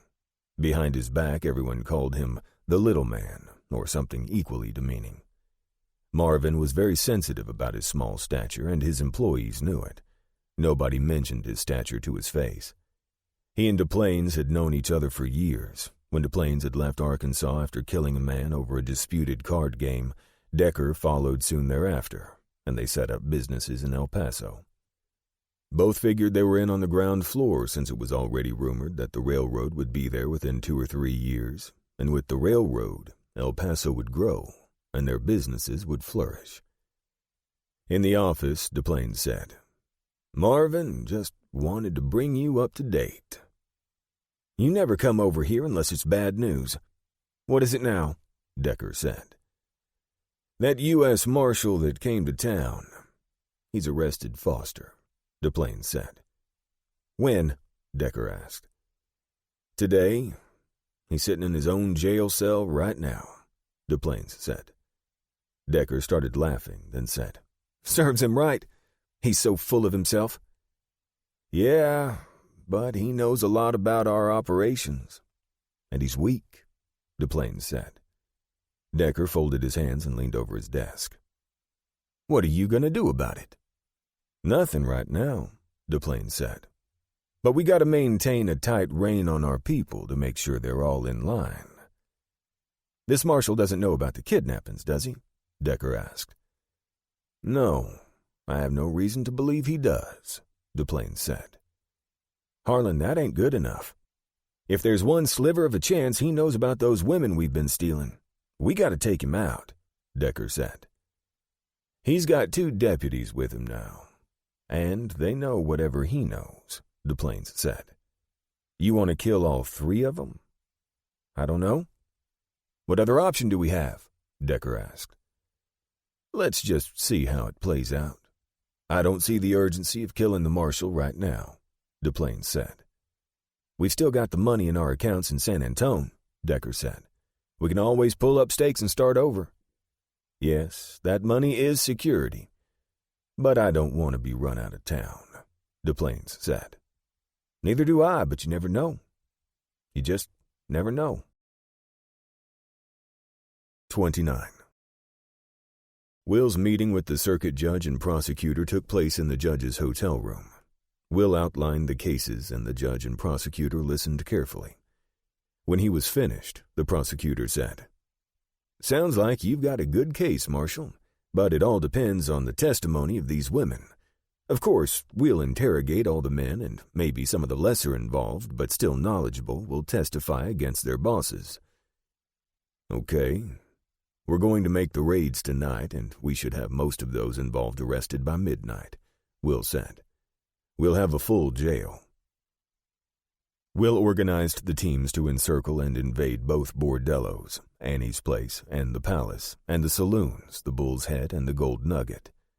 The 3 marshals would each lead a team along with Sergeant Dylan Murphy. At Annie's Place, Dell's team surrounded the house, and Dell and 2 young soldiers holding double-barreled shotguns walked in the front door. The same blonde madam that Dell had seen when he'd visited before came forward. "Oh, you're back for more, I can see." Tilting her head around to Dell, she said, "But now you seem to have bodyguards." "No, they're Deputy United States Marshals, just like me."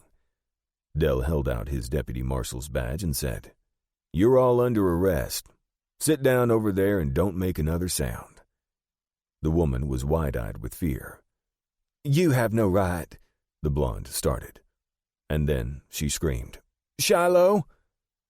Shiloh Hawkins came running down the hallway, gun drawn. "Drop the pistol," Dell yelled. He turned slightly to the soldiers behind him and said, "If he moves, give him both barrels." The soldiers pulled back the hammers on the shotgun, which were loud in the stillness. "What is this?" Shiloh said.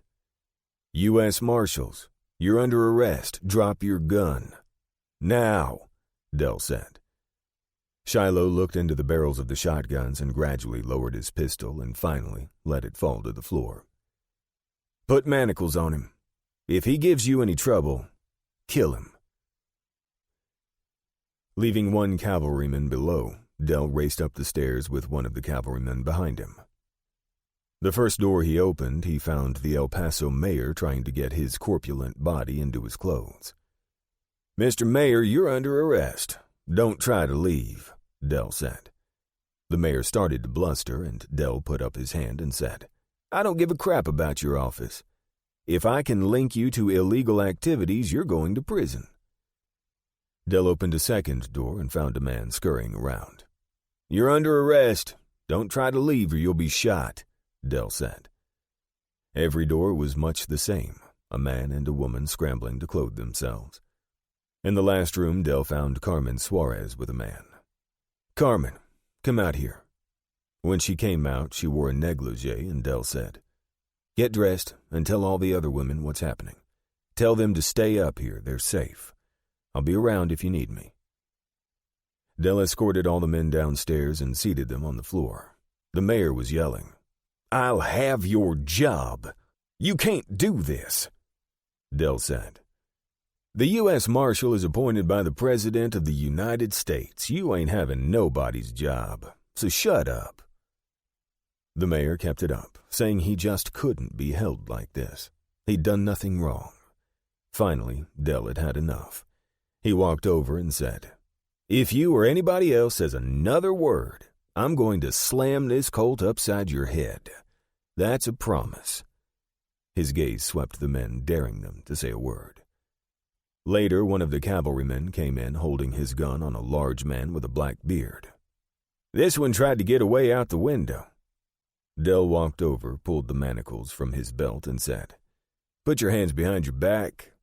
The big man reluctantly moved his hands behind him, giving Dell a dirty look. Dell shackled him and moved back in front of him.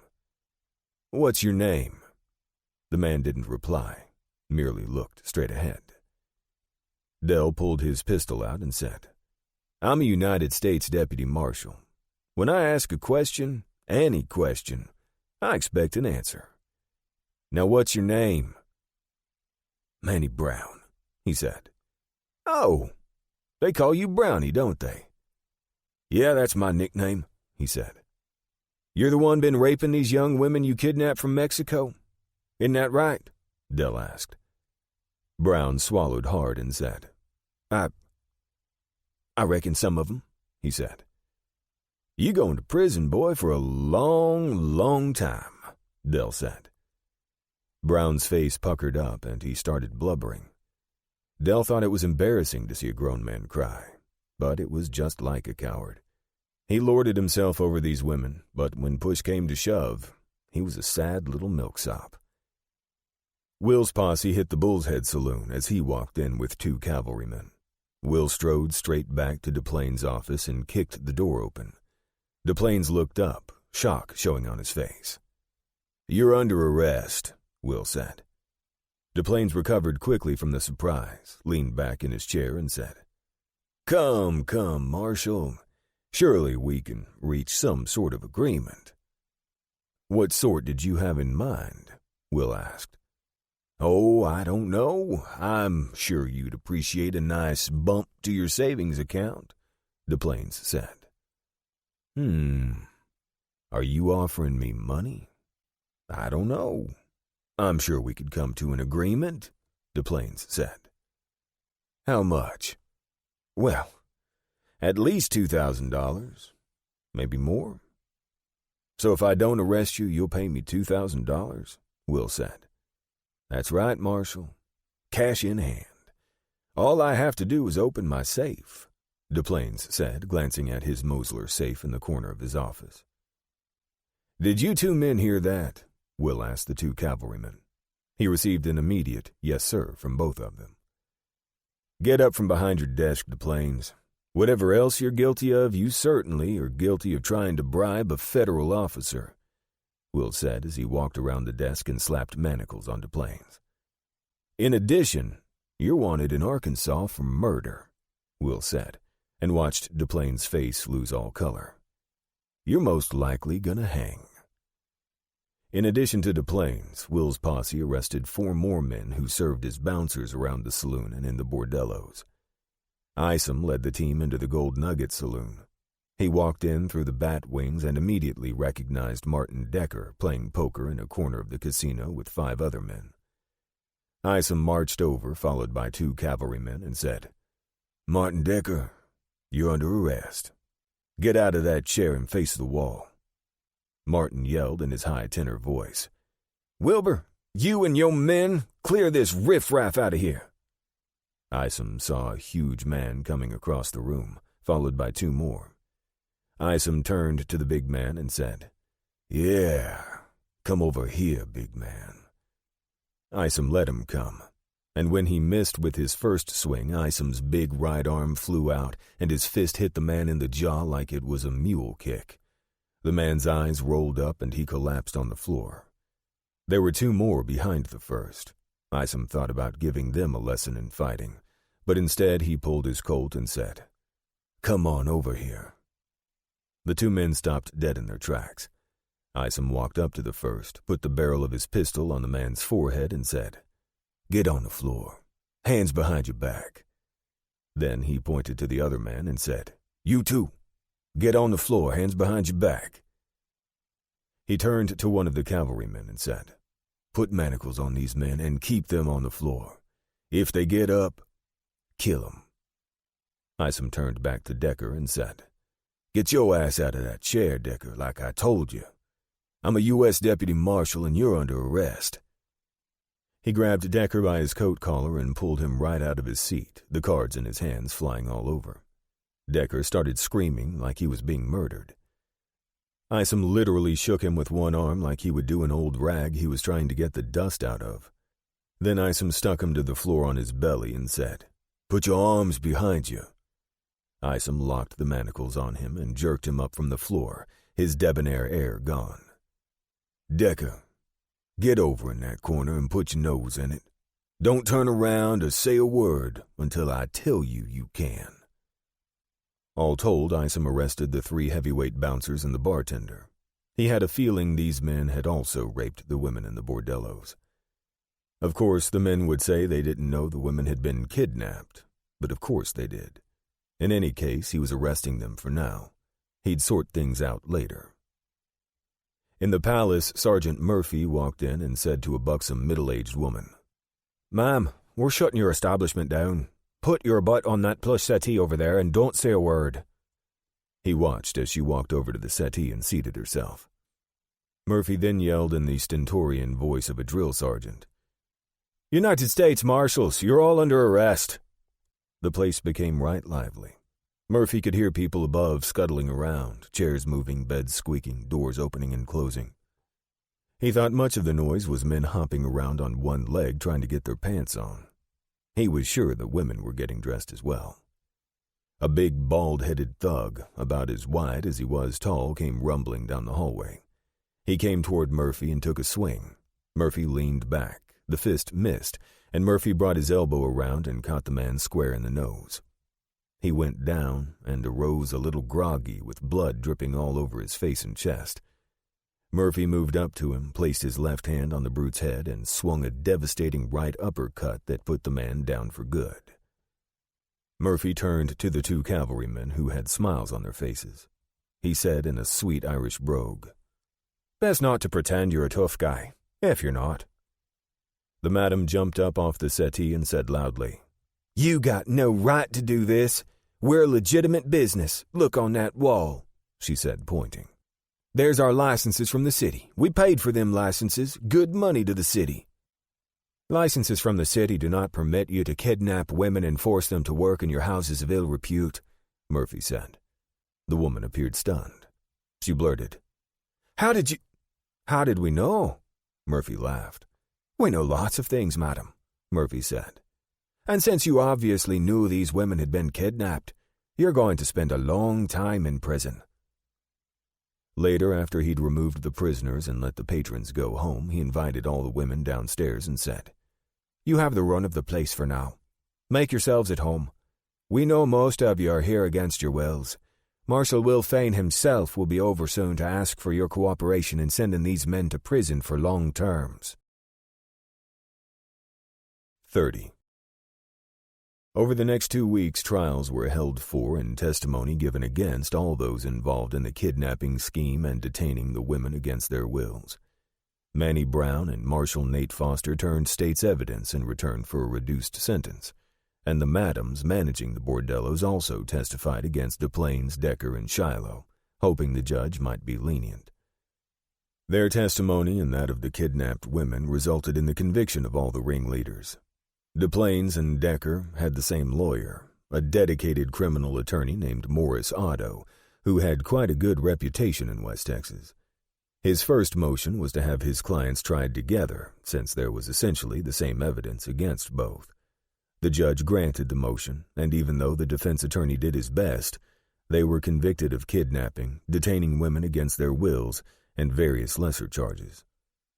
At the conclusion of their trial, DePlains and Decker, one tall, the other small like a child, stood before Judge Bickford, who was clearly outraged.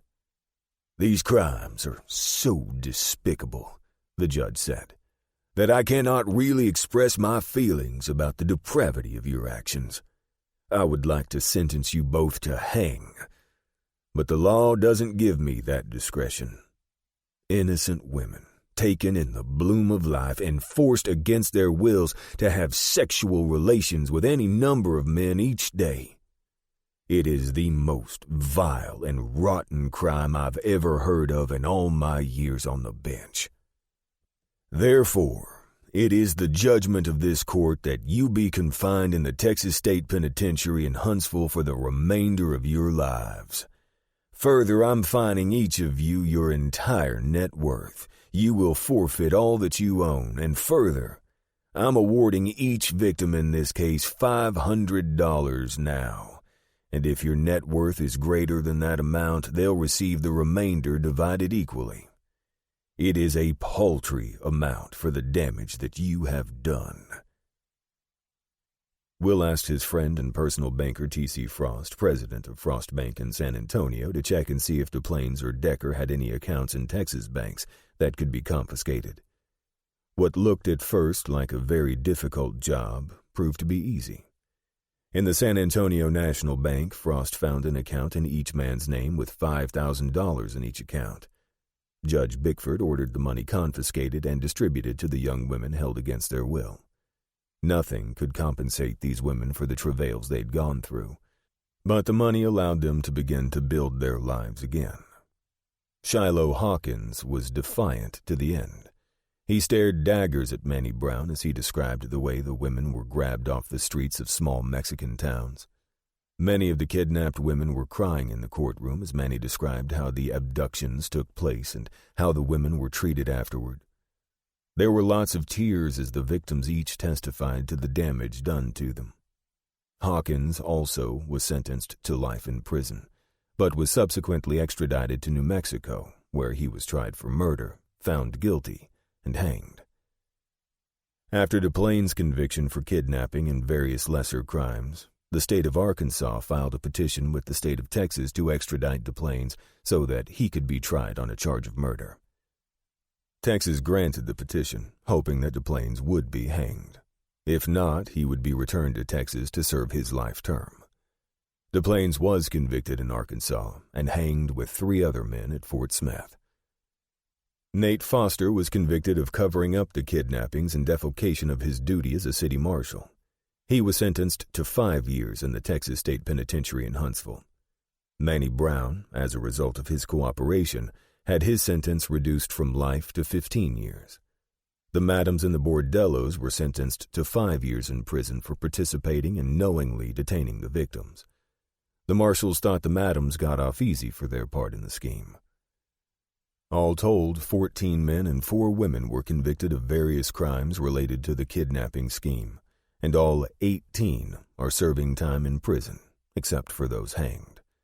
The marshals thought it was quite a victory for justice, but there were some disappointments. The El Paso mayor was found not guilty by a hung jury. The vote was 11-1, with 11 voting to convict. Some suspected the mayor or his lawyer had bought off one of the jurors, but it couldn't be proven. A few months later, at the next election, he was voted out of office and left the town. Sad to say, most of the rape charges were dropped. The prosecutor simply said, "I can't get a jury to convict. Those accused of rape of a prostitute are always found not guilty. I wish I could do more, but I can't convince juries to convict." Most of the men were convicted of kidnapping or conspiracy to commit kidnapping. The sister of the woman in Santa Rosa who pleaded with Will for help and had started this investigation, Elena Martin Romero, was able to return to her home and family in Mexico. Carmen Suarez and Melissa Duncan returned home and were welcomed back by their families. As they were walking out of the courtroom, Isom said, "Seemed like we wrapped everything up here. Time to go home." Will said, "Yep, pretty soon now." 31. Judge Bickford arranged for 2 prison wagons to transport the prisoners to Huntsville, so the marshals didn't have that responsibility, but they still had to get Mueller to San Antonio for his trial.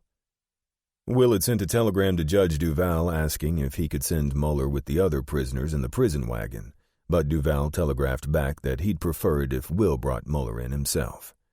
So Will faced another week away from his family. Some changes were definitely in the offing as soon as he got home. The 3 marshals sold their horses back to Antonio Vargas at a small loss, of course.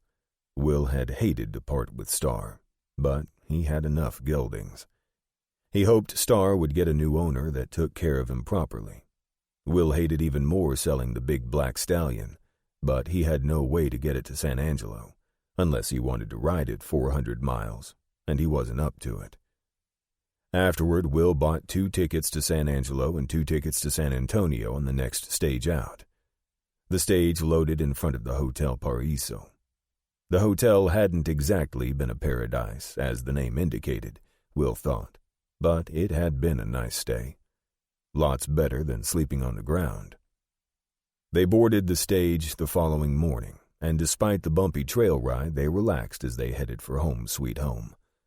Luckily for the 3 marshals, there were no other passengers that day. So the marshals and Mueller had the coach to themselves. They had tested themselves on another manhunt and found nothing wanting, and now they were ready for some family time. Except Will was going to have to delay his to take Mueller into San Antonio. It would take at least an extra week, but he needed to see Judge Duval in any case and get some more arrest warrants. Will and Judge Duval had developed a very close relationship over the years. Really, the judge's U.S. Marshal was J.P. Theder, who had offices in the same building with the judge. But Will's doggedness in tracking down criminals had led Judge Duval to count on him for the most difficult manhunts. When Theder's deputies couldn't get the job done, Duval would send Will a telegram asking him to take care of it. Will had never let him down, and that galled Theder more than he would admit. Will had tried to be friendly, but from their very first meeting, Theder had been hostile. Now Will just ignored him and usually dealt with his deputies, whom Will got along with quite well. Theder, for one thing, was pretty stingy. When his deputies brought in a wanted man and he had a reward on him, they were lucky if Theder gave them 20% of the reward. Will, on the other hand, split all the rewards evenly. If he and Isom were on the trail, Isom got half. When the 3 marshals were on the trail, they split all rewards 3 ways. For that reason, among others, Will had 2 happy deputies, and Theder had about 10 or 12 unhappy deputies. Will never knew at any one time how many deputies Theder had. They quit so often he couldn't keep up with them. Will would have hired some more, but none of them wanted to live in San Angelo, which was off the beaten path, no doubt, and didn't have any of the pleasantries of San Antonio. Mueller was handcuffed to a handhold within the stage, and none of the marshals considered him a danger to anyone. He still had bruises on his face from the beating Will had given him, but he was looking better. The post surgeon at Fort Bliss had attended to his wounds, and he'd recovered from them for the most part. His mental state had declined, almost as if he had accepted the fact that he would be hanged. As they rumbled out of town for the 4-day trip, Will said, "I don't suppose either of you are looking forward to seeing your wives and families." Isom and Dell laughed. Dell said, "Got a wife. No family yet that I know of, but it ain't far off. Elena says it'll be a boy. I ask how she knows, and she says, Mamas know." Dell shrugged his shoulders and chuckled. Isom looked off and said, "Yeah, I'm always glad to see Alberta. And the kids." Isom's oldest son, Henry, was a student at Howard University in Washington, D.C., in his second year. He was studying to be a lawyer. And when it was mentioned, Will could see Isom's face glow with the pride he felt in his son. James, the younger son, who was 17, helped around the ranch like a regular hand and got regular pay. James studied during his down times, and he was smart and well-read. He spent a good part of his wages on books. Isom's wife, Alberta, kept pretty tight control over the money in the house, and she'd probably squeeze out enough for James to go to the Howard University too. Isom and Alberta lived very simply, and the rewards for wanted criminals that Isom got far exceeded his family's needs. He had more than $5,000 in the Frost Bank in San Antonio, and Alberta had little squirrel holes all over the house with money stuffed in them. She didn't trust banks. The only reason they had the account in Frost Bank was that Will had opened it for them without their knowledge, and then he'd given Alberta the bank book. Will sat in the stagecoach as it rumbled along, thinking he couldn't imagine having better deputies. These two were choice men, savvy in the ways of the world, and expert in doing their jobs. It wasn't often that they were outfoxed. On this trip, they'd saved his life, and both men knew he'd move heaven and earth to do the same for them if called upon. 32. It was an uneventful trip to San Angelo. Not much out in West Texas. The U.S. cavalry had sent most of the Comanches to reservations, and the region was so hot and dry, even the outlaws didn't want to live out there.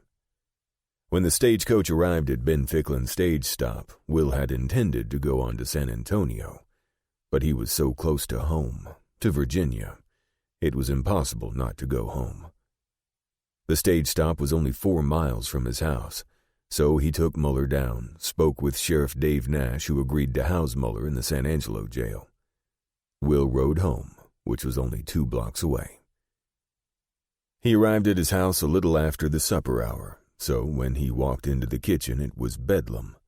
All the children were still awake. Everyone rushed to hug him. Looked like Jacob had grown half a foot, and Annabelle, his sweet angel eyes, he called her, had to be held. And the twins were tugging at his pants, wanting to be held too. He hugged them all. Virginia stood off until things quieted down a little before coming into his arms. Neither said anything for long moments. Finally, she said, "Husband, I miss you more every time you go." "I know. It's the same with me. We've got to make some changes," Will said. Virginia pulled her head back and asked, "Changes? What changes?" "I'll tell you in a while. But first I have to say I have a prisoner in the jail who has to be taken to San Antonio, so I can only stay tonight and tomorrow before leaving again," he said. "Oh no, so soon?" "I'm sorry. I intended to go straight through, but when I was so close, I just couldn't wait to see you," he said. "I think I'm addicted to you," he said before kissing her. "You better be," she said with a smile that lit her face. That night in bed, Virginia asked, "What changes?" "I fulfilled my purpose in coming to San Angelo," Will said. "What was that?" Virginia asked with an impish smile. "To find you and your children," Will said. Virginia put her arms around him and kissed him fervently. "I knew the first time I saw you that I'd be your wife, and you've never disappointed me," she said. "I know. I knew it too," he said. "And you've never disappointed me, not for a minute." They hugged and lay still against each other for several minutes before Virginia asked, "But what changes are you thinking of making?" Her curiosity was aroused as anyone's would be. Will smiled at her and said, "Well, since I have fulfilled my purpose in coming here, I've decided I'd like us to live somewhere else." He had her undivided attention now. "But where? We've built everything here. What about the ranch, this house? What about all those who depend on us? Well, depend on you." "I was thinking how important family is. And my family is all gone except for Robert down in Alabama, who thinks I'm a traitor to the Southern cause," Will said as he laughed at the thought. "The children only have one set of grandparents, and I'd like the children to live closer to them and their cousins so that they learn to appreciate how important family is," Will said. "Go on," she said. "I like the way this is going," she said, smiling. "Well, I was thinking that you and we're still quite young, and maybe we could look for some land fairly close to your parents' place. That way you'd always have their support, and the children could get to know their grandparents, aunts, uncles, and cousins." "You're not doing this just for me, are you?" she asked. "Of course. I want you to be eternally grateful and give me all the sex I want," he said. She punched him in the arm and said, "I already do that. You can't keep up with me, old man." "Oh, that's a low blow," he said. They kissed for long moments, then Will said, "The truth is, if we lived there, we could race the stallions anywhere we wanted because we'd have access to rail service. We don't have that here, and there's no telling when it'll come." "Would be nice. But I don't want to get my hopes up if this is just wishful dreaming. If we're going to do it, then I'll start thinking about it," she said. "My thought was that maybe, directly after I got back from San Antonio, we could all take a vacation and visit your mama and papa. While we're there, we'll look for land. If there's any available, we'll buy and build a new home," Will said. "That soon, huh?" she asked. "Unless you don't want to do it." "What was that you said you wanted if I'm eternally grateful?" she asked. "That would be lots of my wife's lovin'," he said. With a winsome smile, she said, "Okay, Marshal Fain. I'll give you all of me you can handle tonight." 33. Will spent the next day with his children. They all wanted to have his attention just to have some personal time to show drawings, read books, and wrestle on the floor. The children skipped school, and he took them out to dinner at Sadie's cafe, then took them to supper as well. Sadie had married Ben Russell, Will's lawyer, 4 years ago now. She still ran her cafe, which she'd started with Will and Virginia's help after her husband was killed. Now she also had a little girl that was 2 years old, and she was expecting her second child soon. At noon, they'd had a chance to greet Sadie and give her hugs, but she no longer worked in the cafe in the evenings. Even so, the meal was excellent, though the children didn't seem to care. They just thought it was a celebration to eat in a restaurant and have Pa home at the same time. After the noon meal, Will took them all to Vec's store and bought them peppermint sticks. All except for Jacob, who got his favorite, sarsaparilla. Will had to laugh. Ever since Jacob was a little boy, he always chose a sarsaparilla over any other sweet treat. The following morning, Will picked up Muller at the San Angelo jail and rode down to the Ben Ficklin stage stop. There were 3 other passengers, 2 ranchers and a clothing salesman, who was showing his ready-made suits at towns throughout the state. Will put Muller on the stage and attached his manacles to a metal handle underneath the window, took his seat, and the stage left Ben Ficklin. This part of the trip was a little more dangerous. These stages were robbed quite often. In fact, passengers sometimes expressed disappointment if their coach wasn't robbed. Gave pilgrims something to talk about for years at the cost of a few dollars in cash or jewels. Rarely was anyone injured in the holdups. Will sat back and wanted to get the ride over with. He was tired of traveling, tired of being jostled, tired of the bump and grind and bad food. And if the stage was robbed, Will knew he'd have to do something to stop it because he couldn't take the chance that the robbers might want to free Muller. So he had the Webley Bulldog in a shoulder holster, was wearing his gun belt with his Colt 44, and had one of his many Winchester 76s. There was some idle chit-chat at first, but the inside of the coach soon settled down to quiet resolve and endurance. Neither of the ranchers, thank goodness, seemed to want to talk with Will. Muller seemed listless and spent most of his time staring at the passing landscape. They stopped at noon for food and for the stage to change horses. Will took Muller to the outhouse and gave him a chance to relieve himself. Then they ate the stew offered in the stage station, which was surprisingly good. Will and Muller each had a beer, and it was so good Will knew it was made by German immigrants. Nobody else could make beer so good. At noon the second day, the coach reached Fredericksburg and stopped at the Nimitz Hotel, where everyone was given an hour to eat, relieve themselves, and rest.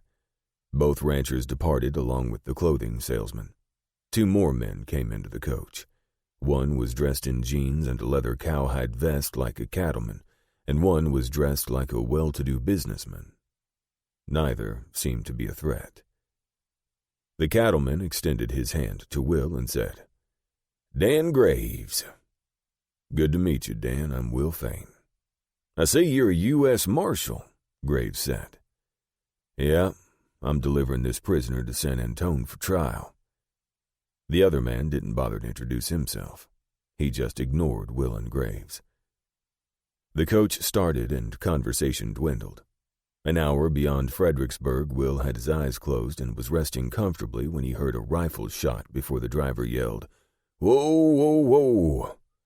Will sat up and looked out the window. He could see nothing, so he stuck his head out the window and saw large branches from a tree covering the road. When Will leaned back into the coach, the well-to-do businessman had a Colt in his hand and said, "Just sit still, and you'll all live to see tomorrow. Hand me your weapons." Will watched as the cattleman handed him his Colt. The man threw it out the window. When the man turned to him, Will handed over his Colt, which promptly landed on the ground outside. "Give me the one in your shoulder holster, too," the man said to Will. He pulled it out and handed it to the man, who promptly shoved it out the window. When he thought he'd eliminated all the weapons in the coach, the man leaned out of the window while keeping his Colt pointed at the other passengers. Will was watching the man's eyes. No way anyone could look inside and outside the coach at the same time. When his eyes turned toward the outside, Will grabbed the man's hand and shoved the Colt straight up, and the man squeezed the trigger, firing through the roof of the coach. Will held on to the gun with his left hand and pummeled the man with his right, hitting him in the face again and again until he released the Colt. Will sat back in his seat and held the Colt on the man, who had a broken nose and maybe other broken bones in his face. He was bleeding all down his chest. "What's this all about?" Will asked. "We was going to rob the coach. It has a strong box." "How many others are there?" Will asked. Everyone could hear the horses galloping up. Without sticking his head out, Will could see 3 men. Will said to the cattleman, "Watch him." He opened the door and jumped out. His first shot slammed into one of the men, knocking him off his horse. He fanned his second shot and hit another robber. He pivoted to the man on the other side of the coach and ducked as a bullet from the third man took a large splinter off the corner of the coach. Will dived underneath the coach to see if he could get an angle on the man on the opposite side, but he heard the robber's horse as it galloped away. Will called out from under the coach and walked around to the driver. He thumbed in 2 cartridges to replace the ones fired. The guard was down in the footwell. The driver was holding his shoulder. Will climbed up on the coach. "How bad is it?" Will asked the driver. "Got me in the shoulder. But I think they killed Frank with that first rifle shot," he said. Will leaned over and felt for a pulse in the neck. "Yeah, the guard's gone. I'm sorry about it," he said. He looked down and saw the strong box on the floor. "Would have been nice if somebody had told me you had a strong box. I would have been more alert." He jumped down, pulled his Colt, looked in the coach, looked at the man with the beaten face, and said, "Come on out of there." When the outlaw climbed down, Will said, "Turn around and get up against the coach. Put your hands behind your back." The man did as instructed. Will put manacles on him and turned him around. "What's your name?" Will asked. "Ike Compton," he said. "Well, Ike, you're gonna hang. The guard is dead." Compton hung his head and started to tremble, all the time shaking his head. Dan Graves got out of the coach, and Will turned to him. Okay, Dan, we're gonna be here a while. The guard can't drive. He's shot in the shoulder. Will went around to the other side of the coach and picked up his weapons. He cleaned them as best he could and blew the sand from them. Will also picked up Graves's Colt and handed it to him. He put Compton's Colt behind his belt and replaced his own Colt and the Webley. Will stepped up onto the coach and helped the driver down and seated him on the ground next to the front wheel. "Let me look at the wound," Will said. "It got you in the fleshy part underneath the arm and went right through, not too bad. How far is the next stage station?" "About 4 miles, the driver said. "If I patch you up and help, do you think you could drive us on in?" Will asked. The driver gave a big sigh and said, "I'll give her a try." "By the way, did you get a look at the one who got away?" Will asked. "No, he had a bandana covering the bottom of his face," the driver said. Will spent the next 20 minutes patching the driver's wound, then helped him back to the top of the coach. "I'll ride up here with you." "Wait just a minute," Will said. He went down and checked to make sure Muller was secure, hooked Compton to the other side of the coach, and told Graves to keep his pistol on them all the time. With that done, Will climbed up into the guard's seat, put his feet over the body in the footwell, and said, "Let's go if you're up to it."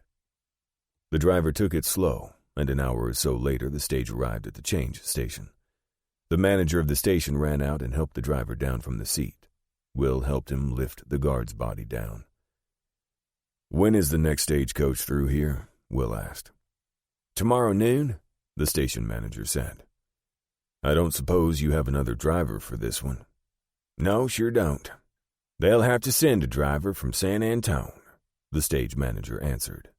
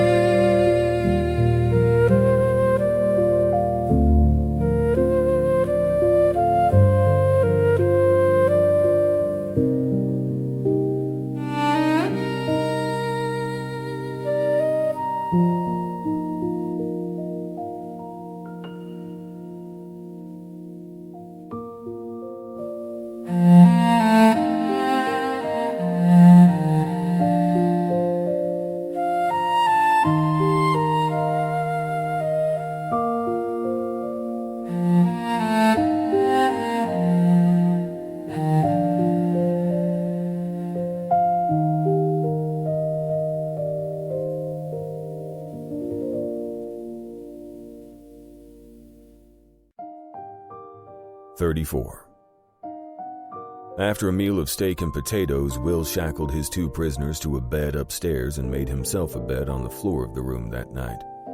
He slept fitfully and awoke several times during the night, sometimes hearing his prisoners' manacles rattle against the steel bed rails they were locked onto as they turned over. After midnight, he awoke to squeaks, like someone was coming up the stairs. He'd noticed the squeaks when he had come up the stairs. He wondered why and who. Quietly, he slipped out of his blankets, rolled a pillow in his bedding, and stood in the corner of the room with his Colt. He heard a tiny scratch as the door unlatched. The door opened fully toward Will. Then a pistol extended past the door and 2 shots were fired into Will's bedding. Will thought about firing through the door and killing the intruder, but instead remained still. His 2 prisoners sat up in bed. He heard Muller yell, "What the hell?" The man at the door stepped in and said, "Ike, let's get you unshackled, get that strong box, and get out of here." Will had moved out of the corner like a ghost and touched the man's head with the barrel of his Colt. He said, "Drop it, or you're dead." It was a tense moment, but the man dropped the pistol. "On the floor, put your hands behind your back."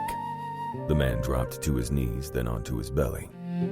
Will heard Graves out in the hallway ask, "Marshal, what's happening? Are you okay?" "Yeah, Graves, come on in," Will said. Graves stepped in with his Colt in his hand. "Keep your eye on the one on the floor while I light the lamp." When the lamp was lit, Will said, "All right, let's find out who this is." He grasped the arm of the man on the floor and said, "Get up." The man arose. Will turned his face to the light and recognized the manager of the stagecoach station. "So you were the 3rd man, the one who got away?" Will asked. When the man said nothing, Will said, "I need some rawhide or rope. I don't have any more manacles." Graves said, "No matter, I got some in my room." He left and returned a few seconds later with strips of rawhide. "I keep these in my bag to use as needed." Will thanked him and tied the station manager's hands behind his back. When he finished, he asked, "What's your name?" When he received no answer, he said, "Doesn't matter, I guess. With the evidence I have, they can hang you and stick you in the ground with no name." "Name's Walter," the man said. "Walter what?" Will asked. "Walter Compton." "You Ike's brother?" "No, cousin," the man said. "Our fathers are brothers." Will just shook his head. What a shame, he thought. What a tragedy for the fathers. 2 cousins, and they'll both hang. Not only that, Will would have to stay and testify at their trials. More time away from those he loved. "This has been one tough night," Graves said, laughing. "An old man like me needs his sleep." "Yeah, me too," Will said with a smile. "If it keeps up like this, I'll have a dozen prisoners by the time I get to San Antone." He didn't want to mention to Graves that if Compton had succeeded in killing Will, he would have also killed Graves. He couldn't leave any witnesses. It had all worked out. Will hoped it always would. The following day another stage came, but it was full. Will thought about riding up top, but with 3 prisoners it didn't make sense. So he settled in to wait. About an hour later, a man rode in on a horse. He tied the horse off at the corral, walked over and said, "I'm Salty Griggs. I've come up from San Antone. What's happened to the stage?" Will explained it all to him, and Griggs said, "Well, I'll unsaddle my horse and put him in the stable. We'll hitch up the coach, and we'll get everybody on and drive her on through to San Antone. The stage line needs this coach in service today." They wrapped the shotgun guard in a canvas and tied him to the top of the stage. Afterward, all passengers went aboard. Will secured his prisoners, and 8 hours later they pulled into San Antone. Will hired a carriage to take him to the jail.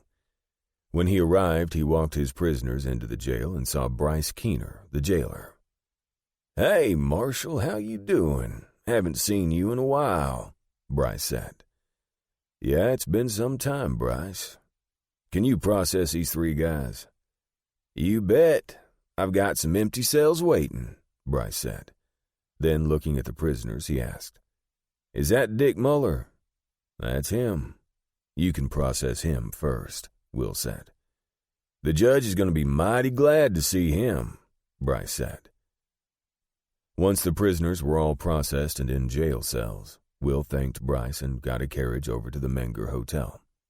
He wanted to see the judge, but it was too late, and Will knew he wouldn't be in his office at this hour. Will got a room in the hotel right across from the Alamo and took his bags upstairs, then got himself a bath, a shave, and dressed for supper. He went down into the hotel restaurant and the waiter seated him. He was looking at the menu when a man came over to the table and asked, "Marshal Fain?" "Yes, that's me. What can I do for you?" "My name's Ross Carter, and I'm a deputy U.S. Marshal for J.P. Theder. I recognized you and just wanted to say hello." Will stood and shook Carter's hand and said, "I'm sorry, Ross, I didn't recognize you. I've been on the stage for 3 days, so I'm pretty tired. I'm just gonna get a bite to eat here, and I'll be heading to bed." "Well, I won't keep you, but just wanted to touch bases. Are you going to be over at the courts building tomorrow?" "Yeah, I'll be there. I've got to see Judge Duval. I'll probably see him around 9 tomorrow. Did you have something you wanted to talk about?" "If you don't mind, I'd like to meet with you," Carter said. "Okay. When I'm done with the judge, I'll look you up." The following morning, Will approached the judge's clerk, who greeted him. "Hello, Marshal. The judge has been expecting you for some time. He's in there. Go right in." Will walked up to the door to the judge's chambers and knocked. "Come in," Judge Duval said. Will opened the door and walked in. Well. Give me some good news, Marshal." Will laughed. "Muller's in your jail downstairs." The judge rubbed his hands together and said, "That's what I wanted to hear. Took you long enough to get here." "Yeah, we convicted 18 people out in El Paso. I appreciate your sending the prosecutor and Judge Bickford. It really expedited things. Then it's a 7-day trip by stage from El Paso, and I stopped overnight to see my wife and children. But Muller's here now, and you and the prosecutor can schedule the trial any time," Will said. Good. We'll get right on with it. I guess it was a rough trip," Duval said. "Oh, my 2 deputies helped a lot. It was a long time to be away, but we endured it and got the result we wanted," Will said. "I got 2 other prisoners down there that are also charged with murder. I'll have to brief the prosecutor. These men held up the stage I was on, killed the shotgun guard, and wounded the driver. I killed 2 of them, but the other 2 are in jail. I guess I'll have to stay here to testify, so I'd like to get that trial scheduled as soon as possible." "We'll work that out for you, Will," Duval said. "You look tired." "Yeah, this manhunt took us over a month, so I'm planning a family vacation as soon as I get home," Will said. "Do it, and have a good time," Judge Duval said. "I'll need some more open warrants, so I'll speak to your clerk," Will said. "Fine, I'll sign them." Will left the judge's office to find Ross Carter, who was hanging around outside J.P. Thether's office on the 2nd floor. Will greeted Carter and shook his hand. "You know this place better than me. Any place we can go to talk?" "Yeah, there is an empty witness room over here," Carter said, pointing. Will sat down and said, "It's your meeting, Ross. Tell me what's on your mind." "I've been working as a deputy U.S. Marshal now for 2 years, and I'm not getting anywhere, barely making ends meet. I wondered if you'd thought about bringing on any deputies." "Matter of fact, I have thought about it. I'm going to cut back myself, and I'm going to need 2 good men to work with the 2 deputies I have. I don't like to send out a deputy by himself. All in all, it's just better to have someone to watch your back." "I'd like to be one of your deputies, Marshal," Carter said. "I'll see if we can work it out. I don't want to incur your boss's ire and have him go to the judge and complain, so I'll have to talk with him. But not until the time is right. It'll probably be a couple of months because I've got other things on the agenda. I'm thinking of moving my base of operations to New Braunfels, my home, my family, my ranch, my horses, everything. It's only 30 miles from here. Well, keep me in mind when you're ready to go, Carter said. I sure will, Ross. Thanks for this meeting, I appreciate it, Will said. Will had a lot of other things on his mind. Hiring 2 new deputies was not at the top of his list right now. Will then found the prosecutor and briefed him fully on the stagecoach robbery, then gave him a list of witnesses and asked that the trial be expedited. 35.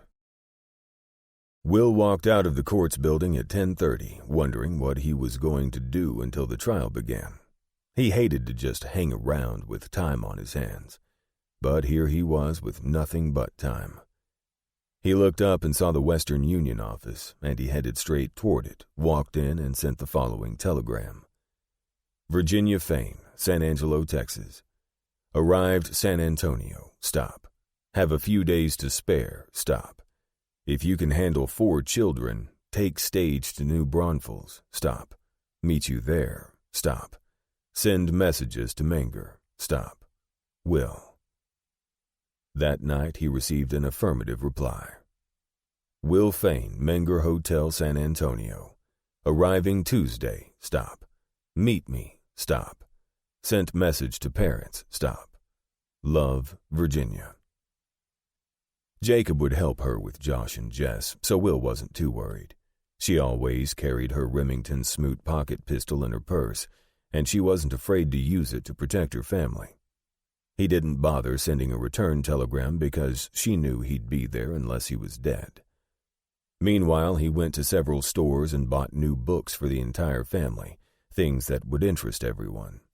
He bought some new toys for the twins, a new and very beautiful doll for Angel Eyes, and a beautiful little dress he saw in one of the stores, and some inexpensive jewelry. Since he and Virginia had come several times to a ladies' dress shop in San Antonio, and they knew her sizes, he bought her 2 new dresses, bottles of perfume, and a gold bracelet. For Jacob, he bought a beautifully crafted leather billfold with his name embossed on it. He arrived in New Braunfels in time to meet the coach, and when everyone stepped off, it was a sweet reunion. A short time later, Virginia's father came with the carriage and took them all to the family home.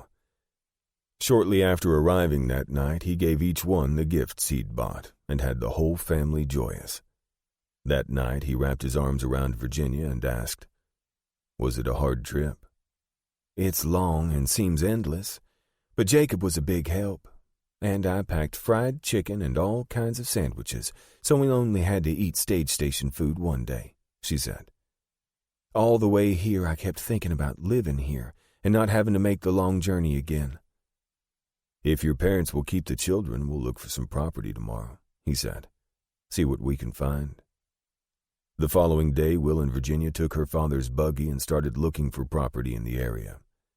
Virginia's ma and pa were ecstatic to think they might get to see the grandchildren more often. They drove into New Braunfels and spoke to a lawyer named Heinrich Scholz. "Well, there are always properties for sale. How much land did you want?" he asked. "As much as I can get," Will said with a smile. "There's a farm for sale east of here. Has 1,200 acres and a nice house. You could live there, and if you want, you could build your own house later," he said. "The property next to it only has 943 acres, but it's for sale also. There's no house on that property." "How long has the larger one been for sale?" Will asked. "Almost a year," Scholz said. "How much?" Will asked. "Well, you see, that's the problem. He's an old German. He needs the money, but he won't lower the price. He's asking $3,500, Scholz said. "You see, Mr. Fain, property values fell during and after the war. Then they rose. Now they've fallen again. You don't want to overpay." "Who owns the property?" Virginia asked. "Dietrich Mannheim," Scholz said. "I know it well." It's not far from Father's farm, she said. A lot of it's just rolling hills, I think. Has he had any offers on it? Will asked. Yes, he had an offer of $2,800 last month, but he turned it down, Scholl said. You see, like your wife says, much of the property is rolling hills, not really suitable for farming. Is the house empty? Will asked. There's no one living there.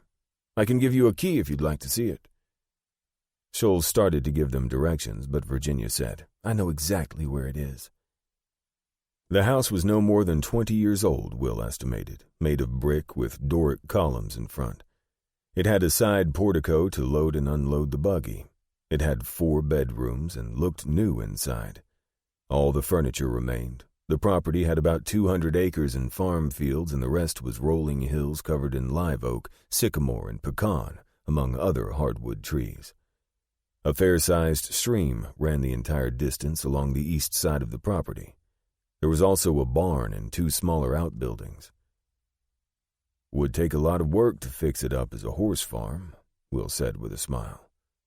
Any place would, unless you buy a horse farm, Virginia said, returning his smile. I like this place. It's got enough cleared land for the track and all the paddocks. Then it has roughly 1,000 acres for a few cattle, riding, roaming, doing whatever we want. Besides that, it's got about 40 acres planted in alfalfa, which is perfect hay for the horses. It'll produce way more hay than we need for the horses and any cattle we might have, Will said. What do you think? I love it, Virginia said. I could live here and be oh so happy.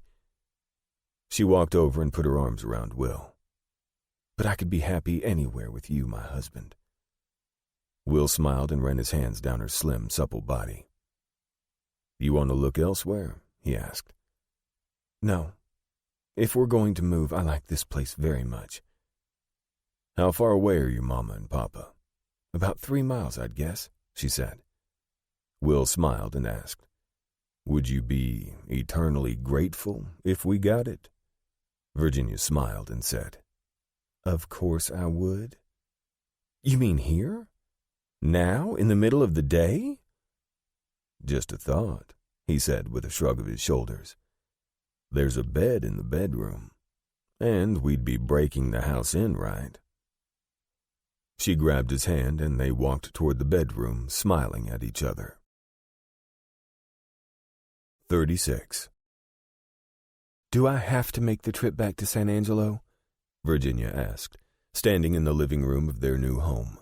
It was obvious she wasn't anxious to make the 3-day journey again. No, I'll go back and get all your clothes, kitchenware, and so forth. I think it would be okay if you and the children just moved in. You can go ahead and enroll them in school, Will said. Buy whatever you need for the house. I'll buy a carriage and a couple of gentle horses to leave here so you can get around. Jacob can harness the horses for you. He's quite capable. When I'm here, I'll do it. This has come about so fast that I can hardly believe it, Virginia said, happiness showing in her face. When you decide to make changes, it's like a stampede. Is that a criticism of your dear husband? Will asked. She walked up to him with a smile, kissed him deeply, and said, Not in the least. You and I are always on the same page. Good to know, because Scholl's told me this morning we're the proud owners not only of this property, but of the 943 acres next door. Well, that certainly gives us enough, Virginia said. I was thinking Isom or Dell might want to move in next door, Will said. That's a great idea. But who'd take care of the ranch? Alpha and his brother-in-law are up there. We'll move most of the horses down here. Dell and I can go up there in the summer and take care of branding and cutting the cattle, he said. Or I might sell the whole herd. I don't want to be a cattleman. Alpha Tiwi was a black Seminole who'd been a scout for the army, but he'd grown too old and had no job. He'd shown up one day at the ranch on the North Concho and asked Isom if he could live in Virginia's old shack. Isom asked Will, who let him do so, and Alpha showed up for work the next day and every day afterward and proved his worth.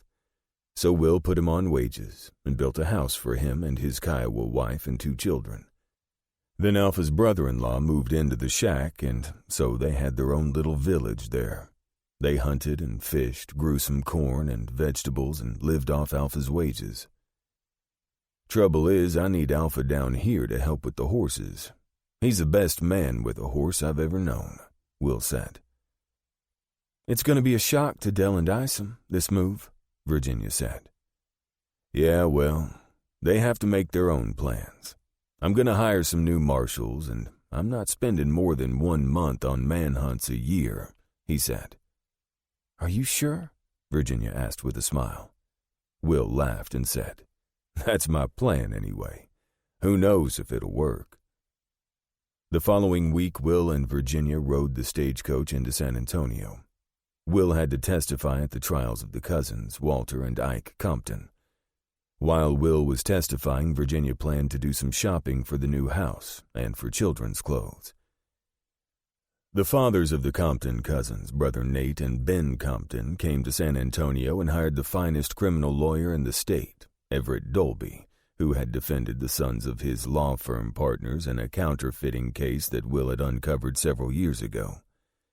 Will thought Dolby was top-notch, but the evidence would be hard to overcome. The prosecutor, Delbert Simpson, called Joe Higgins, the stagecoach driver who came to court with his arm in a sling. He testified to the facts of the robbery and told how the shotgun guard, Frank Clemens, had been killed with the first rifle shot. Higgins was followed by Dan Graves, who verified and solidified Higgins' testimony. Will was the concluding witness, recounting all that occurred during the robbery and in the stagecoach station when Walter Compton had fired into his sleeping blankets in order to kill him. Has it been determined how they knew there was a strong box on the stagecoach that particular day, Marshal? Simpson asked. It was a regular shipment, Will said. Once a month, the bank in Fredericksburg transferred money to the National Bank of San Antonio to reduce excess cash on hand. Walter Compton, the stagecoach station manager, found out the schedule and arranged the robbery. All right, let's go back to what happened in your room at the stage station. What happened after Walter Compton fired into your blankets? Simpson asked. He said something to the effect, Okay, Ike, let's get you unshackled, get that strong box, and get out of here. Is that an exact quote? Simpson asked. Maybe not, but it's my best recollection, Will said. And you identify this defendant, Simpson asked, pointing to Walter Compton, as the one who fired into your bedding on the floor of the stage station attempting to kill you, Simpson asked. He is the man who fired into my blankets, Will said. After Simpson tendered the witness, Dolby jumped to his feet to ask, Isn't it true that nobody else was in the room to verify what was said? No, there was Ike Compton, Walter Compton, and Dick Muller, Will said. Since they're not here or required to testify, we have only your word that that's what was said, Dolby said. That's correct, Will said. How do we know you're trustworthy, Marshal? Dolby asked. Will chuckled and said, Always have been. I have no reason whatsoever to lie. Every avenue Dolby pursued was ineffective. He tried his best, but could make no headway. The jury was out 20 minutes and came back with a guilty verdict. The Compton cousins arose with Dolby to receive the judge's sentence. Ike Compton wept openly throughout the sentencing. Judge Duval said, The law is very clear that if someone is murdered in the commission of a crime, all involved in the crime are guilty of murder, whether or not they actually committed the murder. You've both been found guilty of the murder of the guard on the stagecoach, Frank Clemens, who was a good man just doing his job. It is the judgment of this court that you be hanged by the neck until dead. The execution will take place 3 days hence at dawn. May God have mercy on your souls. The judge rapped his gavel, and the case was over. Dolby appealed on behalf of his clients, but the evidence was clear and convincing, and the appellate court could find nothing wrong procedurally with the trial. The hanging was delayed a few weeks, but eventually was carried out, much to the chagrin of the men's fathers. In the case of Dick Muller, he was found guilty of the murder of J.P. Thetter's 2 deputy United States Marshals and sentenced to be hanged. Will did not attend any of the hangings. He'd brought the men to justice, and that was enough for him. Nobody would ever know or appreciate what effort it had taken the U.S. Marshals to bring Muller to trial in San Antonio. 37.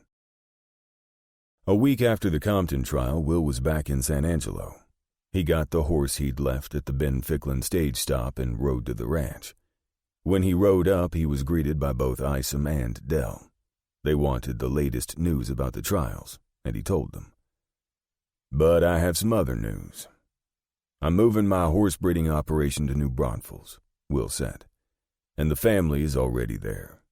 And we've bought some property, including a house." "The way you tellin' this, it don't seem like a joke," Isom said. "It's not.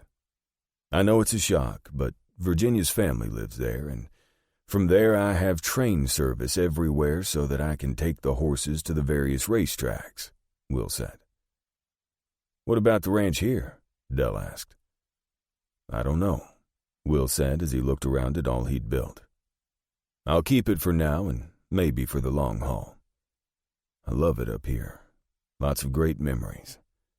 But I felt the need for a change, simple as that." Isom turned to Dell and said, "Then we got some decisions to make, Dell." "Yeah, I guess so." "I don't know if you two are interested or not," Will said, "but I bought 943 acres next to my property hoping you'd both come down. I'll sell it to you for what I paid for it if you want to move and have your own little place, say 300 acres or something like that. I'd love to have you both living close. I'm going to continue to be a U.S. Marshal, and you're the 2 best deputies any man could ever have. But I understand it's your decision, and you both have to talk it over with your wives, and maybe each other." "Well, got some things to think about, that's for sure," Dell said. "Yeah, Alberta gonna be surprised," Isom said. Alpha came out to take Will's horse, and he had a smile as usual. "Glad you home. All horses doing good. James learns much. Good boy." Will smiled back and told Alpha it was good to see him. And it really was. Alpha always had a good attitude and a smile for everybody. Will spent a good part of the day packing up things in the house. He wrapped the children's clothes in butcher paper and tied them in bundles before putting them in gunny sacks. That evening, he rode into town and arranged to have all the goods moved by wagon from San Angelo to New Braunfels. At the house in town the following morning, he collected all the things he and Virginia had discussed that they wanted to move. Will then asked Ben Russell, his lawyer, if he could try to sell the house. He was, like the others, surprised that Will was moving, but after hearing the reasons, he said he understood. "If you find a buyer for the ranch on the North Concho, I'd consider selling all or part of it," Will said. "For now, I'll keep the cattle, but I could decide to sell those later if you know anybody that wants them." When he returned to the ranch in the afternoon, Isom and Dell had made their decisions. "We both going to take you up on your offer to buy the land," Isom said with a smile. "And Alpha want to come too." "That's great. But what about Alpha's extended family?" "I think Alpha ready to shed himself of them," Isom said. "His brother-in-law kinda lazy, and Alpha's wife ain't having none of that. She tired of sharing Alpha's wages with all of them other people. I guess his brother-in-law can keep living in the shack." "Well, we need to get down to South Texas and get deeds to your property and get some house builders to work," Will said. "I'll have to find someone to take care of things here on the ranch." Over the next 2 months, Isom and Dell built new houses for their families on their own 300 acres, and Will had a new house built for Alpha, similar to the one on the North Concho. All of Will's goods arrived, and a crew was already building new stables for the horses. Will had had a special room built onto the stables to house all the pistols and rifles he'd collected over the past 6 years. He had more than 200 firearms, and Isom and Dell each had more than 50. Will packed them all in specially made wooden crates before moving to make sure they wouldn't be damaged. The new room had a thick door and was always padlocked, and only he and Isom had the keys. The Gatling gun was disassembled and packed away in wooden boxes and stored in the loft of the barn. Will had no idea if he'd have a use for it in the future, but for now, he was keeping it just in case. When everything was ready, Del, Isom, and Alpha brought down their families. A few days after the families had all settled in, Elena had a baby boy, and Del was one proud papa. Alberta delivered the baby with help from Virginia. After the houses were finished and families moved, Will, Isom, his son James, Del, and Alpha traveled back to San Angelo to get the horses. While he was there, Will found a young married man he knew named Zeke Daniels, who'd grown up on a ranch and had first-hand knowledge about cattle. He agreed to move into the house Isom had vacated and take care of things, including the herd of 300 cattle. The next day, the 5 men started the herd of 18 thoroughbreds and 22 of his best quarter horses and 4 mules toward New Braunfels. Will had left only 4 quarter horses on the North Concho. The rest he had sold. It took 5 days of sweat and toil, but when the horses arrived, Will housed them in his new stables. The next day, he put them in the 3 fenced pastures. Shortly after, he started exercising them on the new mile and a quarter racetrack. It was beautiful to see one of those thoroughbreds flying around that track. Traveler was now 10 years old, but he hadn't lost much speed. Traveler and the other stallions, Filly and Arch, along with the fillies, had given Will some valuable foals. He looked forward in the days ahead to racing his new stallions and maybe some fillies against the best of the best in South Texas. Epilogue.